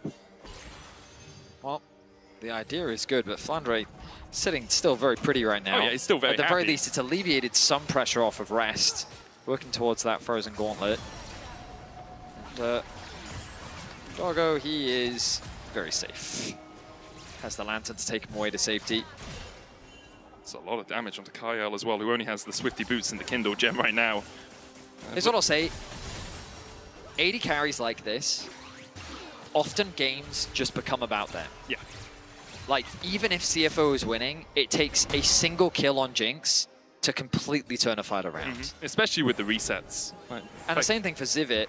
If you just leave her alone for like 5 seconds, maybe even less, 3, and those ricochets start bouncing, they melt through a team fight. And that's like... The main reason why I love Fearless is because we do see so many different types of compositions that come through, but especially as we get later in these 80 carries, become a much bigger piece. Right now, it's hard not to turn your eyes towards Doggo, who just has been a standout. And that's not like Hope has had a bad series by any means. He started off the series with a fantastic performance himself. But Doggo in that last game, the quadra kill was just crazy from him. His Ezreal performance, absolutely crazy. Got 2 wins on it so far at this MSI. And I think the thing for CFO is a lot of their frontline is just distraction for Doggo, right? It's you put down the Aurora ult, you put down the Cataclysm, you put down the box, and it's just all about making sure that Doggo has that time to get the ricochets down. For AL, they don't really have the tankiness to survive through those ricochets. It's Leandri's into what seems like bloodletters here for Tarzan, so he's going to be really squishy. Will do a bunch of damage, but be a little bit hard for him as Doggo is the one caught out, and he puts the spell shield, but still caught by the Flame Chompers. There's the shutdown for Hope, and he evens out that gold in the AD carry position. Much needed gold injection for Hope, and the combo was clean. The traps come down, and as you identified, Medic, the spell shield was on the knock-up of Kyle. So when he takes the Lantern to safety, he actually gets dragged through the traps and locked up. The flash follow-through comes from Tarzan. Big damage onto Shanks. Shanks steals away the ultimate here, looking for the chase. Ginger in with the Cataclysm, and now Kyle's underneath that tower. Shanks tanking it as well, he'll fall. It's 2-0 so far as CFO try and continue to turn this fight around. The dive, disastrous! Hope almost falls, but he has the barrier just in time to survive through Honkyu's burst. Junja makes a massive play for CFO there. AL think for themselves, oh, this is an isolated Honkyu, we can quickly convert this into a kill. But without any hesitation, Junja ults into the play. We'll start with this pick on mid lane. Doggo thinking he can get a great trade onto Hope. Gets locked at hit. The spell shield's the knock up, but then gets dragged through the traps. Gets rooted up, ends up falling, and the shutdown going over to Hope is a huge gold injection. Then they say, well, we've got 4 members. Honkyu is isolated in the bot lane, but then the ulti onto Kyle, knowing that he doesn't have his flash available, means that he gets locked up. Shanks is then quick to follow because he gets the tower aggro. And while Hope looks safe, ready to turn this fight in their favor, the damage from Honkyu was monstrous. He is in a really strong position on this Aurora. 700 gold ahead right now. Ginger as well has finished that Sundered Sky. Double Ruby Crystal for a little bit of extra health. Pretty even game still, though, between CFO and AL here. Only 600 gold in it. Flandre, the one for AL, that really has garnered himself a gold lead through this early game. Yumu's complete on him, has the tier as well, building up towards that Manamune. 3 stacks on the Rod of Ages for Shanks. Next fight, likely to be around this Rift Herald. A lot of vision here for AL. Double control wards, double wards around it as well. As Rest gets the Intofos back here, Flandre does have to be careful if he's in the clutches of this Cassante. It's pretty easy for the Cassante just to drag you away from where you want to be, and that's exactly what Rest is trying to do. Forces Flandre out. Flandre steps back in and will clear out these minions. Rest should feel very comfortable in this matchup right now. It's going to be very difficult for Flandre to have any real kill threat on him. With the Herald alive. 2 items on Doggo ready. Yep. I was just about to say, I feel like it's AL that need to be cautious, but as we've learned from this series, AL, they like to contest objectives. Do they have a deep water TP too?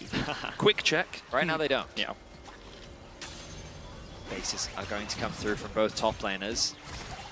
They both have teleport. There's 1 TP, but that's Honkyu going up towards the top side. Flandre is going to open up through mid while his Rest is pathing down towards the bottom side. Now goes back towards that mid lane. Honkyu will get the push here on the top side as CFO start up the Rift Herald. Here we go, top laners making their way over.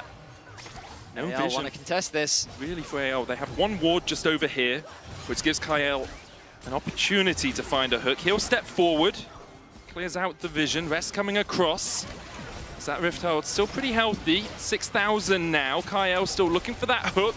There's the Nature's Grasp coming out from Tarzan as AL wants to take the fight. A couple of roots going down, but between worlds goes the Aurora. Rest able to dodge away. The Lantern there as well for him. Shanks steals the Cataclysm. Rift Herald secured by CFO. A counter Cataclysm onto Tarzan. Not really the target you want. Doggo untouched so far. Almost eats a zap as Shanks dives back in. Flashes over the flag and drag as Hope flashes forward as well as CFO have managed to get 4 members out. Ginger almost takes down Hope, but gives the bounty across.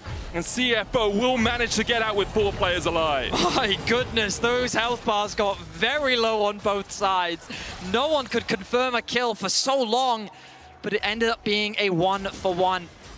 We look back at the fight and it's Rest that's the focus. We expected this to be a front to back fight, and wisely they just target the front line. They do some seriously good damage to him, but then they've committed a lot, so now they don't really have much left for the back line. Hongyu kind of dancing on that edge very dangerously. Junja trying to provide that space for him. Then Doggo steps up saying, I want to start dishing out damage.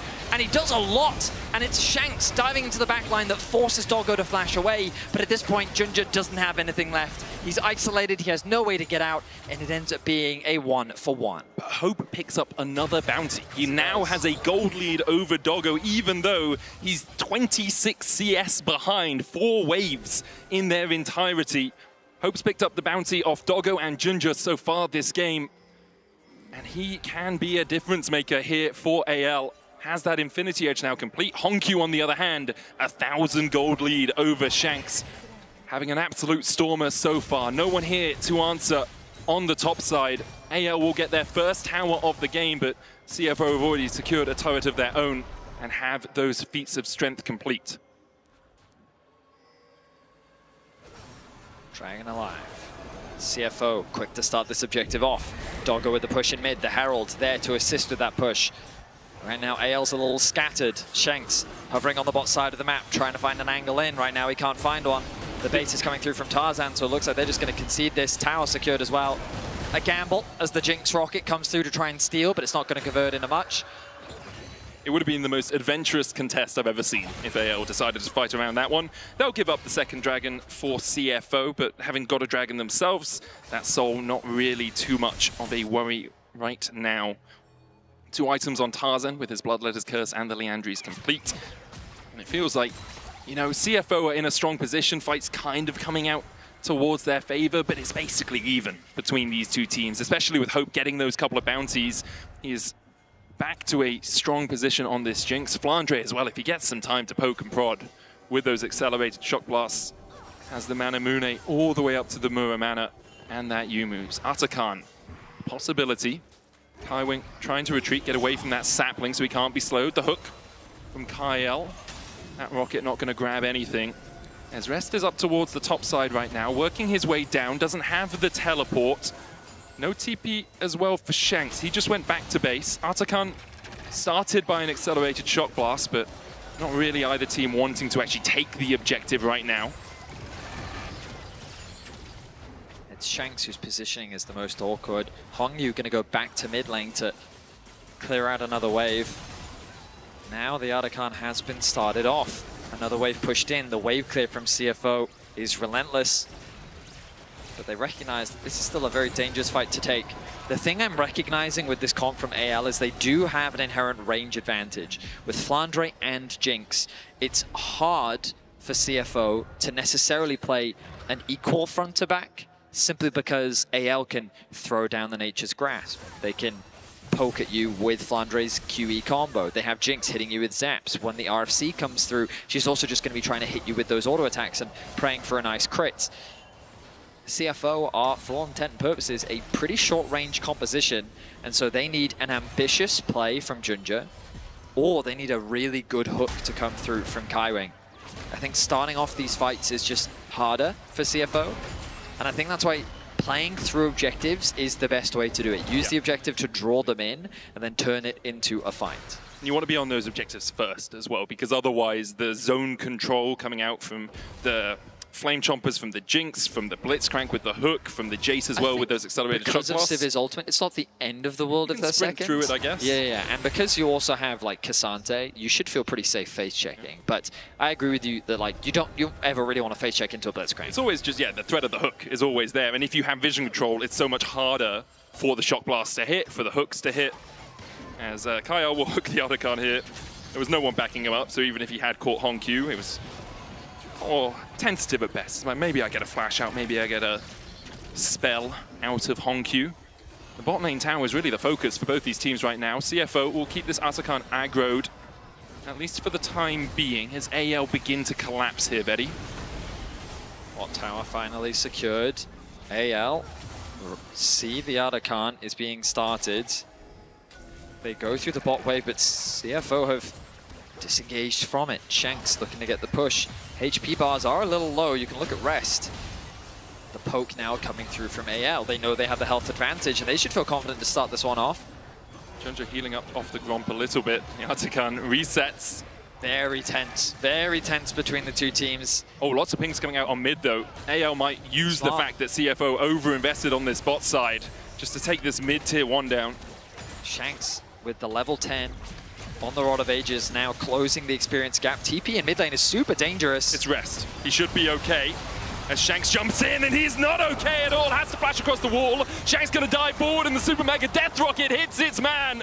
I thought Cassante would be tankier as Shanks flashes in and looks for another. He'll get the double. CFO trying to react to anyone's legend, but they just weren't quick enough. Kyle gonna sidestep the poke from Honkyu. Will not connect with the ult, and Honkyu throwing out the ulti himself will do very little damage. Artican cannot be contested. And AL with a beautiful punish onto CFO. CFO, as you rightly highlighted, Medic, had just committed one too many members to the bot side of the map. Mid was completely exposed, and they should have just let the tower fall, but instead they tried to defend it. The chompers were there, they have the numbers, and it's just a quick collapse. He flashes over the wall, but Shanks had already stolen the ulti away from Honkyu, and then allows him, working with Hope, to secure that kill. He then feels confident enough to get a second. Doggo does not have the damage to melt through Shanks just yet.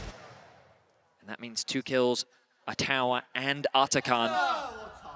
And it's that sort of thing that can explode a game, that can decide a game at this level. AL now with a 1.5k gold lead. CFO setting up around what would be Soul Point for them. And an Ocean Soul would be game-changing in this matchup. But AL force CFO out of the jungle. Rest is pushing through bots. Recall coming out. Shanks just short of eating that death sentence. Shanks has bounced back very nicely in this game. And again, like CFO, they're sending a lot to the bot side. They realize that they can gain access to the river, but look at how much control you're losing over mid. Hope is going to push that wave out. They also just don't have much control of their own jungle. AL, with the wave in mid, could just say, cool, get on Soul Point, we'll take the tier 2. That's what Flandre's starting to do right now, while the rest of AL will try to collapse. Shanks, off vision on the control ward. As there's the Nature's Grasp, eaten up. Kaiwing Mikhails himself, but the hook still lands, and the Fame Chompers is down. Honkyu trying to dive in. Shanks on the backline immediately, and Hope is on a killing spree. He finds one. Looking for Junja now as Doggo can't survive through Shanks. Rest goes all out, but Shanks goes golden as AL sends CFO to the morgue. A flawless team fight from AL as they execute perfectly. Focusing down Kaiwing, making it a front to back, and drawing their attention away from Shanks on the flank. They take out 4, only Junja is left, and maybe, just maybe, he can find a steal. But AL are looking to secure the Baron here in game 4. Have another look at this. Shanks off vision just gets that backline. CFO are aware of it, but once this hook connects and the damage is dealt, CFO have to react. It's a good ultimate from Honkyu, but then when Shanks arrives, the fight devolves into chaos. Junja is isolated from his team. Shanks is chasing the enemy down alongside Tarzan. He pops the Zhonya's right at the last moment to stay alive as well. And you can feel these fights getting harder and harder for CFO to play. There's still hope. They can still get back into this game. We have seen them have a comeback in game 2 where they almost took it from 8k behind, but against AL with Flandre's poke, with Hope only scaling up, and with Shanks playing as well as he is on this Silas, it is going to be so damn tricky. I mean, this is the thing. What do you do when Hope is staring you in the face with an Infinity Edge, an LDR, and a Kraken Slayer? Yeah. You want Hope to be on your side. It's true. And right now, he and Shanks have bounced back beautifully. The early game was very rough, but Hope hasn't died yet this game. Tarzan in a similar position, and with the Baron buff, they'll now start getting closer to the base of CFO. They'll need to turtle. They have a great champion for it. Hook connects. Another hook onto Rest. Tries to Pathmaker out, but the Flame Chompers will stop his retreat. Flandre now gets the kill. And Rest is sent to the afterlife.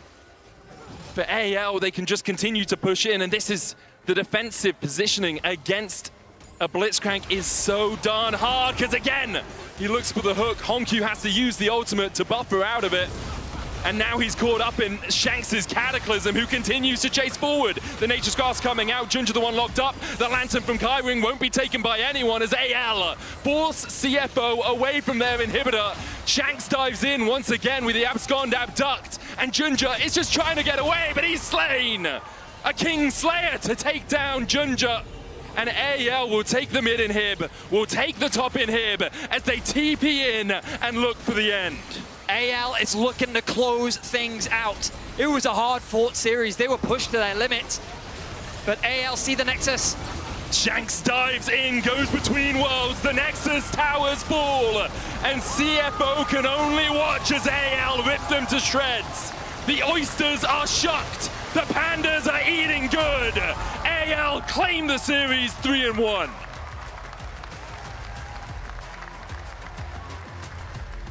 AL with their impressive team fighting in that final game. They weathered the storm. They bounced back through the rough early game. They didn't let the game get out of their hands. And then a single fight was all it took. They'll secure top 4 here at MSI. And they'll look to face the winner of BLG versus FlyQuest. We'll see how far they can go coming into the tournaments as one of the favorites. I think Gen G standing slightly above.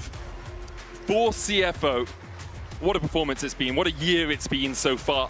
They will obviously be disappointed with how this series ended, with how Game 2 ended in particular. But everyone on this team has shown up. Everyone on this team has had a performance to be remembered. I mean, they should be proud. They were strong, and they will be remembered. The expectation is that they will be back at the World Championship, and people will not underestimate them anymore. They are a team that has continued to prove themselves against some of the best players in the world, some of the best teams in the world. And you can just see like the rate at which they're growing. Yeah. It feels like that they've already achieved something that so many from the APAC region couldn't do before, taking out EU. And what a continuation of that story, of the Flash Wolves, of PSG. Now it's CFO's turn to hold that torch and to represent the LCP.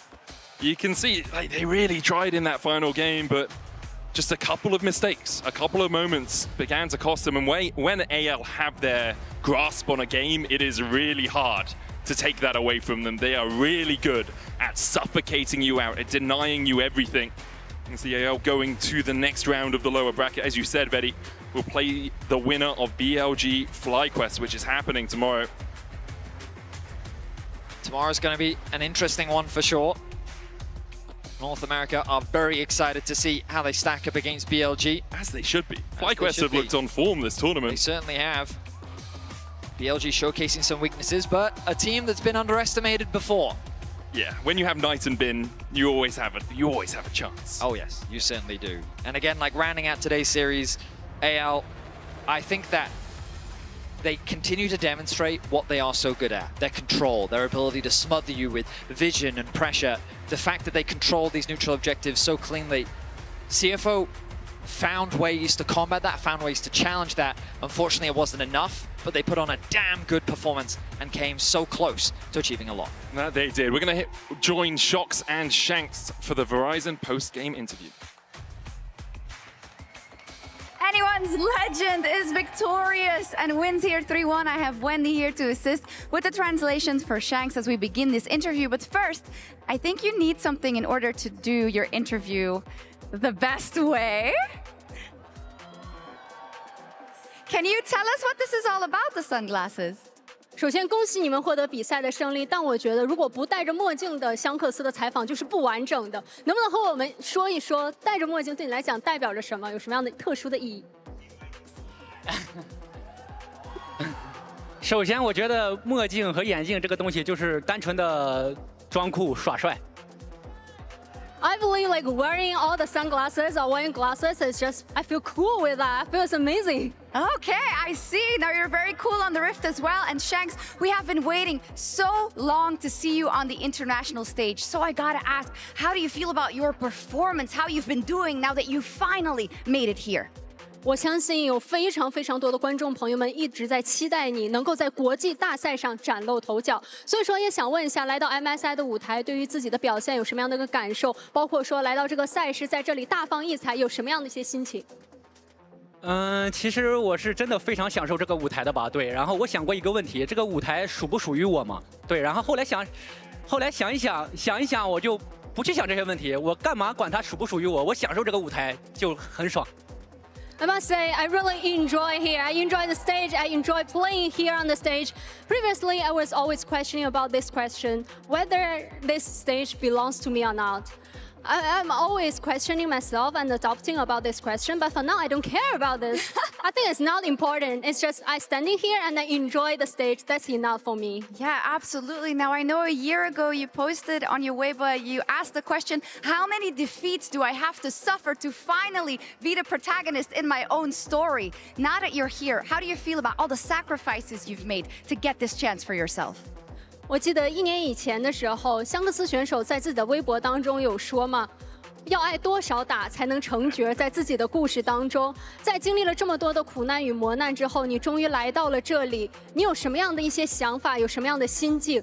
到现在是不是觉得所有的一切都值得呢？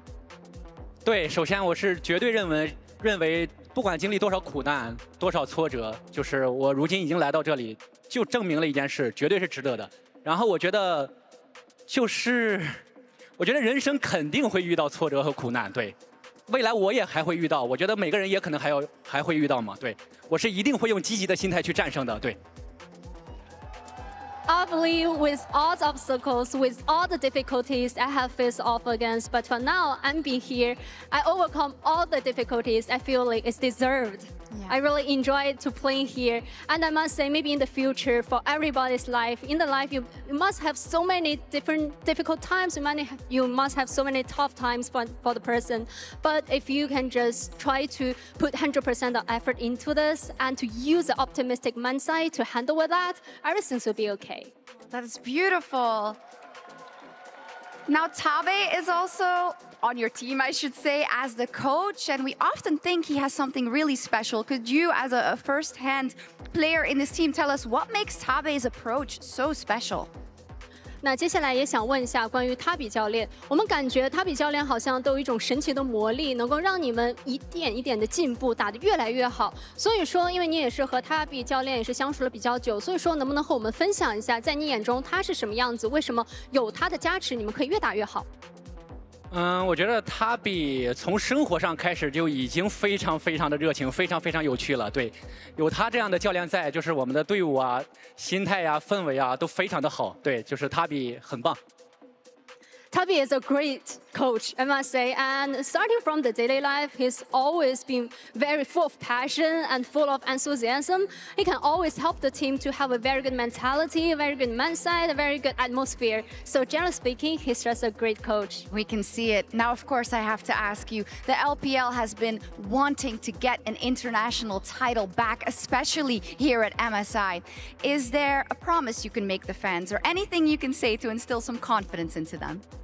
那我也相信，对于 LPL 的赛区，真的非常非常渴望能够在国际大赛上再次拿到一个冠军，特别是像在这样 MSI 的舞台当中。所以说，在这里，香克斯选手有没有什么样的承诺想给到大家？要不要用你的一些话语，给所有热爱 LPL 的粉丝朋友们增加一些自信心？很简单，我们 AL 绝对会回决赛的。Easy peasy. I feel like for our AL, we're going to go back to the final stage. Let's go. Thank you so much, Shisha. Thank you so much, Wendy, as well. Anyone's legend, stay alive at MSI. Thank you so much, Shox and Wendy. Of course, amazing interview. I have to say, he is so inspiring. Yeah. The way he reflects on everything, the way he carries himself for his very first interview on the international stage, by the way. Massive props, not only on the riff, but for the way he expressed himself during this interview. Yeah, it's always really interesting talking to people about Shanks because they really reiterate how self-aware he is. And also, I mean, you even heard it from him here, like how much those early defeats, because this is someone who was hyped up super, super hard going in and then suffered a lot of defeats early on in his career. He is. And The funny thing about Shanks is that you're right, introspective, very thoughtful, sometimes about subjects you wouldn't expect about.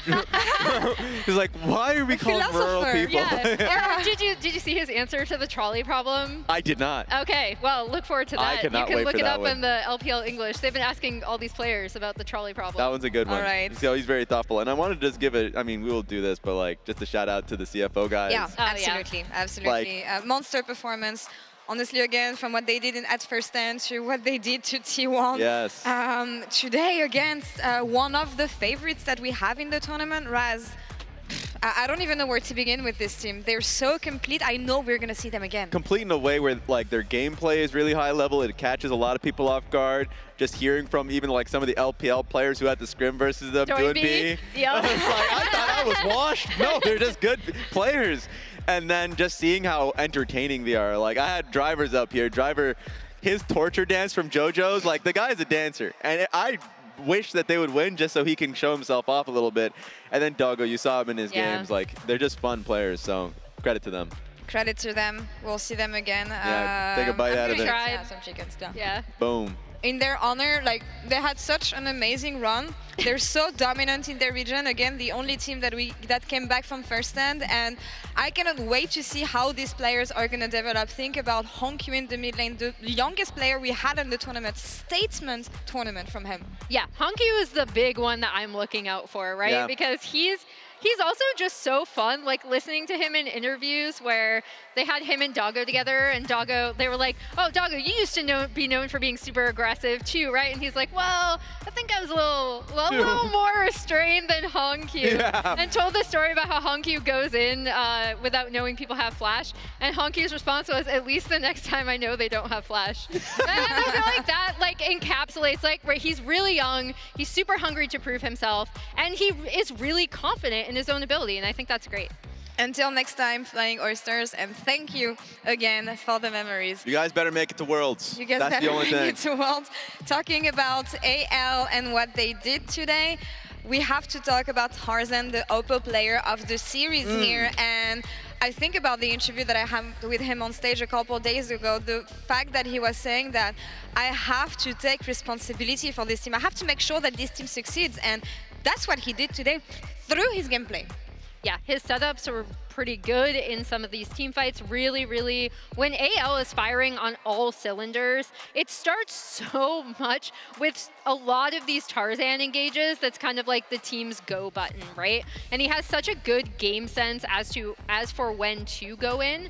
And even though like the one Baron fight does stick in my mind as the one time where he might not want to go in. I do think like the way this team works is so dependent on Tarzan and his ability to see the map and where to go in on a team fight. That's why this team is so well balanced and why they're LPL champions. The fact that this team not only has a great setup from Tarzan and Kael that starts their fight so well. I mean, they're the two highest kill participation players in their roles in this event. And on top of that, you look towards the talent that they had, Shanks could have easily won that Oppo player of the series. So it's going to be a pretty entertaining one. They get to see who they get to face between BLG and FlyQuest. I'm asking you guys, who do you think they're going to face? Chat, what do you think as well? Is it going to be BLG? I'm turning my brain off, and it's all heart. Is it going to be FlyQuest? It's all heart. Is your heart going to... Yeah. Don't listen to your brain right now. Listen to your heart. I'm shutting that bad boy off. Raz, Emily.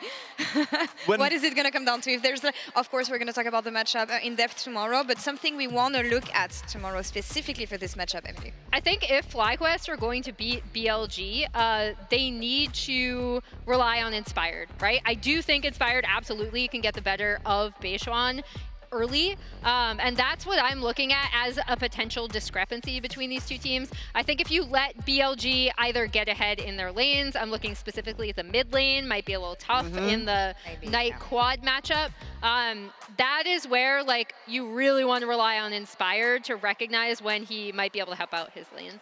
Me, I'm just smoking my chicken pap.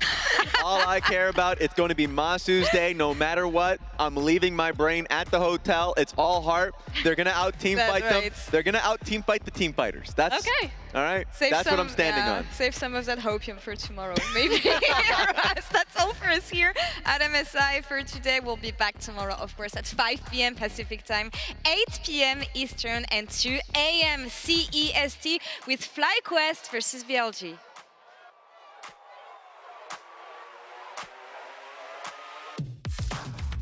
Going on that front line as he tries to get through the pit. Junja in there, but it's secured by Kyle, who may have switched to Smite. Junja's going to have to get the hell out. The curtain's open. Junja's already down. Decides to shove across the wall into the bullet time. Isn't enough to kill off Shanks. Kaiwing will fall in the end. And somehow AL win out the fight in the river. Honkyu slammed into the wall and massacred by anyone's legend. Doggo follows suit. In the end, a double for Hope and a 5-for-1 exchange. One of the weaknesses here for AL is that short range that we talked about all the way back in draft. How can Hope get close enough without the rapid fire cannon? Impale going in, there's a pop blossom as Kyle finds 3. Junja falls low and he'll fall as we look for the engage on towards the backline from Doggo. Doesn't go in with the killer instinct, holds it. For the moment, the depth charge used alongside that equalizer. The wave now pushing in, there's Tarzan, a hero's entrance, the GA on Tarzan's shoulders will bring him back to life. Both the Nexus towers are down as Kyle begins to open up on the Nexus. CFO trying to defend, but they just can't do it in the face of anyone's legend. 2-0 now on match points. The flash but has the smite, can step forward here. Hallowed miss out from the Gwen as they look for the Articon. Junja's in there and he steals it away. Better Storm comes out, but Doggo finds 1, finds 2 with a true shot barrage. It's a triple, it's a quadra, and Doggo is barking. Woo! Off vision on the control ward. As there's the Nature's Grasp, eaten up. Kaiwing Mikhails himself, but the hook still lands, but the Fame Trumpets are down. Honkyu trying to dive in, Shanks on the backline immediately, and Hope is on a killing spree. He finds 1. Looking at Junja now as Doggo can't survive through Shanks. Rest goes all out, but Shanks goes golden as AL sends CFO to the morgue.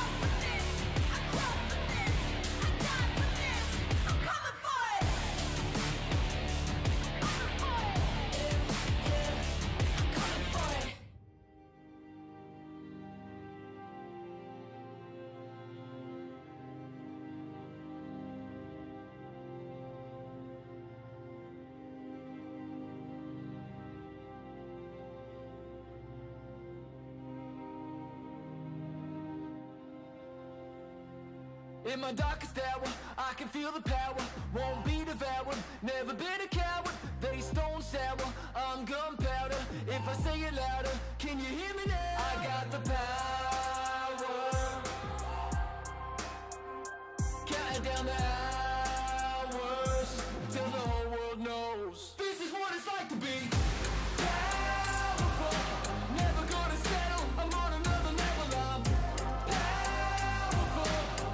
I'ma let them know I got the gold. I'm in control. I break the mold. I show the world just how powerful I can be.